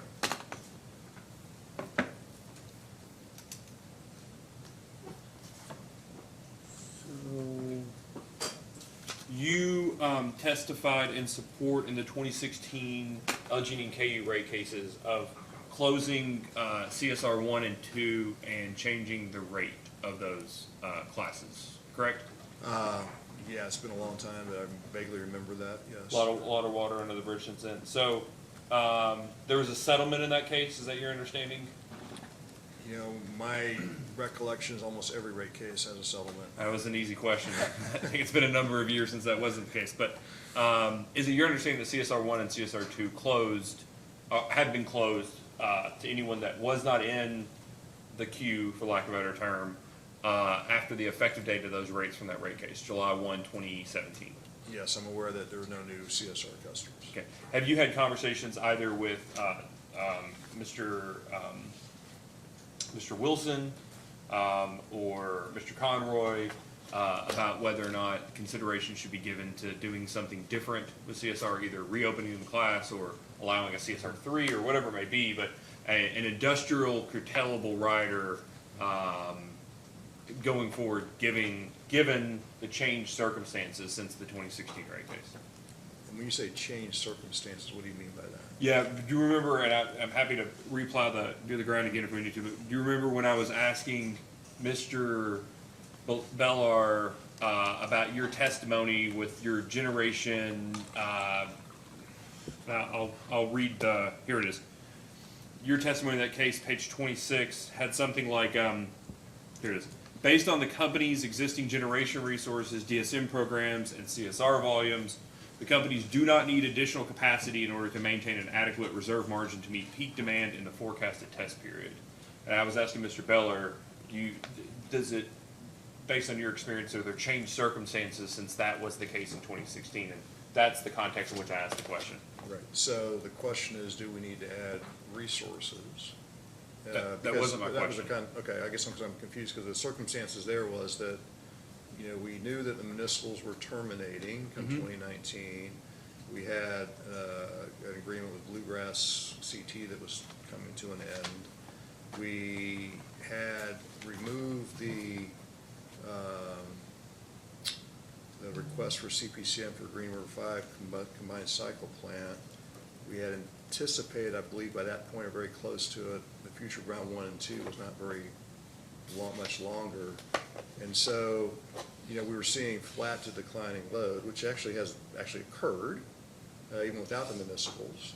So, you know, the idea of adding, expanding capacity was not the issue at that time. Yeah. So that's why I said, is your question, do we anticipate adding capacity now? Our load forecast, except for, as we discussed, except for the Blue Oval SK battery project, is still flat to declining in the CPCN case. Okay, but you've also changed a number of your retirement dates for generation since that, correct? Well, from a book accounting perspective, we did. That was part of the rate case, I think, as well. The last rate case was to accelerate some of those book retirement book depreciation dates, yes.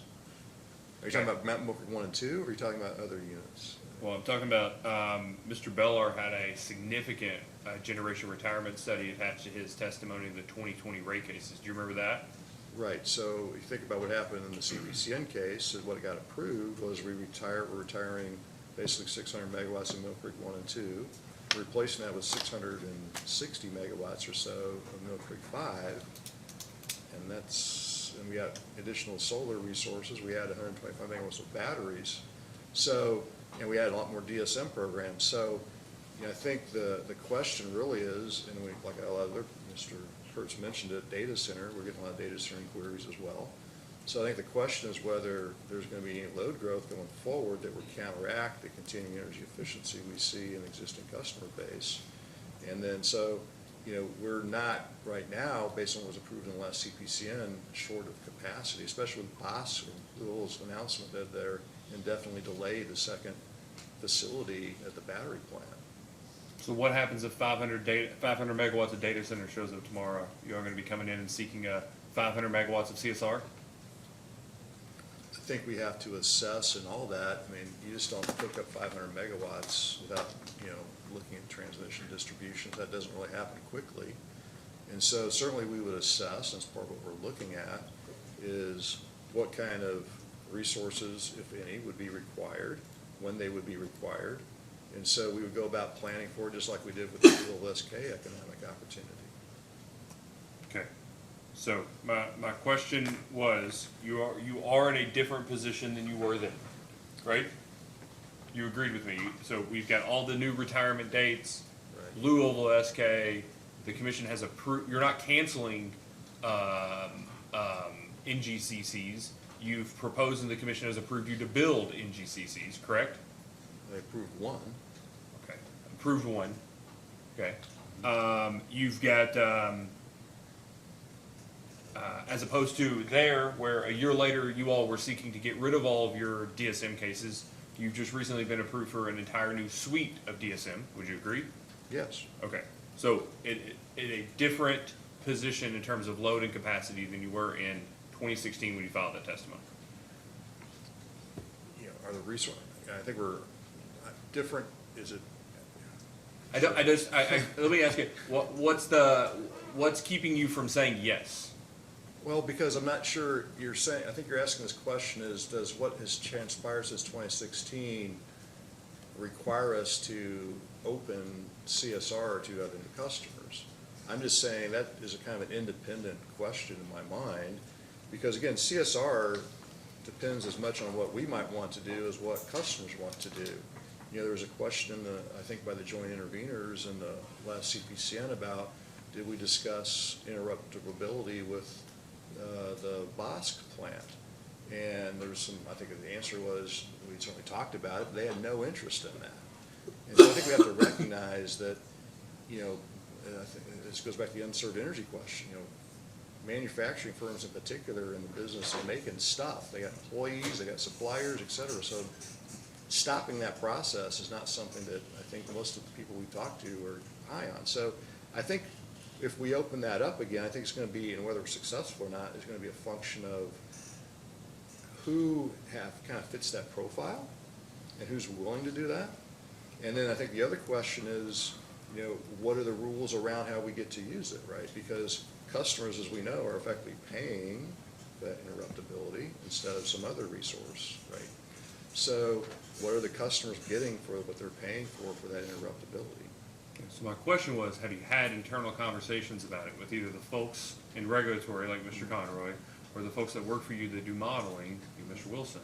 Have you all been having conversations about doing something different with CSR, either opening a new class or reopening it? So not to date in any detail. You know, that's the kind of thing as I think Mr. Beller talked about, in the context of a rate case. You know, so I'm not aware of any rate case discussions going on. As you know, there's a stay out provision from the last rate case. So, you know, I think the normal process when they look at preparing for a rate case is they look at all our existing tariffs and look at what, if any, modifications might need to be made to those tariffs. I see no reason why CSR wouldn't be included in that review. So I have no opposition to looking at it. I'm just saying that, you know, it's very fact specific as to whether it is going to be a useful resource or not, whether anybody would even sign up for it, depending on how the tariff is designed.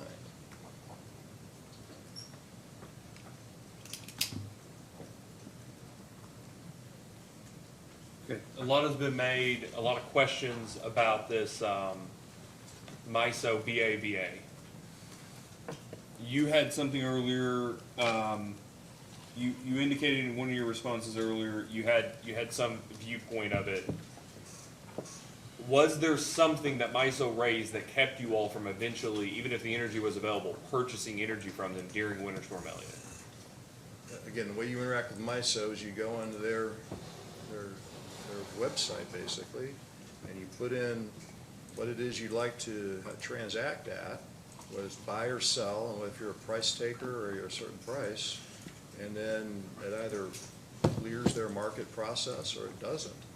And so we put in at that point, whenever we want to buy, usually in that, from the RTO in particular, the trading person, you're looking at historical data, because again, you don't know the price before you transact. So they're looking at historical data to figure out what the price might be. In this case, given the tightness of the situation, I think we're just putting in prices, we'd take any price, and that none of those were being accepted by MISO. So we tried to buy all night long. I sat there from 11 o'clock at night till 8 o'clock in the morning, and every so many minutes they were putting in new numbers. They kept coming back saying we are not getting accepted by MISO. Okay, but per the after action report, did you ever become aware that there's some disconnect, that they weren't accepting it because of a lack of an agreement between the balancing authorities? I don't, as Mr. Schramm testified, I don't think whatever that involves has anything to do with what was happening that night from an energy marketing perspective. We interact with MISO all the time. So there was nothing unique from our energy marketing perspective that was affecting our ability to transact with MISO. I don't know what was going on at the BA level, because again, the BA involves other things that by rules, I don't know what they're doing. Okay, so as it relates to the first part of it about things that didn't go so well, and buying emergency energy, as it relates to you, that had nothing to do with, as you're aware of, some issue with not having an agreement with MISO? No, again, we don't put in, we're buying emergency energy, we just want to buy energy. And and whatever the price turns out to be, that's what we will have to pay, because again, you don't know ahead of time. And those transaction requests kept getting denied. And it had nothing to do, like I said, we transact with MISO all the time. So there's nothing unique about us buying and selling power with MISO. Okay, I get that, but you've seen the after-action report we're referring to, that's being referred to, right? Again, if it's balancing area stuff, trust me, I can't know if they're buying office furniture, much less what they're doing with balancing authority agreements. That's how our walls are set up under the FERC standards of conduct. So if it's a balancing area issue, energy marketing people are not involved and cannot know. So you couldn't pick up the phone and call your contacts within MISO or? Well, again, we transact with MISO, and there was nothing abnormal that night about how we were interacting with MISO. And so there was, just like that night we interact with PGN, there's no phone calls to be made. You put the numbers in, in the screen, and they run their math, and either you clear or you don't. And if you clear, that transaction gets scheduled, assume we got transmission on our side, and then later on, you'll get a bill for whatever that power price turned out to be. Okay, I understand that. I guess my question is, in a critical time frame, would someone have picked up the phone and called someone within MISO or any one of your contacts? Well, again, recognize MISO's job is to operate an open access, non-discriminatory market.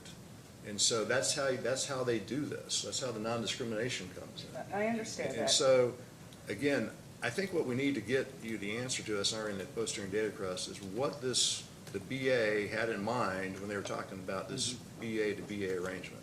I think that's knowable because somebody put it in there. I just don't know what it is. I'm guarantee you they will not tell me what it is. Yeah, I guess what my confusion is who sees these after-action reports? Because Mr. Bellard, I don't think had an appreciation for what it said. Mr. Schramm didn't. You didn't. It is specific about energy purchase, and I appreciate what you're saying. Is it maybe like a I'm making up something here, but Nicholasville's calling us, and Nicholasville's a bad one. Providence is calling, and they can't get power out of MISO, and they claim that it's because the balancing authority folks don't have an agreement with the balancing authority folks. But did you all ever see any of these after-action reports? Again, because this is a balancing area issue, I personally didn't see anything related to the balancing area. I'll put it that way. Because again, there's nothing that my group would do as it relates to the balancing area. If there was an issue identified that we didn't have at an energy marketing level the right agreements in place, which I can't imagine why that would be since we've been interacting with MISO for decades, then that's a different issue altogether. My question is far simpler. Okay. Had you seen that after-action report before today? Not in the context of this BA to BA thing. If I did, I didn't focus on it because it's not my area. And like I said, we didn't have any contractual issues purchasing power or selling power that night. Chair, I think you've indicated that you're going to ask a post-hearing data request on this. Am I correct? That's right. Okay. I think we'll be able to provide you the answer in that response.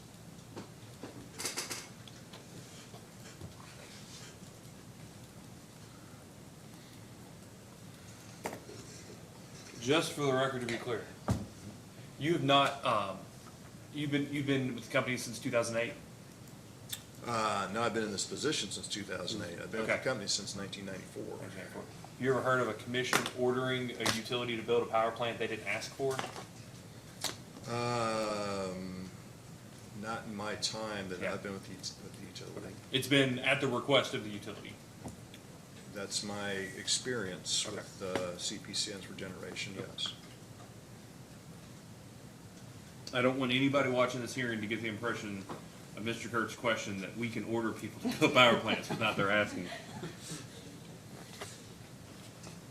Mr. Riggs? No further questions, Your Honor. Thank you, Mr. Sinclair. Thank you. Call our last witness, please, Your Honor. Mr. Conroy?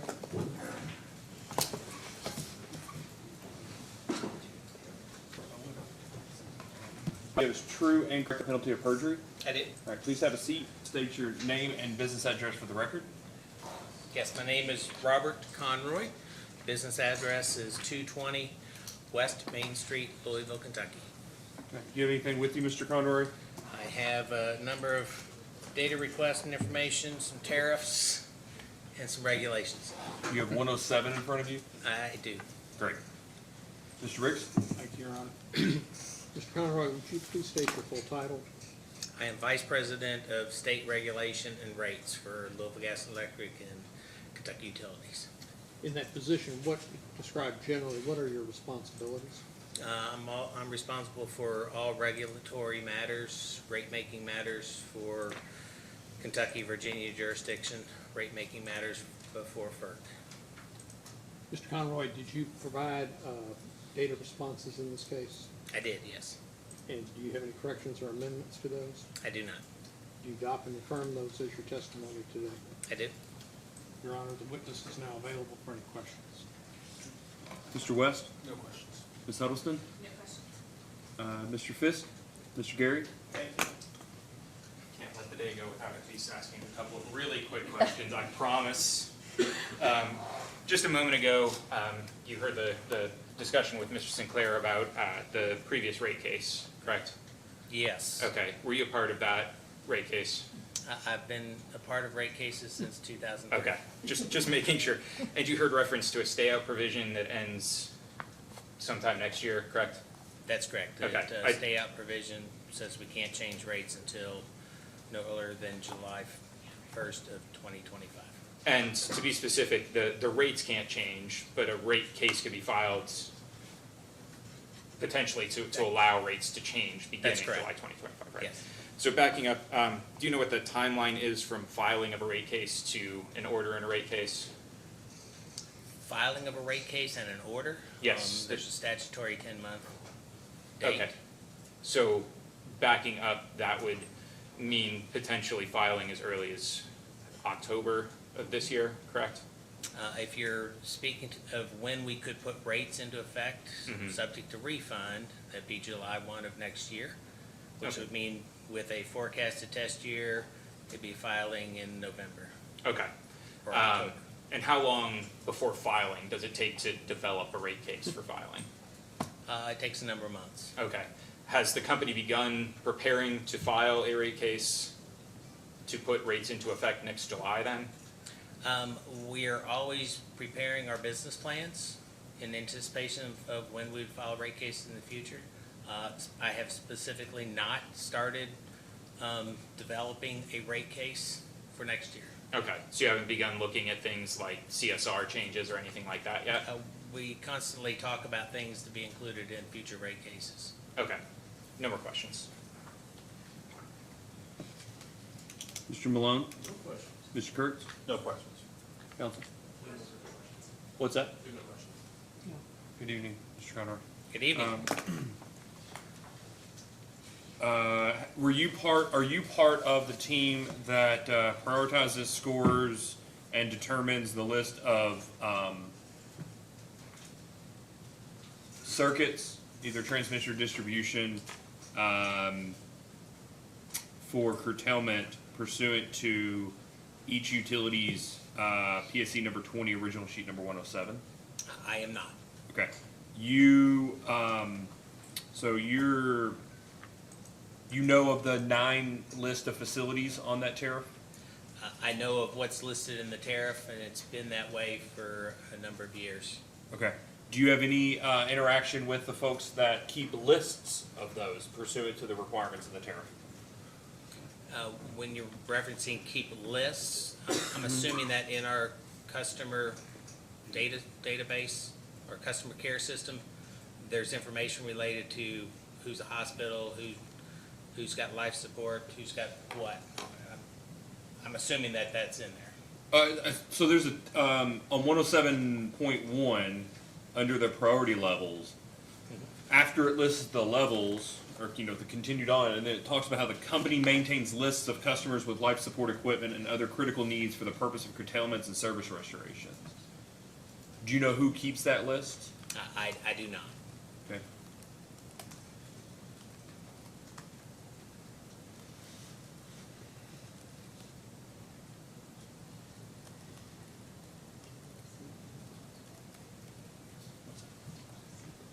I'm gonna ask a question.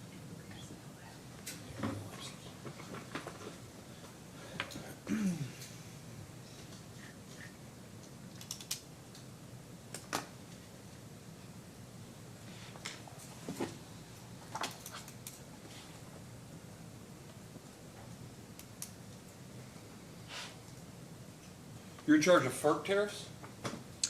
I am in charge of the rate development for the OATT as well as the generation formula rate. My staff is. Generation formula rate, okay, and the OAT, the open access transmission tariff. Yes. Your transmission rates. Okay. Yes. Do you do the open access transmission tariff in conjunction with anybody on the transmission side of the business? The transmission policy and tariff group is one that we work with in developing the formula rate. We get a lot, most of the data is taken straight from the FERC Form 1. It is a formula rate, so it's just the inputs and the calculations. New plant and service, new Absolutely. accumulated depreciation, just that kind of calculation, right? Yes. And then a standard approved ROE that doesn't change unless proposed to change. That's correct. Okay. And then in developing the inputs to that and working through the actual rates, my staff works with those in transmission to review it. Capital P, capital T policy and tariff? Yes. Yeah. That references to transmission policy and tariff department. Great. You don't oversee that group, though. I do not. You work with that group. I work with that group and Just ask anybody who knows them. Have you ever heard anything about the BA to BA agreement that needs to be discussed with policy and tariff? I have not, but my interpretation of that is a transmission statement that's in there, and it relates to the balancing of authority area. Okay. Let me ask, when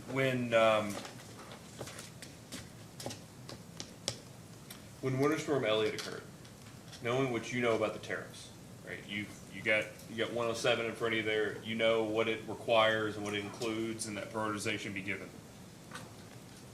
Do you get brought in to discussions about how the utility responds in those instances in real time?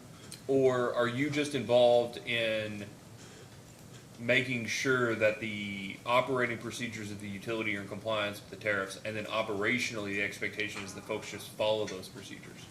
Yeah, I am not in the operations area. I was aware of events up to in preparation of the Winter Storm Elliott. I was not aware of what happened at the time it occurred until after it already happened. So whether the utility complied with the tariff is, I just want to make sure I have an appreciation, not a function of walking around that night and with a phone or with the tariff, a phone on with you talking and saying, are we following the tariff here, or with the tariff in front of them.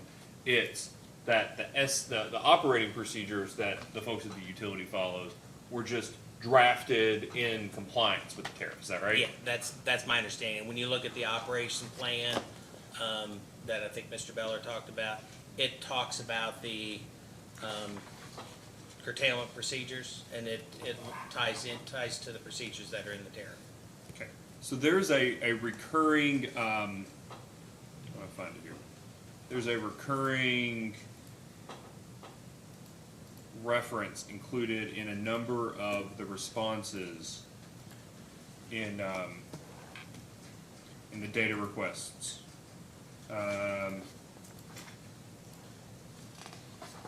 That a lot of the responses in italics emphasize as time permits and may. Is that your understanding? That's correct. Like there's a number that you're the respondent Yes. that have those italicized. Yes. Okay. And there's a it says emphasis added. Yes. Okay. what's the interest in emphasizing, what was the purpose, for instance, I would just, a great example, PSC 1-51. And it asks, you and Mr. Beller respond, and it asks for you all to explain what steps were taken to preserve system integrity and to prevent the collapse of LG&E KU's electric system or interconnected electric network to restore service following an outage. Do you see that? Yes. Okay, and then you all have a significant response. Second sentence, the 107 provision, establish the right of the companies to, quote, take whatever steps with or without notice and without liability on the company's part that company believes necessary in whatever order consistent with good utility practices and not on an unduly discriminatory basis to preserve system integrity and to prevent the collapse of the company's electric system or interconnected electric network or to restore service following an outage. Is that right? Yes, Okay. And that's what this says, and that's what original sheet 107 says. that's correct. Okay. I believe during the 2020 rate cases, I asked you questions about provisions in the tariff that discuss liability. Do you remember that? Vaguely, yes. Well, so there's a number of references throughout the tariff that talk about liability. Some Yes. of them, and I'm not asking you legal opinions here, but you're the tariff person, okay? There are a number of references to the utilities liability throughout the tariffs, correct? That's correct. Okay, and some of them have different varying legal standards. Some of them talk about willful or negligent, whatever, but it's about liability and culpability, correct? That's correct. Okay, so in this instance, based off of having drafted, edited, and been in charge of these tariffs, and frankly, I think usually been the witness who supports the provision of the edits of the tariffs in many rate cases, is it your understanding that the reference to liability there is in reference to some judicial liability or in reference to liability for the utilities actions as it relates to being a regulated utility at the commission? I believe the latter on that. Okay. And if I may, the reason this is in here is because there was a whole series of questions that ask about every specific line item in the tariff. And with how rapid things occurred at that time, we just want to make it clear that we're going to take whatever actions we can, whether it followed specific steps within the tariff. That was the reason we put that in there. It's just to make it clear that we're reacting as we can, real time to a situation to ensure system integrity.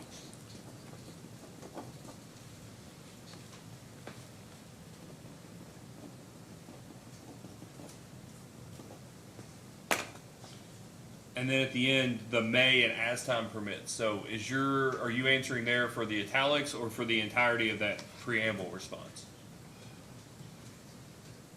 For the entirety of the. Okay.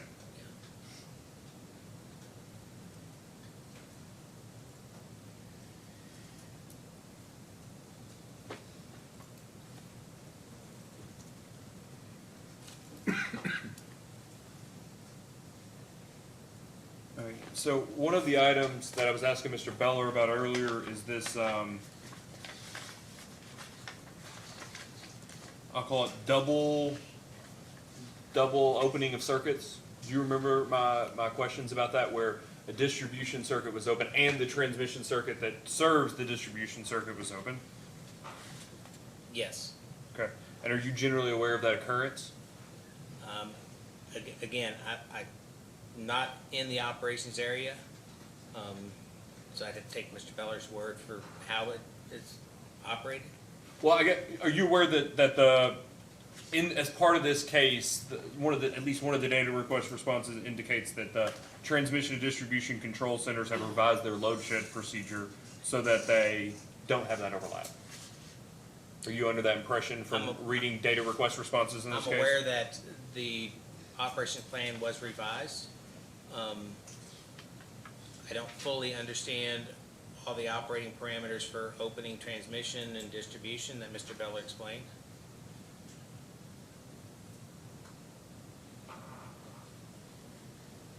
Okay.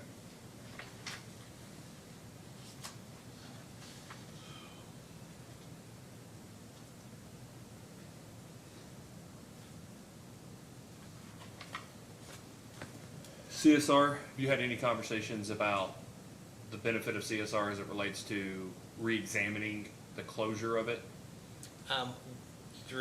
Throughout the day, yes, we've had some Yeah, conversations. before today, Not before today has it come up? Not before the day. Okay. Any discussion, even within the, not opening it back up, but looking back at whether the penalty makes sense in light of what the non-performance results in? No, we have not at this point, but as Mr. Sinclair, when we get to rate case, we're looking at all the tariffs. That non-compliance penalty is $16. It's been around at that level for many years, and I believe in past rate cases, we've had some discussions on how that was set. I don't know exactly how, other than it was a multiple of the credit to incent the CSR customers to comply. It's a very polite way of saying that.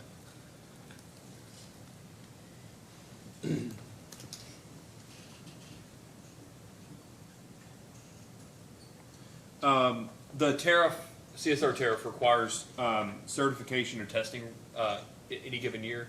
You aware of that? I believe so, yeah. Okay. Do you all keep records of those certifications or the results of the tests? I would assume Mr. Schramm operates those tests, and I don't know whether there's records of them. So I'd like to ask for the last, let's call it 5 years, either the certifications or the results of the tests that they work.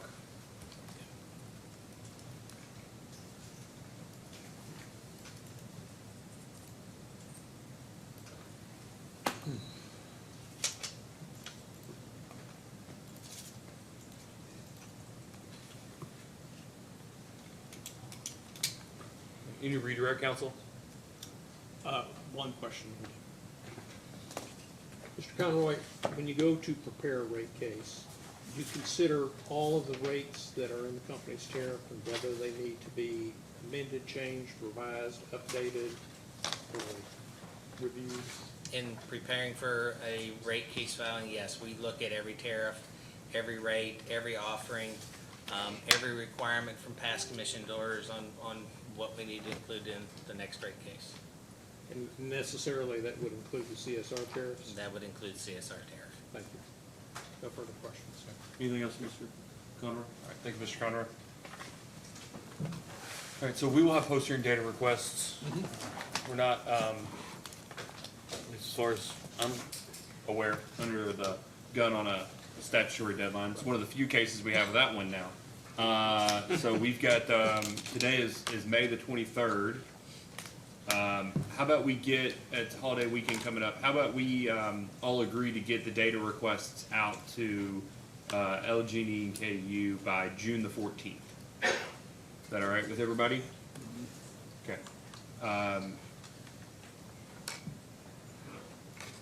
We'll make those responses due July the 5th. Mr. Riggs, is that okay? 3 weeks? Give me a moment, you know. Well, July the 8th. Yeah. How about that? Yeah, that's why I was positive. Okay, not as if you were it was gonna be the 3rd anyways, but that's okay. July the 8th will be fine. That should be 3.5 weeks for the responses, post-hearing data requests. Does that work? Yes, John. All right. Mr. Riggs, do you all anticipate filing a brief in this case? Interested in filing a brief in this case? Your Honor, we are. I would be interested to know if there are particular issues the commission wants briefed. I'm glad you asked, Mr. Riggs, because I just made a note to myself. I'd love for you to brief this issue of liability.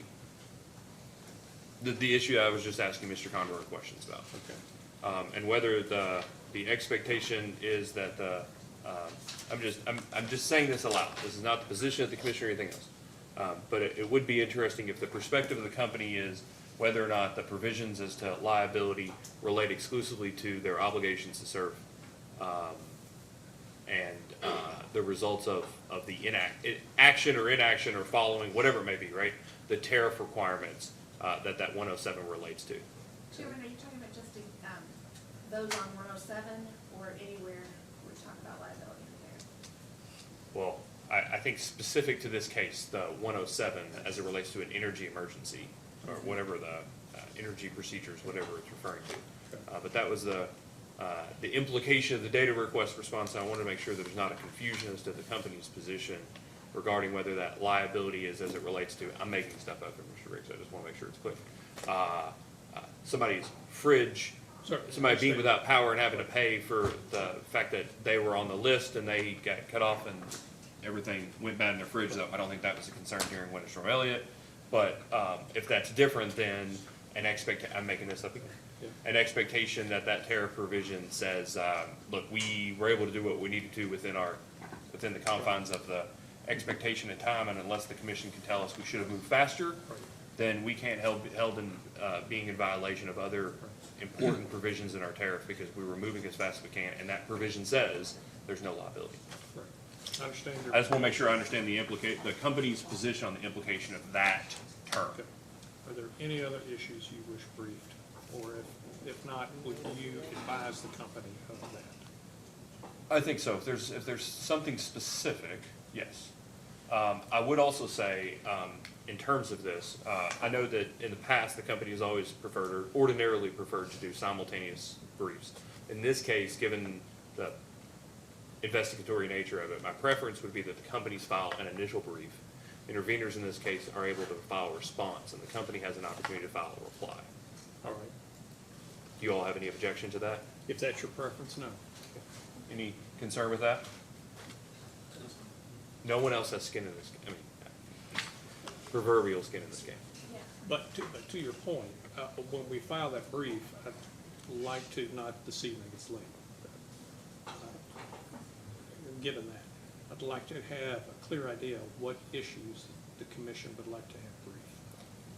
So, so I think, trying to think about this.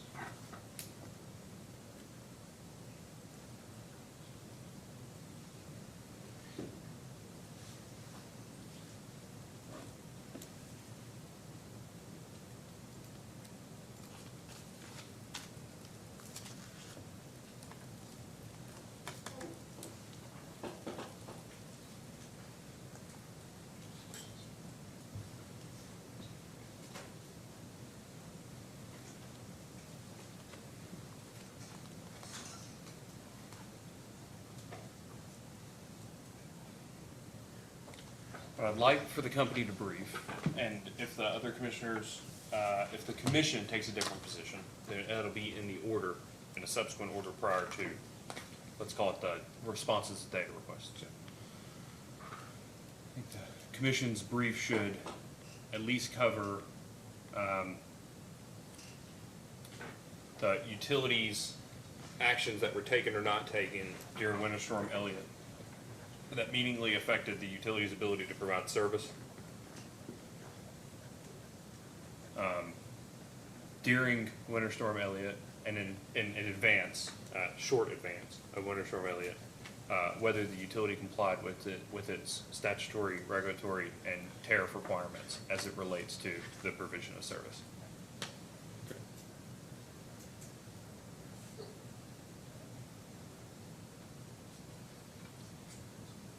Including the statutes that the commission specifically cited in the opening order. So I think 030, 018, just looking at some here.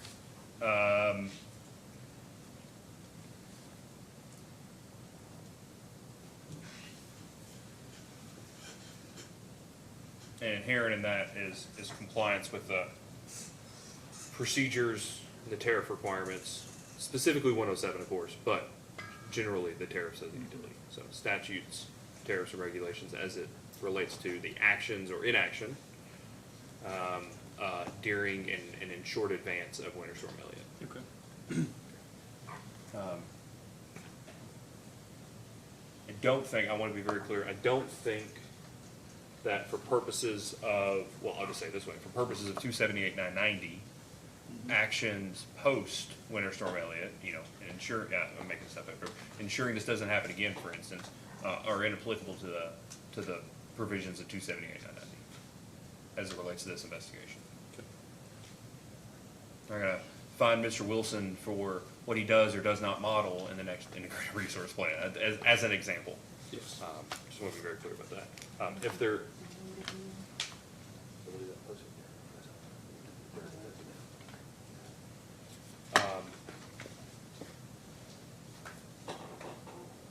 if there are other items beyond what I've mentioned today, those will be in an order within some reasonable time frame for the utility to consider in their briefing. All right.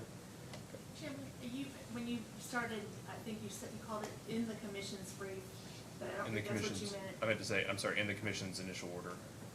Okay, so do you want just the company to brief those issues?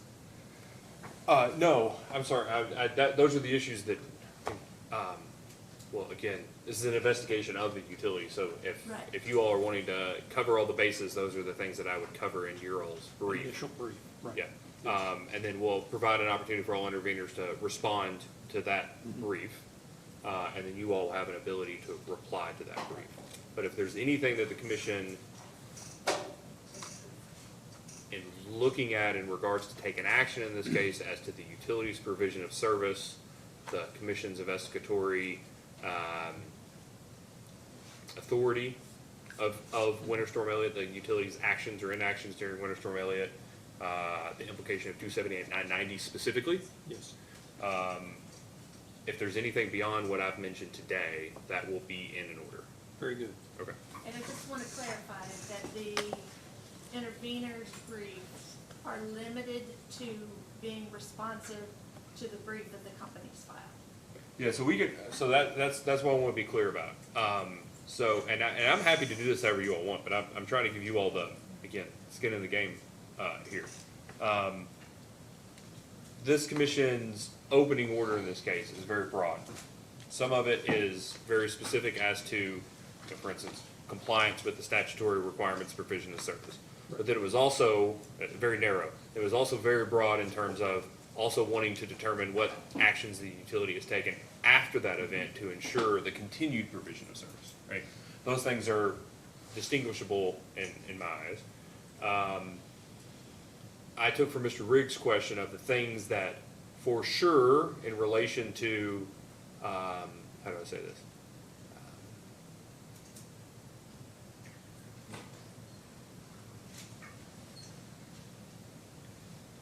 That you will necessarily want to cover in your brief. But I would advise, and when we talk about this, I think we're all gonna have plenty of time for briefing, but I would advise that the brief touch on anything beyond that that you would like to put in front of the commission that is record evidence, or arguments related to record evidence, related to the entirety of the opening order in this case, or any of the evidence that has come through the investigation. So I wanna make that clear. I was trying to make sure that I address the things that I would absolutely recommend that you cover in your brief, and then you're captains of your own ship after that. And I understand that, but Okay. I just want to clarify that Okay. whatever we put in our briefs, Okay. that the responsive briefs from the interveners. Yeah, and so that would be the other thing. I think that the responsive briefs would be about the entire record. Right? So if you all ignore, I'm just saying, if you have an initial brief that covers everything you all want, but you don't at all want to talk about how you model things in the future, I don't think it's beyond the scope for somebody, given the amount of things that have been mentioned in the discovery, for instance, about how the utility should do day-ahead forecasting. That's something that's been in discovery. If you all don't touch day-ahead forecasting in your opening brief, I don't think it's unreasonable for somebody to respond in their brief indicate that the utility should, based off the evidence, look at a new way to do day-ahead forecasting. So if you all want to do something simultaneous, I'm fine with that, but I also want to note that you all are the ones being investigated in this case and giving you an opportunity to file your initial brief. Yeah, no, so if we'd you like, want to do it separately. we'd like the opportunity to file a reply brief. Yeah. You want to do them No. you want to do what I indicated first. Correct. You all have an initial If brief. the commission is gonna let responsive briefs say whatever they want. Yeah. And not be limited to what's in the initial brief. You got- then certainly get a chance to You're always reply gonna get to a all of the yeah, things you're that always are gonna get a be opened reply. up when that happens. You're always going to get a reply. I just Right. want to make sure that it's clear that the responsive briefs are their position of the case, effectively. And then you all have the ability to reply to all of them. in furtherance of your initial position or in response to the positions they took. Hey, do you have a briefing schedule in mind tonight, or is that? Sure. Okay. And while we're here, the data requests are being responded to on July the 8th. Mr. Riggs, when would you like to file your initial brief in this case?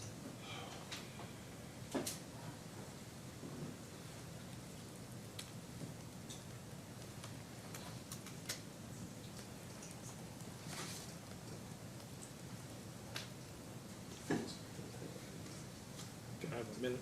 Sure.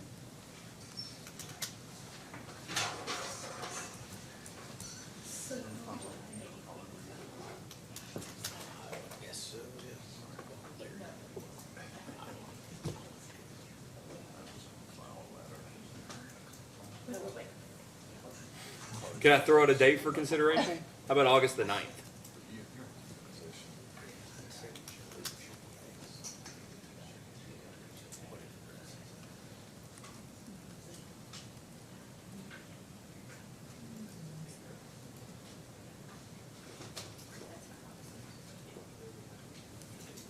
Yeah, August 9th. Okay. So I've got the operative dates being,